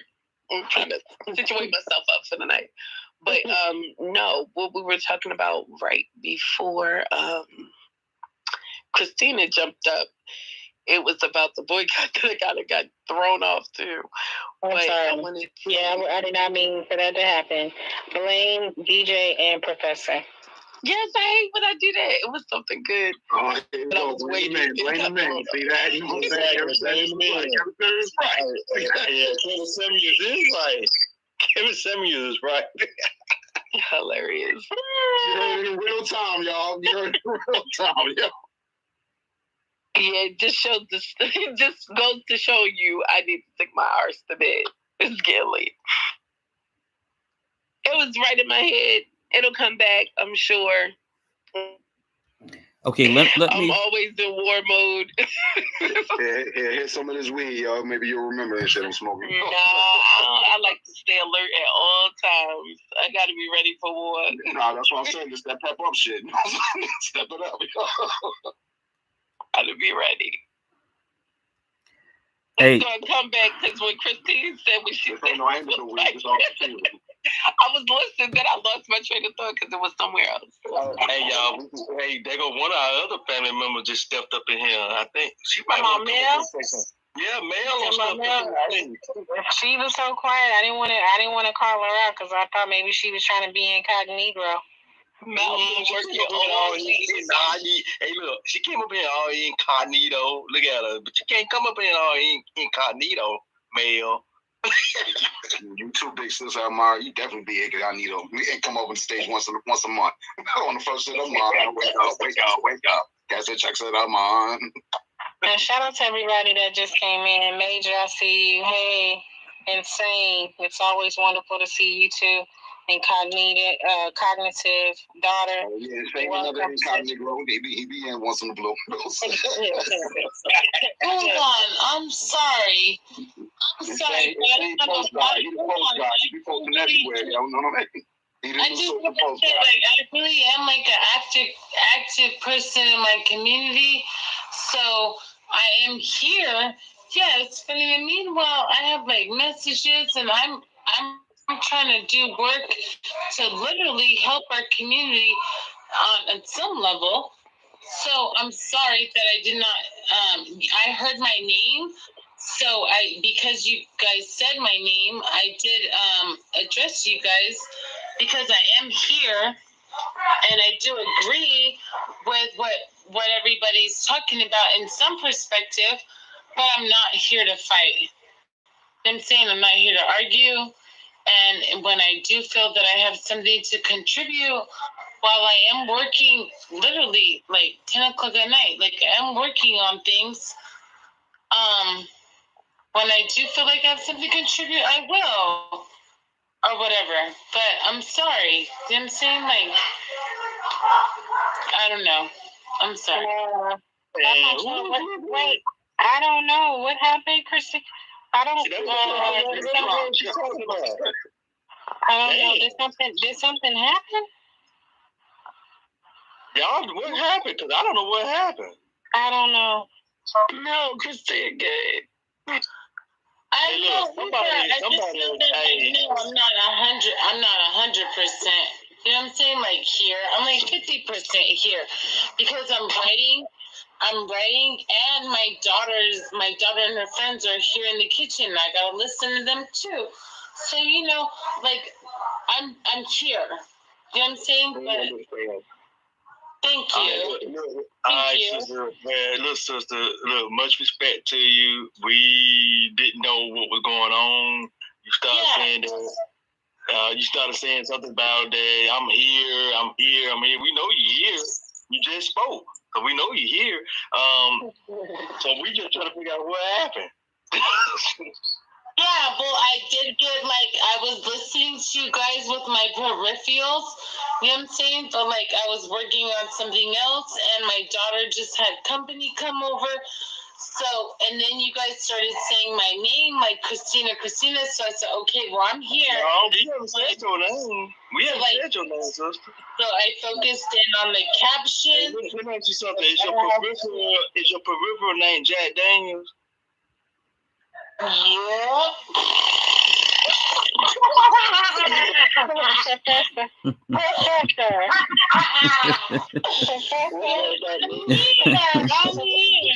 Professor, You gonna be in time out. That is not. What's that child name that you be? My peanut butter. That's my child. My peanut butter. No, not you, Christina, not you. It's a woman that comes in our space. Her name is Deb. Her name is Deb in perfect.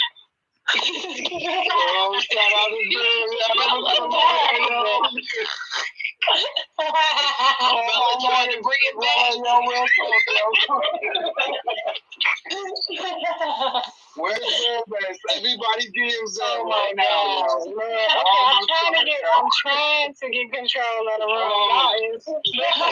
Almost knocked my damn soda over. Shout out to the weed heads and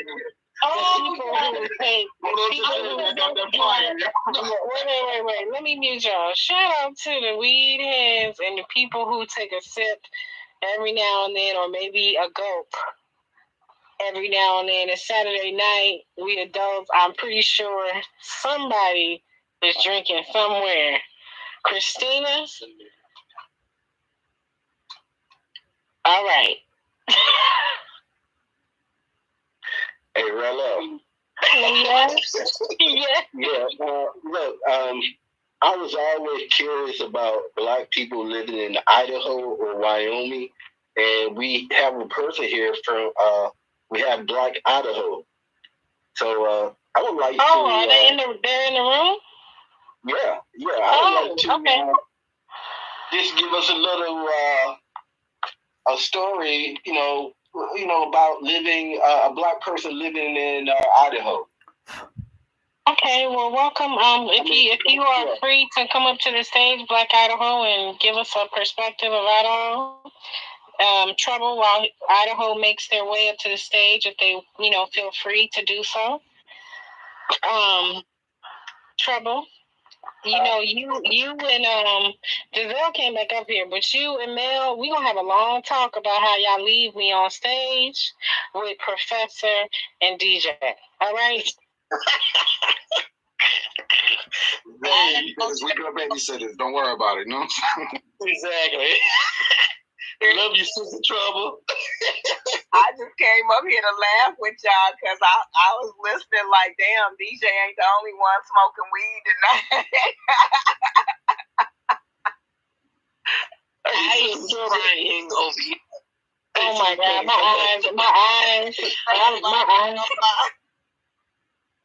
eyes are red. Hey, Idaho, welcome to the stage, sir. No, how y'all doing, man? Y'all gonna put me on the spot tonight, huh? Listen, I didn't do it. It was Black American Homeland.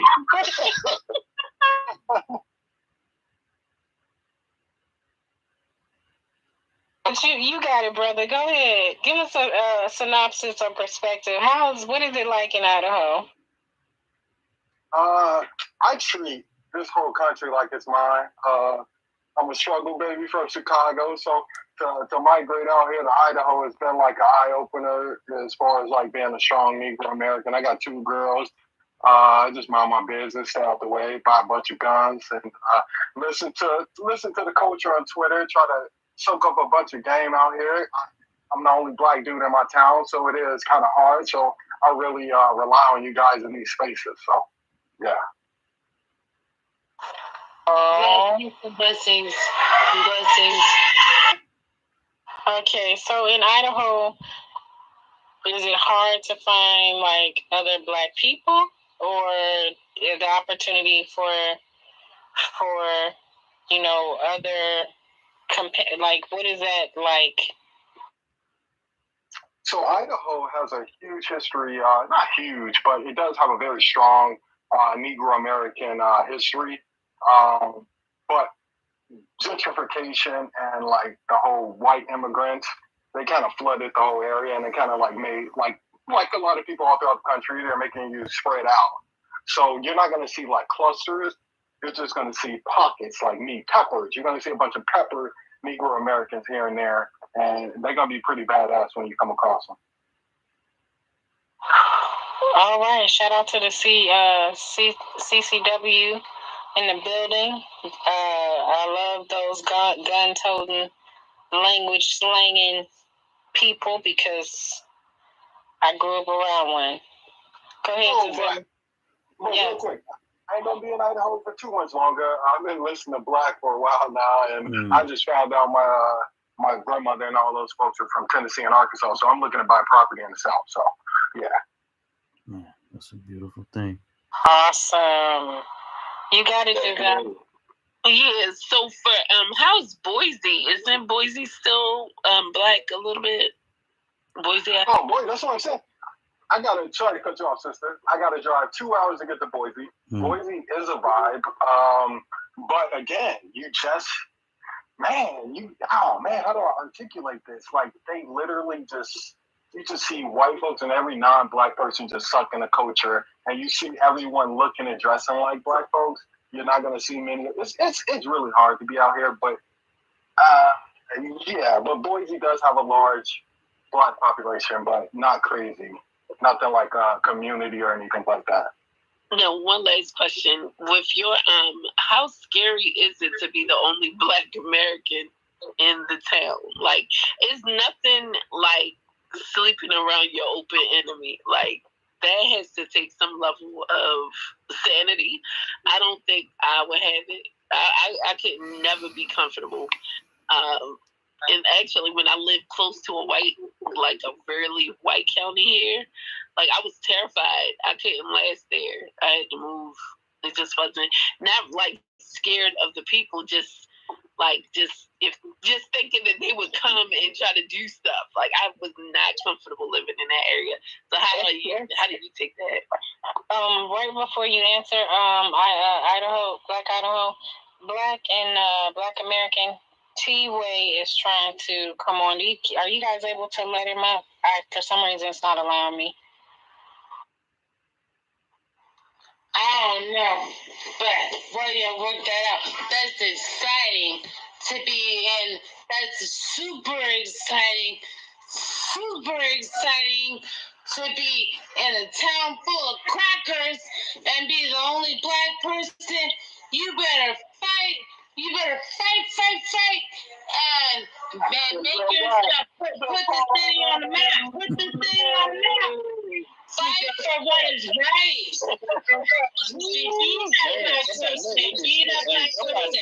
Hey, what you smoking for real, guy? I'm like, if that's what's the scariest part, is that you're in a town or you're in a society that, they don't, that they're scared of you, or whatever. I'm like, you better fight them. You better fight them. Hey, Willa, that might be sad. I wish I was the only black person in a white town. I wish I would all be fucking doing the. I'm sorry. Okay, so Christina,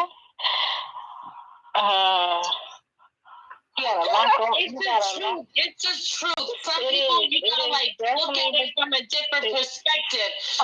We are whining. Hold on. We definitely are looking at it from a different perspective, and we all hear you. I want you to hear me. You got a lot going on in your background. It's a little loud, so maybe, I don't know if you can go somewhere where we can it can minimize the feedback, because yes. Okay, wonderful. All right. So I'm going to let Black Idaho go ahead and finish landing. And get a cup of water, too. Maybe a pot of coffee. Okay. Go. Oh, self-destruction. No, I'm going to keep drinking this alcohol because alcohol is the truth.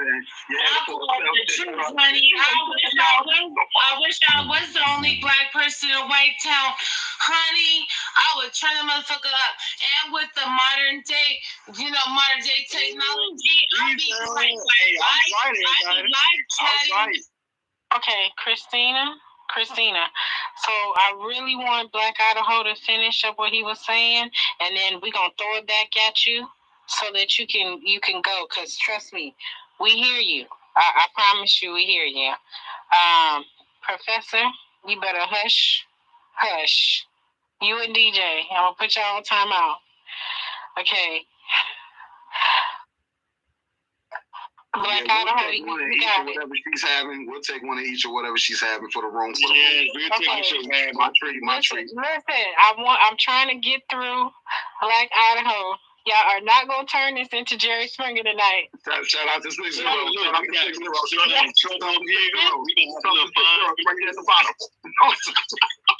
Listen, go ahead, Black Idaho. No, that was a really good question that the sister asked. It is hard, but honestly, I did my lineage, man, and you find out that, man, I got so many white folks that killed my ancestors in the past. I actually just psyched myself up. I know that they're all immigrants, and I know that I'm not an immigrant, so I kind of keep my head high in that regards. And I'm kind of work for myself, and I take care of my kids. I just really don't talk to anyone. That's actually how I do it. I literally, I'm pretty hostile. I'm not nice. I just act like a stone, like you don't see me. You know what I mean? And I just keep moving. But other than that, yeah, man. Well, I hope you can get into a black majority state, so that way, that'll take some of that pressure off, where you don't have to be that way. Because that is something that I noticed that we always have to do, is we have to, be very protective and cautious of our person. My uncle used to tell me all the time, if you catch the public city bus and somebody tries to mess with you, all you got to do is act crazy, and they'll leave you alone. True story. Yeah, but I want y'all to know, it's not scary. Like, don't get it twisted. Like, it's not scary. It's just, you just don't see nobody. You just want to see a couple people that look like you, and it's not that. But other than that, I think we should be buying RVs and traveling all throughout this country. So that's just my take on it. Yeah, but don't you think it should be scary? Wait, say it again. Repeat that, sister. Don't you think it should be scary? Yeah, given the history. Wasn't it scary when you were young and coming up? Like, you tell me your story. Like, I feel that I got it easy. That's why I'm doing it for my grandparents. No. I think it's very scary to be around people who hate your guts. I know, but it's very interesting. Look, I used to live in Australia, right? I lived in Australia, and man, I rarely saw black people unless I was living in Sydney. So in Australia, there's no Aboriginals.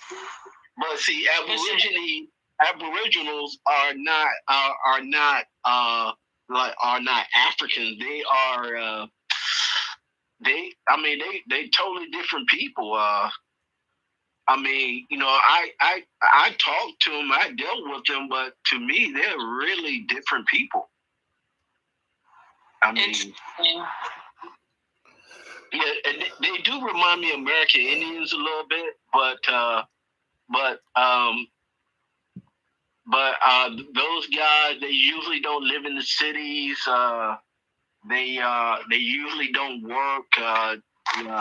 It's just a lot of things. Aboriginal people are really interesting people. Yeah, but like the Aboriginals in Australia, they're a culture on its own.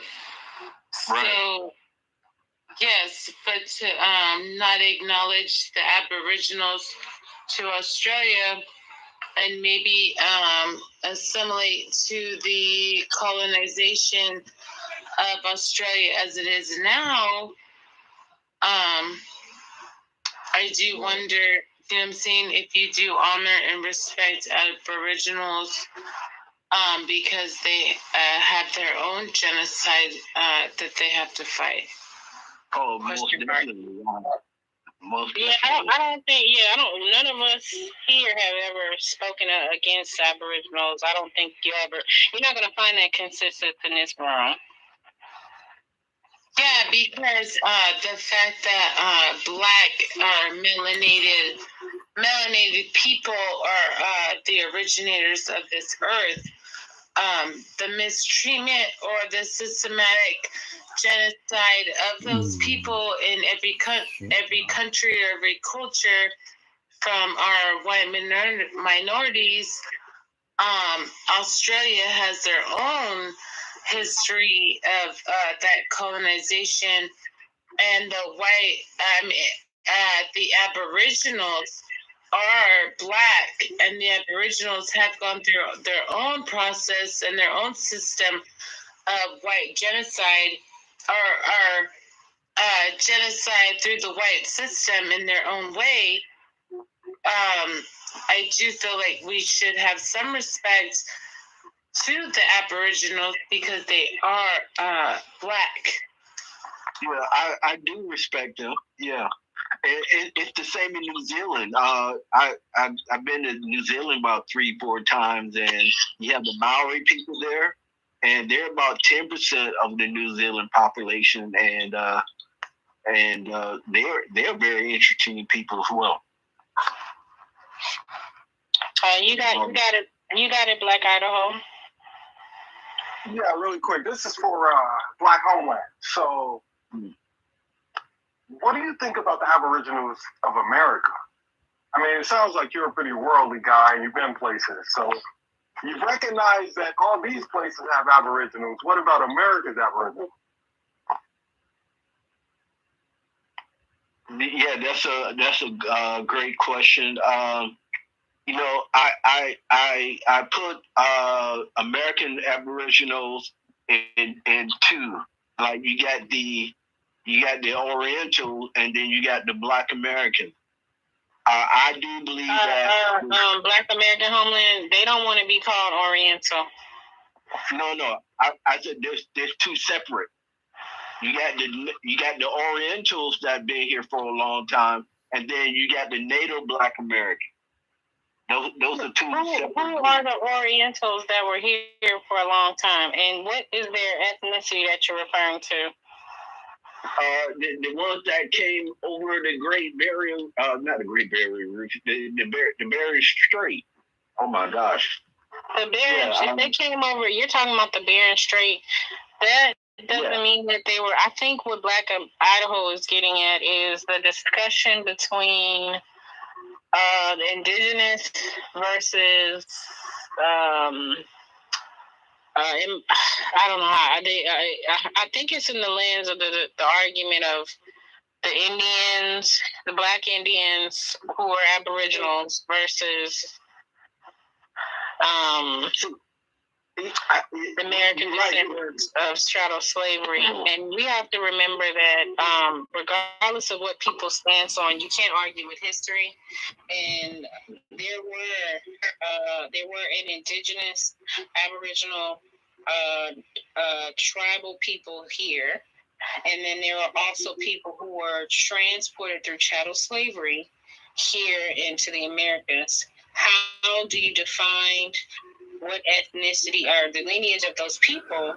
Is you have to go back and study and actually do your work. And I think to answer his question is yes, we respect the fact that there were Aboriginals here in the United States, as well as those who were in chattel slavery. Does that answer your question? Are you talking to me, bro? Black Idaho. I was just actually just trying to create that little dialogue, but thanks for answering that. You're welcome. Okay. All right, now where y'all want to go? Where y'all want to go from here? Because I feel like the choo-choo train is about to go off the rails the moment Christina come up to mic again. Yeah, I think we're about to go into the liquor room with Christina being. Shut up, Professor. Yeah, the liquor room. Here we are. The governor of the liquor store. You already know.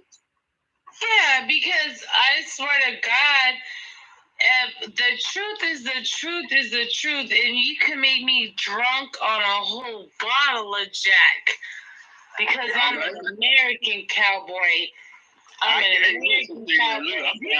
And the truth is going to be the truth. You can torture me to the death. Hey, listen, and I'm always going to say a lot. You know what they say? Like, you know, you can catch a motherfucking lie. You ain't never going to catch me in a lie because I'm always going to speak the truth. I'm a Black American. Yes. And I'm for us. Yes, ma'am. Absolutely. Hey, look, man. Christina, hey, look. What I need right now is some Jack Daniels mixed with a little bit of this eggnog. Yes. Hold on. Shout out to wait a minute. Shout out to 6 zeros in the room, because I know he down there like, what the fuck is going on? Shout out to everybody that just came up in the space.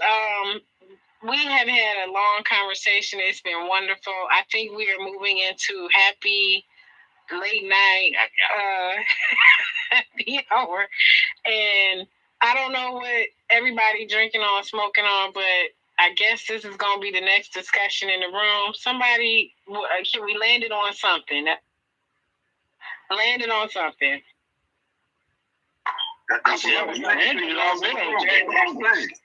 All right.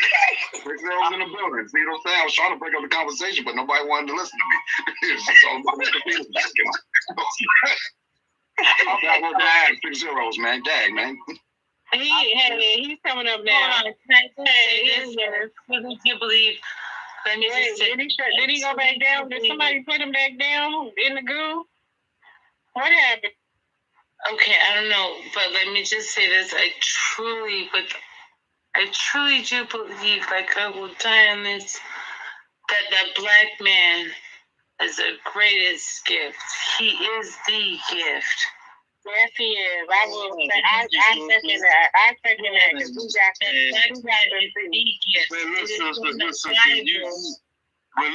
black women are top notch.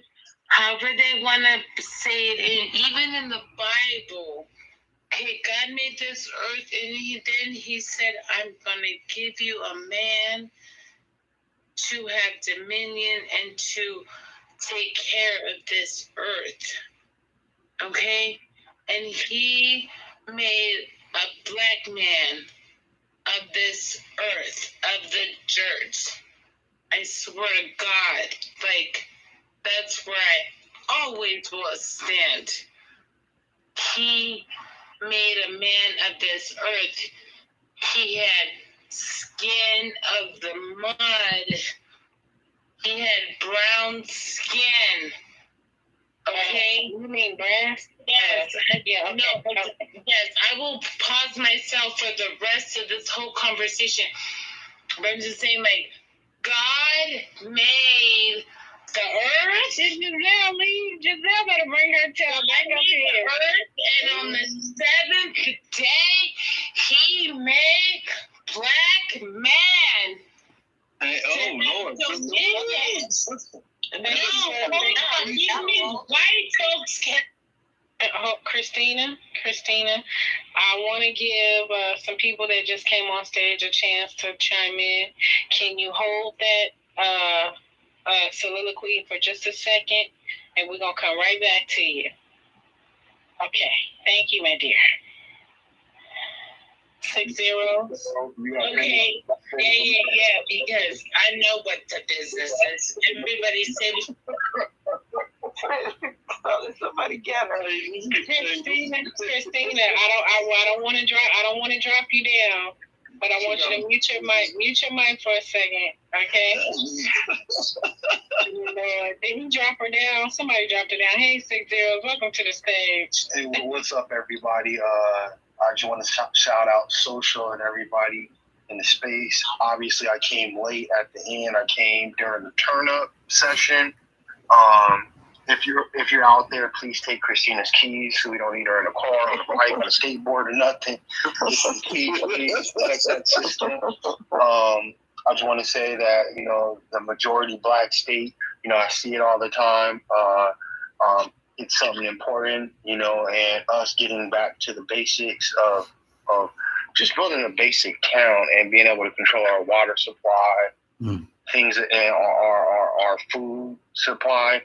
That's ultra important. And if we keep existing how we are now, where we're dependent on white people for our food, for our water, it's a losing proposition. So I love it. I respect everything you guys got going on. Once again, shout out to Social.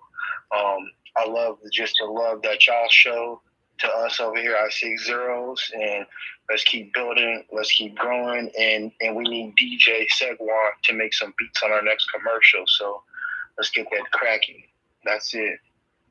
Hey, that's what's up. And I definitely got to make sure I get my profile over there. So, you know what's up. Hey, we ain't heard one word about the new show yet, brothers. We ain't heard no balls from y'all yet. I've been trying to get them to rap. They say they rap the thing. I got the beats and shit. You know what I'm saying? But I don't get no balls in it. You know what I'm saying? You know I got you. I got you. But come on, can we get some fire, brother? Because the same I thing beat my sports on the last space. I gave you Jay. Oh, you lying. I'm telling mama. I'm not fooling with y'all. I listen. I said me in Trouble. I said I will host a space, a musical space with Trouble, but she got to be involved. You ain't gonna put me on the spot, DJ. Look, I'm gonna have to put you and Professor on time out. Christina trying to get back up in here, and I'm trying to hold on to the space. No. Hell no. Hold on, Christina up and taking over. Wait, okay, hold on. What did you say? I said, let me press leave before you unmute her mic. Oh, hell, Lord. Okay, you about to go. All right. Well, she let us in here. Oh, my God. Oh, just 6 Zeros. Yeah, 6 Zeros on that here. Hey, okay, so now we got to bring Christina back up, huh? No, hold on. I can't. Hold on. I'm saying to come up with one of my blankets. Get out of here. You're part of the family. You know what I'm saying? We gotta listen to this so do you. Exactly. Okay, I was in and out of this space, and so I didn't get a chance to hear the whole entirety of the conversation. So I really kind of came back to say something about the permanent Black American boycott. Now, when you all were discussing that, you were discussing that in terms of particular corporations. Yeah, corporations, governments, even absolutely, and the desire to switch our spending habits so that we are circulating the black dollar within our concentrated communities. Okay, so I want us to keep in mind that a lot of corporations own a lot of other corporations. So when you're talking about a boycott, there's certain things like, I don't know if most of you all are probably familiar with the conservative group ALEC, ALEC. And so ALEC deals with a lot of different things legislatively and you know, whatever and what have you. I remember years ago when we were talking about boycotting Pepsi or Coca-Cola and random companies like that. When you start delving into what all Pepsi owns, what all Coca-Cola owns, what all of these different groups own, right? It starts to become a little bit tedious, right? And so with these boycotts, and that's why a lot of our people can't boycott as much as they would like to, is because you have to be able to replace the things that these corporations provide with another company. You know, we have toilet paper companies. So Pepsi, for instance, PepsiCo owns, you know, certain toilet paper companies. They own a lot of different industries in which we use in our everyday lives because they provide them at the stores like the Family Dollar stores or whatever, especially here in the rural South, that a lot of people use. They even own like the Always Save brands, and I know in every state it's different, you know, the names, but that's basically like the cheaper store-bought stuff, you know. So when we're talking about boycotts, I just want to make sure that we keep all of that in mind, that we have to give our people something to be able to replace those things that we're talking about boycotting with. Right. And then tell me this, do you think we should boycott those Asian beauty supply stores? Because there are no white or American corporation that owns the these Asian beauty supply stores? So there are Black-owned beauty supply stores that we could replace the list, have a list to replace. The problem is there are not enough in the prospective vicinity for people to go into brick and mortars to actually replace the stores. Most of the stores that are being, I think, built out right now are not everywhere, and there'll probably be like one or two here and there that people won't go shopping because they'll either make the claim, oh, it's too costly, or the prices of certain stuff is just more, or maybe the stores don't have enough of something, because those beauty supply stores are literally kind of almost pushed out of the industry when it comes to getting materials and products from overseas from different manufacturers, like in China, Taiwan, and other places. So the psychology needs to go along with the boycott. That means supposed to be buying stuff over from China and wearing it. Okay, well, that would cover a whole lot of ground, because a lot of the things that we buy, paper plates, regular plates, pots, pans, there's a lot of things that China provides that is... No, I just met with the beauty supply store. Okay. She was talking about that. I started boycotting a lot of these Chinese places, hair spots, a few years ago. Now, it might be a little bit of an inconvenience because you got to replace it with somebody. So no, again, you really, the psychology has to be right. So yeah, that you don't need to replace it. Christ. Right. But if you need to do your hair, you got to replace it with something, right? But you don't have to wear Chinese hair. Okay, I don't wear weave, honey. My hair is natural, and it's been natural for years. So you don't even need to go into one of those stores. I know where I want to go. Right, Trevor. Let me help you. Yeah, go ahead, and I'll go ahead and I'll go. Okay, you got to replace it with something. Now, if you choose not to go inside of a hair shop or any shop to put any products on your hair, then congratulations, much love to you. That works for you. It does not work for me. Okay, so I've had to replace it with another shop. So that means I got to give somebody my money.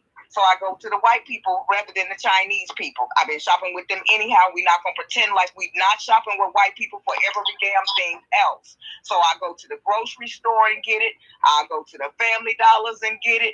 I'll drive on the other side of town, or even drive to when I'm going to my people's house several cities over if I have to. But mostly I have to order it off of line. So that's what I'm talking about. You're saying exactly what I'm. Yeah, but when you accompany your conversation with, we should be wearing Chinese hair, and I'm gonna say it to you like this: as someone who is in the beauty industry, the Chinese people are not chopping off their hair and actually selling it to us. So the hair that you're seeing, as far as braiding hair, anything having to do with aesthetics, like weaves and wigs and stuff like that, there's a combination of where those particular products actually come from. The difference is finding people who can make those connections, whether it's coming from India, coming from Taiwan, or in China. We are priced out of. In the Philippines, right? We are priced out of those. I don't know if you call them petitions or however you want to say, the manufacturing people, yes, the market. So we're not getting those products in Black-owned beauty supply stores that we would if we had the connections. And so I really don't like when people try to impose their views of how you should show up in your beauty. I am for natural beauty and hair care and things like that. But if you want to add to your aesthetics, if you want to enhance your look, you have every right to do so. Sure. I agree, but we're talking about a revolution. We're not talking about a revolution. Does not mean that you go about revolutionizing. Everybody is going to just walk around with natural hair. Some people actually protect their. Even the point. The point is the boycott. It wasn't about naturalizing everybody. It's like, okay. Okay, but my point was to say that in your response, you made your response on, well, we shouldn't be wearing Chinese hair. That's the point. If you're going to boycott those stores, man, we get into the weeds, bro. We get into the weeds. Getting into the weeds. If they have the captive market and you're going to boycott those stores, then you won't be wearing their product. That's it. It's simple. So, and then you have to replace it with something else, because the one thing that consumers do is they're not going to not want to buy it from somewhere else. And that was what Trouble's point was, is that regardless of you saying don't buy your product from these people, okay, well now where do you direct the flow of consumerism so that the money now is coming back into the community, even if it is to buy aesthetics to add to your persons or products that you use to upkeep your hair in that lens. And so there I buy mine directly from the source online. Okay, so in a bulk setting for wholesaling, businesses who need access to those particular things, a conversation that should lead to how do we direct people to actually get those products so that they can actually now become the providers to the consumer. Right. And if they're shutting you out, we have to change the way we think. We can't continue to want to get what they have a captive market on. Don't you think a little bit of mental acknowledgement needs to happen? I mean, we can't just keep saying, okay, well, we got to have, let's be honest, we have to have different type of hair in our hair. That's all we're talking about. Let's just be upfront with it. So that's not what we're talking about, though. That's not what we're talking about. You're speaking on a weave aspect, and that's not what we're talking about. And please understand that there are women that have alopecia. There are women that have hair conditions, which are such a minority. Different things. We're not talking about those. We're talking about the majority. Because if anybody had to rely on but we can't forget the minority, because we're talking about the majority. Yeah, we have to worry about everybody. We're talking about boycott. We're just talking about boycott. Let's not make. We talking about boycott. I don't know what you're talking about, but. Well, you're talking about you got to go get your stuff from somebody else. Can I chime in a little bit one time?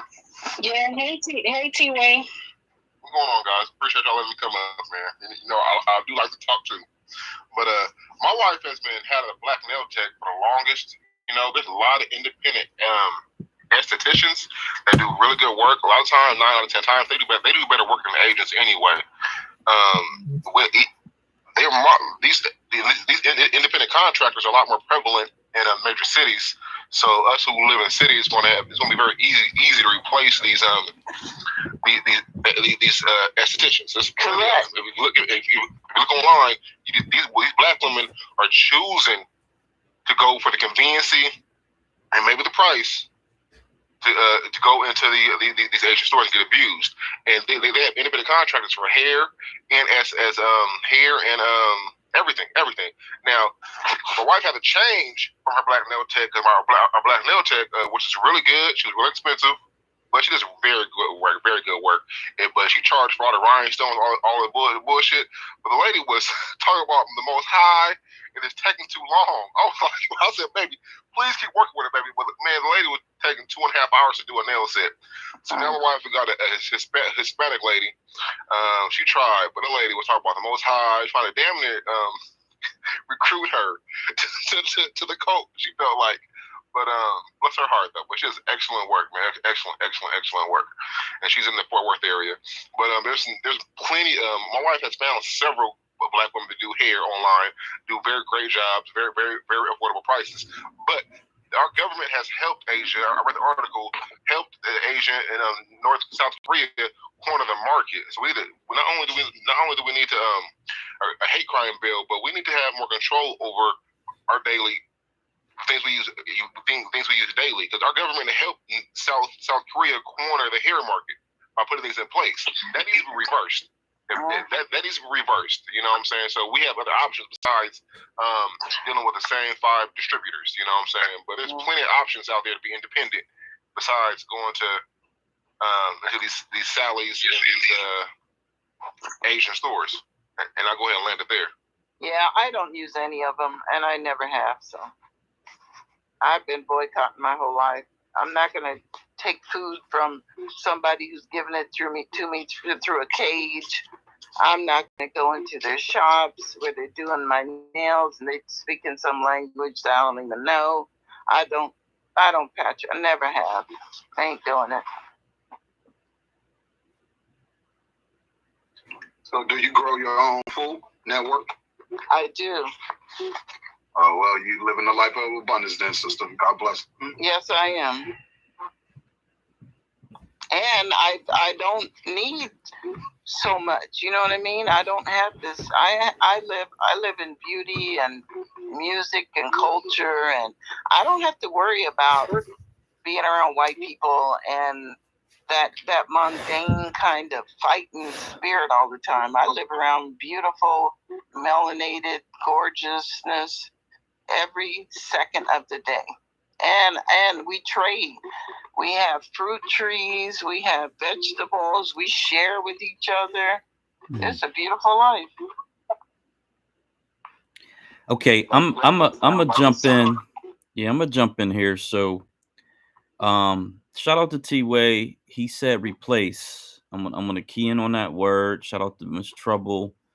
She said find another place, essentially. So the first post in the Jumbotron says shift our spending to shift our existence. And this is the part that Miss Trouble and people that came late to the space missed, is that the dual purpose of a boycott, and specifically a permanent Black American boycott, is to shift our spending habits from everybody else to ourselves. And so that's what we started the space tonight talking about, is how can we shift our spending habits from Asians and Europeans and whatever else, Mexicans, and concentrate our spending habits so that we can actually develop businesses and support Black American businesses. The last post that I put up, and I actually DM Miss Trouble this, it says we shift our political consciousness, we shift our political reality, we shift our spending consumption, we shift our economic purpose by empowering our collective power.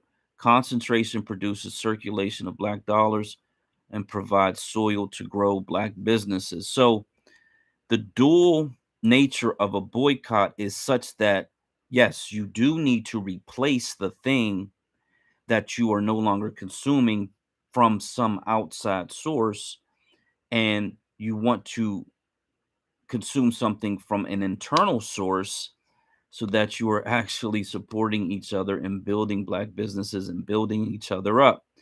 To Miss Network's point, there is a natural care lane, and that has economic realities. And then there is the enhancement lane that Miss Rella talked about, and that also has economic reality. So it's something where doesn't matter what it is, we need to look at where our people are at, how they spend money, and then develop industries and businesses to capture that money. We went through the health and beauty market, and that essentially totaled $2.5 billion. There was actually another half a billion that I did not actually include in that, and that's the total hair care, which is 473 million, and that was in 2017. That number is likely to be much higher. So even in 2017, the Black American healthcare market was over $3 billion. Now, while I have your attention, I'm gonna give you two more numbers to think about, because Ms. Trouble mentioned Pepsi, and Coca-Cola. And she was talking about parent corporations. So there are these large parent corporations, and underneath them, they could have 100 or 1,000 smaller companies. Bottled water. In bottled water, Black Americans estimated to have spent $810 million on bottled water. $810 million. Guaranteed that number's over $1 billion today. In cold refrigerated drinks, the number was 587 million. So just in those two segments, as consumers, you had nearly 1.5 billion, and that was 5 years ago. So these are markets that we need to get involved in. We need to target.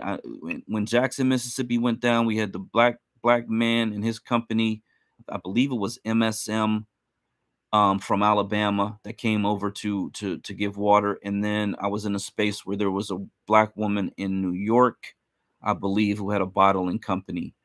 Those are the companies we need to find and support, and encourage them to help us support them as well, like Miss Ello Puppet, who was in the space earlier.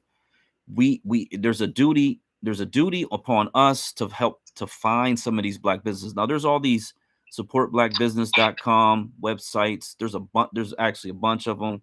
They have Twitter accounts, Support Black Business. It really is on us as consumers to find these companies. Ms. Rella talked about quality of the products. Find the ones that have the quality, talk about the quality of the products, share that information amongst ourselves. And then, as a matter of fact, I think, was it Miss Trouble? Miss Trouble talked about Amazon had a Black business. And I shop on Amazon here and there, more seasonal than anything.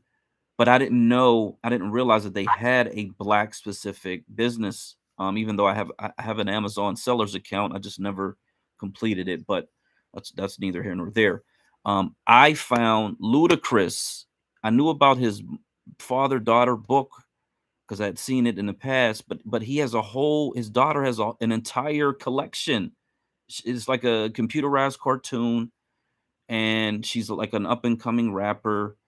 And she has all these different friends. So there's all these different characters, and it's all built around his daughter, his desire to give his daughter a vehicle. So he's creating legacy wealth.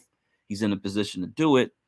But, and anybody who has a kid, that's why I created that kid space, because anybody who has a kid, we need content for our Black children.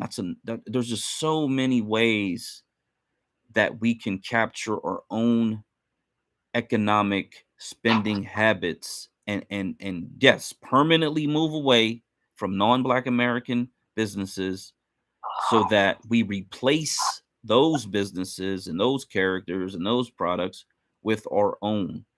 That really was the purpose of the space, and it all ties into the Black migration, because when you move from one state to another state, you take your tax dollars, you take your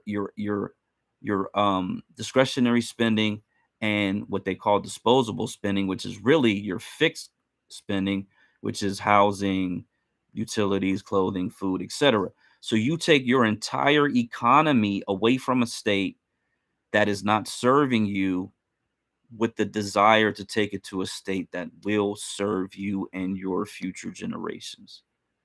So thank you for listening to me, and you guys got it. We have Gigi. Welcome, Gigi, to the stage. Hey, good evening. Good morning. I understand being a woman that, beauty and hygiene, and if your hair looks great, you feel great. I understand. I'm just going to throw this out here as a suggestion. During COVID, the world seemed like it just shut down, and I was like, oh my God, how am I going to buy my hair products and everything like that, right? And what happened was, I ordered my hair online. Hey, network, reach your mic. Network. And so what I decided was I ordered my hair through Amazon, and it actually had the same brand and everything like that that I like to use. Now, I mean, when we talk about boycott and when we talk about we don't want to do business with this particular person and stuff, it has to be another option because unlike a man, a woman likes what she likes and stuff like that, and she still don't want to look like she's struggling and suffering. So I had ordered my Kimber hair through Amazon, and I didn't have to go off it to any store because I just went to my beautician and she did my hair, and I came out great, and I survived through the shutdown and stuff like that, and it was great, and I didn't have to deal with going into Asian beauty shops and beauty, to buy my supplies and stuff like that. So that's just another option, because when we talk about boycotting, we still running into each other. I'm sorry, let's say somebody got like an African. I do. Yeah, I do. Oh, okay, yeah, because we couldn't hear nothing you were saying. Hold on. Like,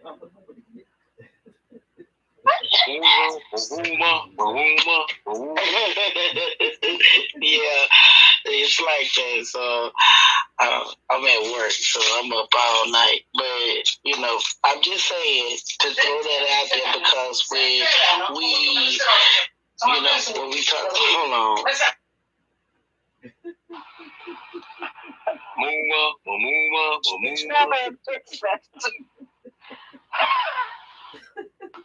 I'm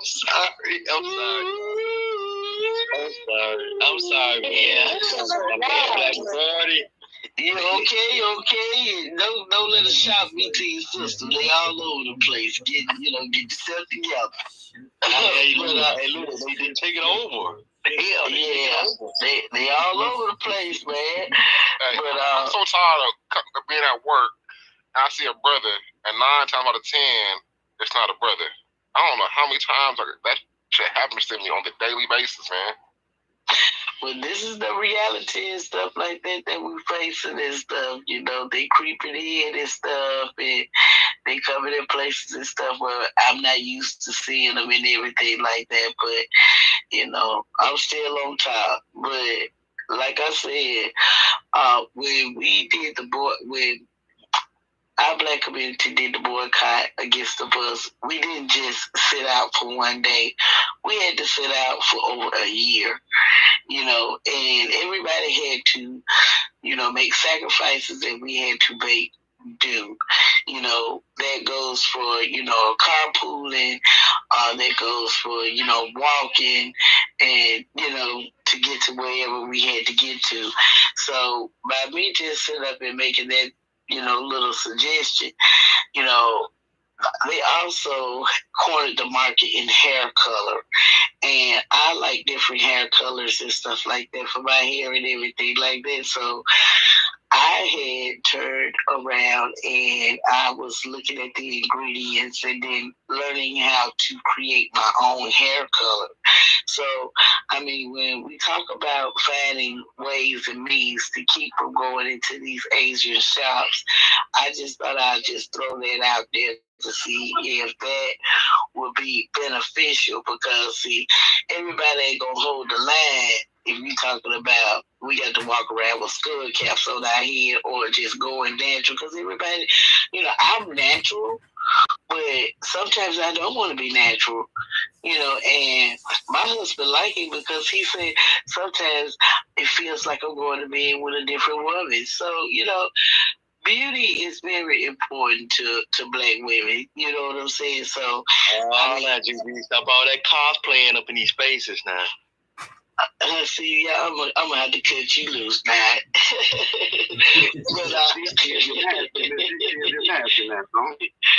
But I'm just saying, beauty is important to black women. It's not like we're dealing with low self-esteem. It's just like you feel good when you look good, and I lay my plane. Let me say this. Let me say this, a black man, ladies. I just got to get this in. Black women are the only women that's on this earth, okay, out of all the women, that really don't need anything else to make their beauty stand out. Because y'all's beauty is natural and it stands out alone, just on that. It doesn't need anything else to enhance it or to make it better or to make it, whatever. The natural beauty that is within black women is just what it is. And y'all the only women that have that. Now, that's my take on it. Now, that don't mean that I'm telling sisters not to go get the weave and whatever they feel like they have to have. But black women just have a natural thing about them that's appealing, that they don't really have to have anything else to enhance it. That's all I'm saying. And I love you sisters for being the only women that have that natural beauty. Much love to you all. Thank you. Hey, real quick, did anybody read the article that Madame Noir covered, how South Korea cornered the hair market? Yeah, I'm familiar with it. Well, I could post it, you know what I'm saying? Maybe in a jumbotron so people can peruse it. Yeah, actually, post it actually to the chat. Attached I don't know how to do that. Okay, I'm about to tell you. So you see the little bubble on your screen that says there should be a number next to it? Yep. That's the chat. Oh yeah. Yeah, the chat. I thought you meant the billboard or the. Jumbotron. You can put it on. You can put it in both. No, I put it in the chat. No big deal. And then I think what Black Majority State. He made a good point. We got to meet people where they are, and we pull the capital since they're already spending the money. I said we need to think of women are going to be spending the money on these products anyway. So we need to lobby wrestling control from South Korea. They put that in place. They cornered that through lobbying and government whatever ways. We need to lobby that back since it's serving service in our community. We need to lobby that back to our control. It's a fair market. They can't just corner the market with just 4 or 5 businesses or 4 or 5 families, whatever the case is. You got it, Trevor. Oh, okay. Shout out to T-Way. I made that point earlier that we need to get to our government to advocate for us to have that industry that is pretty much 100% ours. Another point I'd like to make is that I would never say that we don't need to change our mindset, because we absolutely do. I just want to make the point that while we're telling people that we have to change our mindset, we also have to keep in mind that everybody can't do what we're doing when we're doing whatever it is that we're doing at this present time. Congratulations to all the folks who was able to grow their own food and live around nothing but Black people and ABC, X, Y, and Z. But we have a lot of people who live in the inner cities. They're not living in the rural areas. They're not living in areas where they have the availability to grow certain things. They may not even have their own space inside their homes to be able to grow food or do certain things that they would actually like to do. There's also the income level factor that also plays a role in that. A lot of our people would love to shop with Black-owned businesses, but sometimes, if we're honest, a lot of our businesses are a little bit more expensive, like T-Way was saying about his wife doing the nail industry.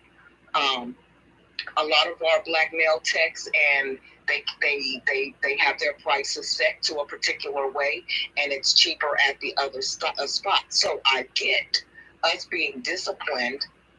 I don't get my nails done, but I get being disciplined enough to be able to say, okay, well, maybe I have to count this one out and, this particular time so I can save up a little bit so I could go to, but that's not something that everybody can do, and they can't do it all of the time. So we also have to make sure that we are taking a lot of other things into consideration. And it's not that we can't do it. It's just some of these things have to take time over a course of time. We all don't have the same luxuries as the next person. So to say that, well, I'm doing it, you should be able to, will always be a fallacy. It'll always be something wrong with that, because maybe you don't have 5, 6, 7, 8-headed children living in your home. That makes it possible for you to be able to do this particular thing. You know, maybe you grew up a different particular way than someone else did, so they have to unlearn everything that they have learned to relearn what it is that they need to know in order to do something different. And these things takes time. I'm not going to be hard on my people because they're not able to do what it is that I am able to do. And I want to say this. I want to point out this as someone who has a business owner, to say that, you know, when I hear people say that, you know, I don't go and get my hair done, or I don't go and get my nails done, I feel like, well, that's great. That's one customer that I wasn't looking for. But for the customers that I am looking for, and for the services I do want to provide, like nail services, right? If I have to find a vendor or find a manufacturer and they are charging me more than they would actually charge a lot of the Asian community supply stores or beauty salons, nail shops, products that they get at a lesser price, and I have to pay 6 times the cost. That means your service is actually going to cost based on me keeping my doors open to serve my community. It's not that I want to outprice myself out of the market, but if I don't have the influx of customers coming in, right, i.e. that I am doing everything I'm supposed to do, I have all my systems set up, I'm providing great customer service, but I don't have the bodies coming in, I can't bring my prices down to meet the demands to make sure I have product. And so again, that goes back to us saying that it is not a particular point to just land on, well, in the boycott realm, that we just boycott and don't go to these particular places. It's how do we replace those services, as what Trevor was saying, and meet the demand for the people who come in. So if you're not getting your nails done, well, what services can I provide to meet that market of people who may not want a full set of nails? But I can provide a print service which brings in revenue.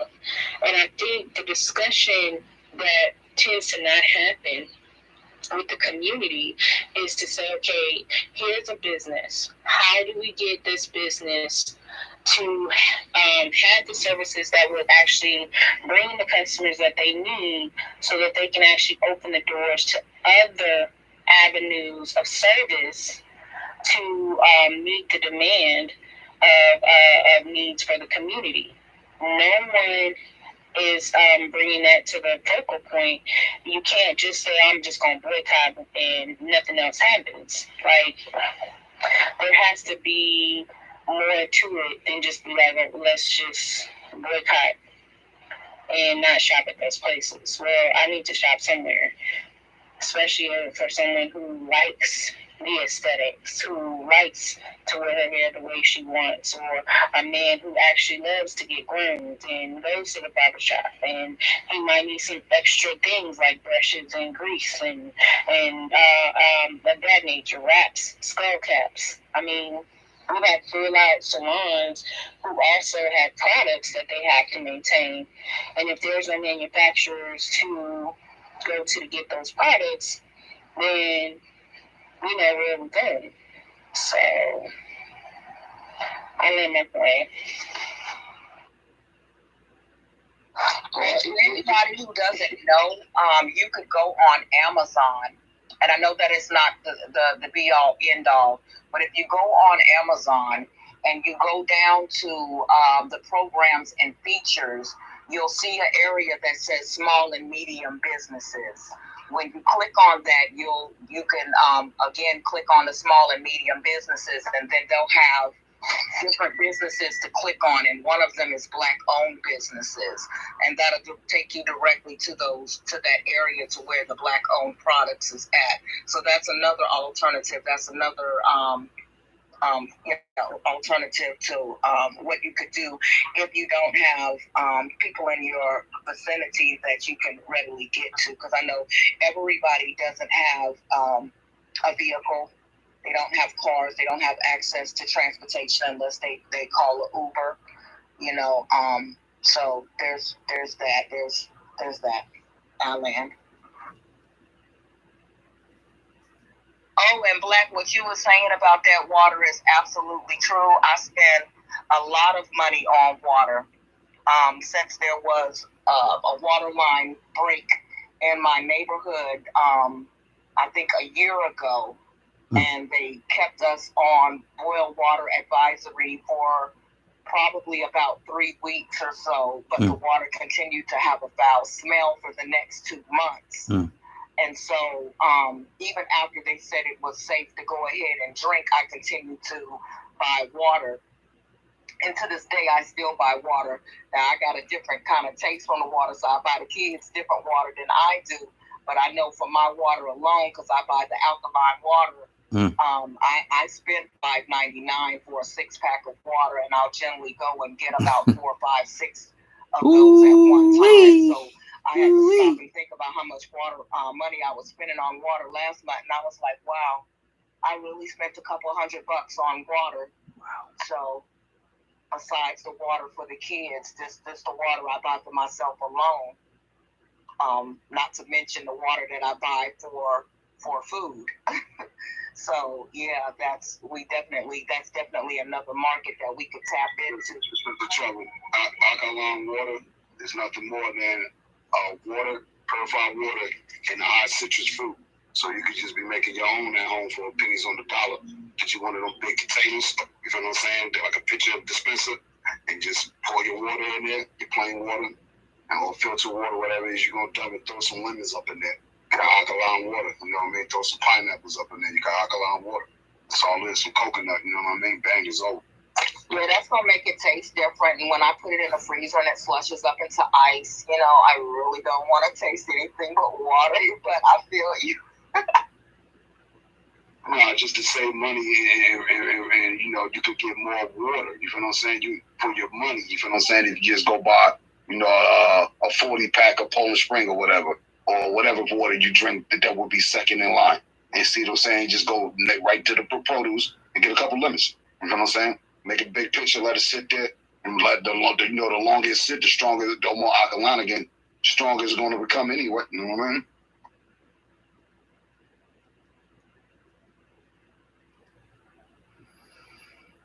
But yeah, I buy a lot of water. I ain't even gonna stunt on that. I got cases of water in my crib, yo. A lot of cases, yo. Get your water count up, man. Real talk, yo.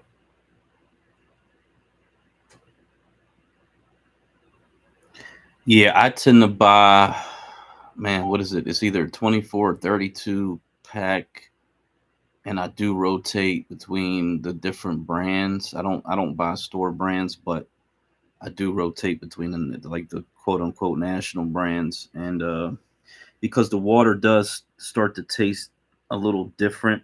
You do actually, if you drink, because I drink at least 2 bottles of water a day, and then either sweet tea or juice or something. But you do start to notice that the water does start to taste a little different over time. But yeah, that's it's so crazy to think that we're spending so much money on just having bottled water. Man, it's crazy. The best water y'all could get if y'all go get a membership at the box stores, y'all. DJs, Costco, Sam's Club, that's the best thing y'all could do. Hunker down with your folks. Hey, look, let's go all in on a membership. We all use it. Obviously there's kickback incentives when you use what you call it, whatever. I don't even know if I stepped it in or whatever. Yeah, I got the call spot, bro. But just to make a long story short or whatever, you know what I mean? Did it go through? I don't even know if it went through, but whatever. So to make a long story short, yeah, go get that box store membership, man. It's worth the price. You feel what I'm saying? Because like you said, you running through water, you want to get the bang for your buck. So, 40 pack right now, I think at like Costco, it's like $4.50 or something like that. But it's still better than a 24 pack at $4.99. You see what I'm saying? So you're getting the bang for your buck. And obviously you're not going there just to go get one. I usually try to tell people, hey, if you're going to go to the box stores and get water, and like if you're just starting off, you need somebody to go in for you because you don't want to go get a membership. That's what I do for people too. Hey, I take you to the store, $20. Use my membership. I drop you off. Stay an hour, come right back. That's $20 an hour for me, real quick. I wasn't doing anything else. So go get your supplies or whatever. But usually I tell people, if you're gonna do this, start doing your water. Get 10 cases from the door. Maybe bust about 2 or 3 of them open. Obviously, you're gonna use it. Come back the next week and get another 10, and then another 10 on top of that, and then just start rotating it from there. You feel what I'm saying? Real talk, because people see your stock. You got friends. Oh, let me get a case. So people you got water too now. So it's like if everybody just did the same damn thing, everybody will have an abundance of water. All the stuff that you got in your house this wintertime, clean out your house. Throw all the stuff out you don't need. Get rid of clothes. I got rid of all my wardrobe because I don't go nowhere. I be in the studio all day. So it's like that. You know what I mean? I don't need clothes. I get jeans, hoodies, everything, name brand shit that I had all to my family. You know what I mean? Sneakers, hella Jordans, all that shit. I don't go nowhere. You know what I mean? So it's like I be home. So I just be, chilling in the crib. So ain't no need to buy none of this shit. So why even have it in the house? You feel what I'm saying? I got packed up all my shit. It look like I'm about to move in here, but I ain't going nowhere. All my shit in container buckets. I don't even care. You know what I'm saying? So I'd rather have water in place of this living room set or whatever type of set. You know what I mean? That's how I be thinking. Survival shit. You know what I mean? I got car parts down here just in case anything go wrong with Big Baby. You feel what I'm saying? I ain't got to go to the store. I got starters and shit down here. You know what I mean? Like, jumper boxes and shit. You know what I mean? I'm about to start keeping extra batteries down here. All that stuff, man. Survival stuff, bro. Let's go. Okay, yeah, no question. Be prepared. Be prepared so you don't have to be prepared. When it's too late. But let me say to everybody, Miss Rella says good night to everybody. She enjoyed the space. It is her downtime, so she just wanted me to let everybody know. I thought she was trapped in the matrix, but she didn't get a chance to say good night to everybody. Peace. Good night. Yep. Okay. All right. But now, what you call it? Just to speak on the water, to close that out. I can't think. What's the brother's name that made the water generator from air? I can't think of his name right now. But anyway, I researched a little bit of his system. Moses and West. That can be implanted in an infrastructure type setting. Mm-hmm. So we could input one of those generators or water capturers. That's what it really is, not a generator. But we could put those in the infrastructure type setting where it's hooked up to the actual house. So you would never have to have a water bill, yo. Yeah, I think his name. I remember. I think his name is Moses West. West. There you go. Yeah. There you go. Yeah, that's not a bad idea to have a system like that. Now, currently, regulations would probably make it prohibitive because, of course, we live in a society where some places you can't even collect the rainwater. So it's unlikely because I think these cities, and in order for them to fix the infrastructure and the pipes and all of that, they keep you on the hook for the water bill. Having a few rental properties, that's one of the things that I really hate about having property is not only are the school taxes attached to the property, but the water and the sewage is attached to the property. So if you have a tenant like I did who leaves in the middle of the night like I did, they could run up a huge high water sewage bill and the bill doesn't follow them. It stays on the property. So that really, really sucks, but that's the way they have it set up, and they have monopolies. So it's not even like you can go to another water company and get better service. You're just stuck with what you have. To me, there shouldn't be monopolies on energy generation and water consumption and things that are critical to survival in this country. I believe there should be a minimum of 2, possibly 3 different companies that you can buy from. Or that's what's up. Yeah, ladies, hit the Instagram up. There's a whole lot of Black American women over there just doing hair care product stuff. Just to support the seller straight up. You know what I mean? You ain't got to go through no other companies. It's already out there that they doing the work. So Miss Gigi, you ain't even got to make your own haircut color. Some young sisters out there that already got every flavor you need, and for a fair price. And you just got to go on Instagram and look for it. Wow, that's amazing. See, that is amazing. Look where and point me to that direction. Well, I'm not sure what hair product specifically you're looking for, but you could go type that in on Instagram. And another one is Pinterest. If you know about Pinterest, there's a lot of Black American businesses over there too. You just got to go, search what you're looking for, and it should pop up. Okay. Facebook too. Don't forget, Racebook, excuse me, but Facebook. It's a lot of our folks over there. That's where a majority of us are at. Is still at. So you can go search Black businesses over there too. And Facebook got that marketplace now. So it's a lot of folks over there. Yeah, so it would be nice to start to try to capture those posts and bring them over to social. Put them in. What is it? We have the hair care space. I think it's hair care is healthcare. Because I don't spend a whole lot of time on Instagram. I really don't spend any time on Facebook or whatever. But and that's interesting because on Twitter I don't, maybe I'm not following the right people, but I don't see a lot of hair care product. I really don't see a lot of products at all that are like Black American products. I see the promoted stuff from the corporations, but I don't know why. Maybe people are not having a lot of success on Twitter with posting like their businesses or whatever. Well, tweet is political, so you ain't gonna find too much business. A lot of just yappity yap talking over here. You know what I mean? Oh yeah, that happened or whatever. But like I said, places like Instagram and like Pinterest and Shopify. Shopify is another one. Get on Shopify. There's a lot of businesses over there that are Black American. And then you got the what is it? The Black Excellence magazine or something like that. And then there's a couple. There's a lot of folks out there, like you said, that do Black business, this, that, and the third. It's out there. You just got to go out there and look for it, and you're gonna find it.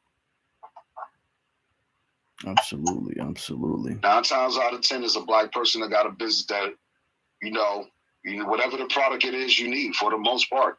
So, and if the further, always my narrative surrounding that, you can go research Sister Gigi. Go right here on Twitter, right? And look up Sister Maggie Anderson. Our Black Year, OUR Black Year. And follow her blueprint. There you go. Maggie Anderson, Our Black Year.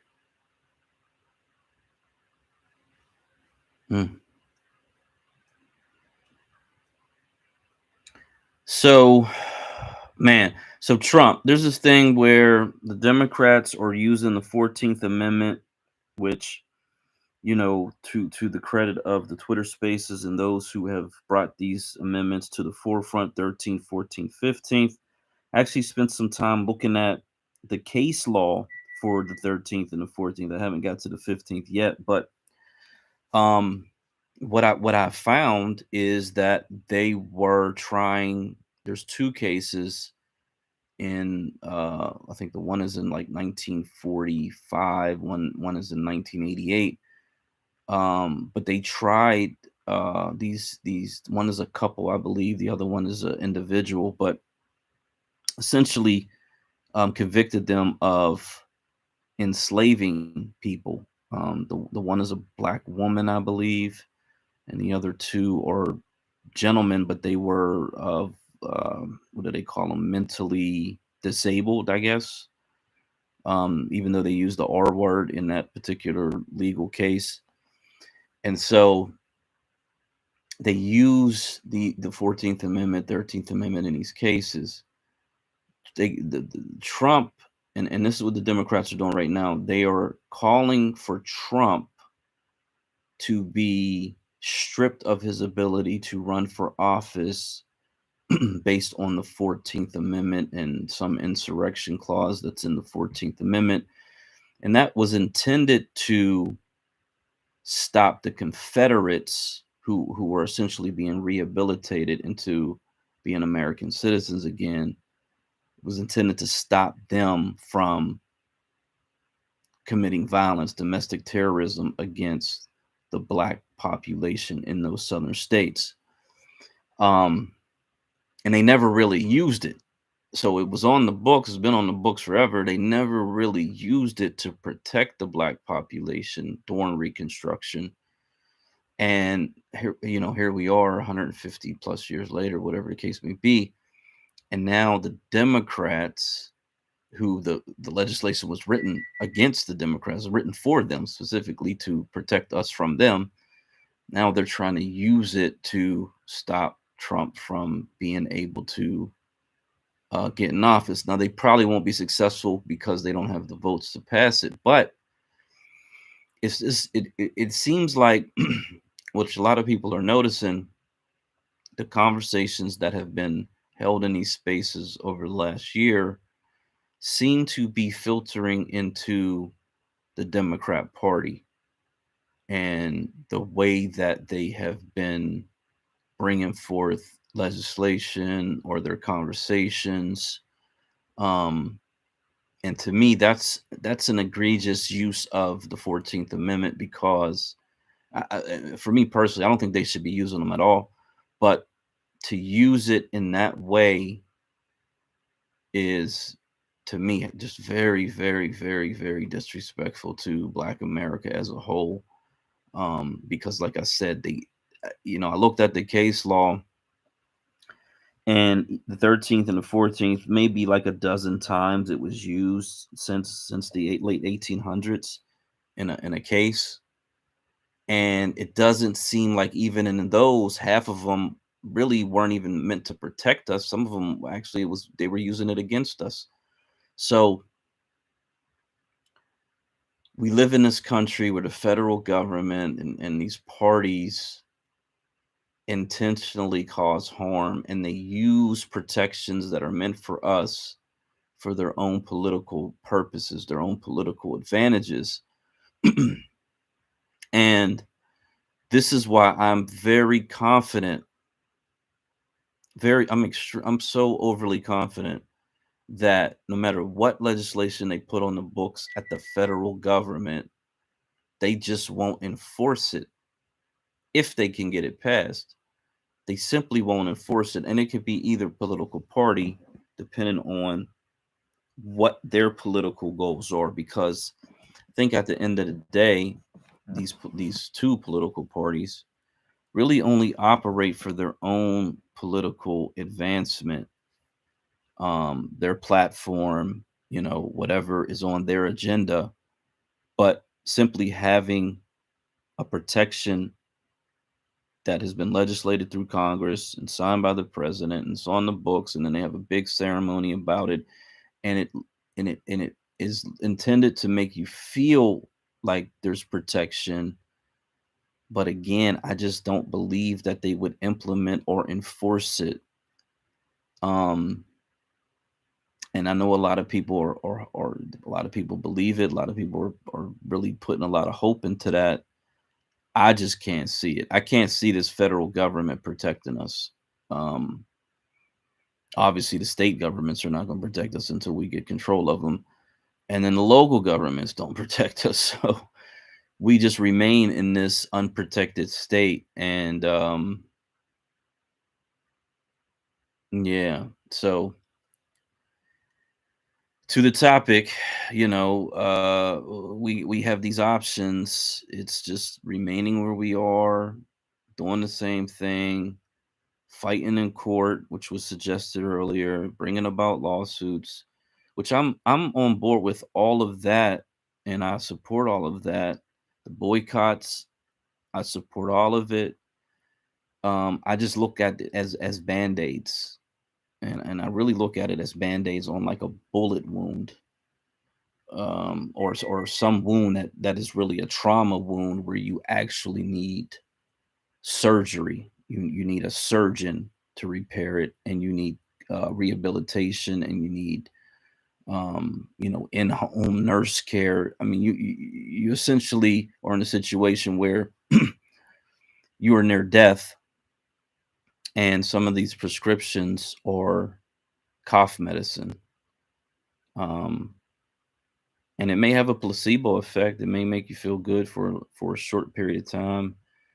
You may be able to convince yourself that it's going to be effective, and that may be what has happened or had happened to the generation coming out of civil rights, where they really believed that legislation was the answer and it was the solution, and it would produce all the results that they were looking for. But we obviously can look back and understand that wasn't the case. And I really don't want to see our children or grandchildren, their grandchildren, be in a situation where another symbolic federal legislation was passed and absolutely nothing came out of it. Because to me, that would just be a tragedy. And what was likely to happen is 2 or 3 generations in the future would think, oh, well, if we just get federal legislation, essentially our population will be stuck in this time loop. We'll just be repeating the same thing over and over and over and over again, endlessly. And does it sound like you're in the Matrix? Okay, all right. Damn, if I'm in the Matrix, then I got to step out. Black American Homeland, are you still with us? Yeah, I'm up here, bro. Okay, all right. DJ, my bad though. DJ, okay, cool. I'm here, man. Okay, you're here. Okay, cool. All right, I'm gonna step out, come back in.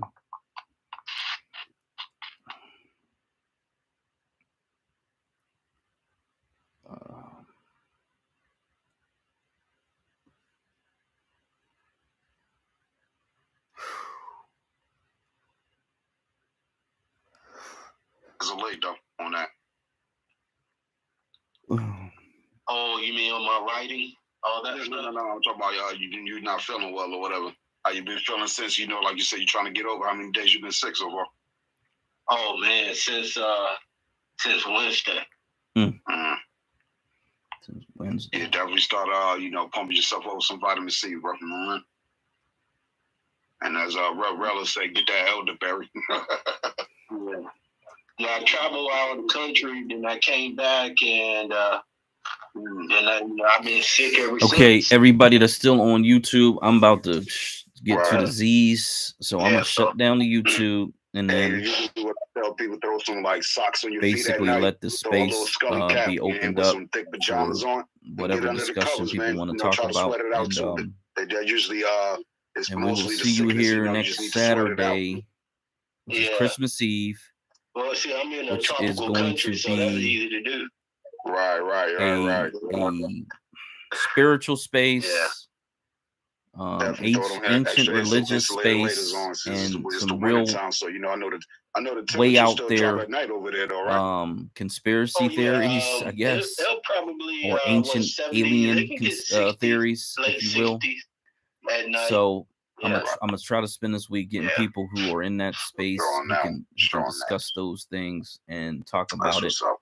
How's everybody else doing tonight? Basically, pre-Christian, pre-Jewish What's up, Dr. C? Elmira. information. T. McFly, Jersey in the building. On that That note, was good. peace. Miss Giselle. Prepare for Hell the yeah, Black hell yeah. State migration, please. Hey, Merry Thank Christmas you. to everybody. Christmas is next week. Merry Christmas, Kwanzaa, Hanukkah, whatever you celebrate. Matter of fact, what Rella said we celebrate.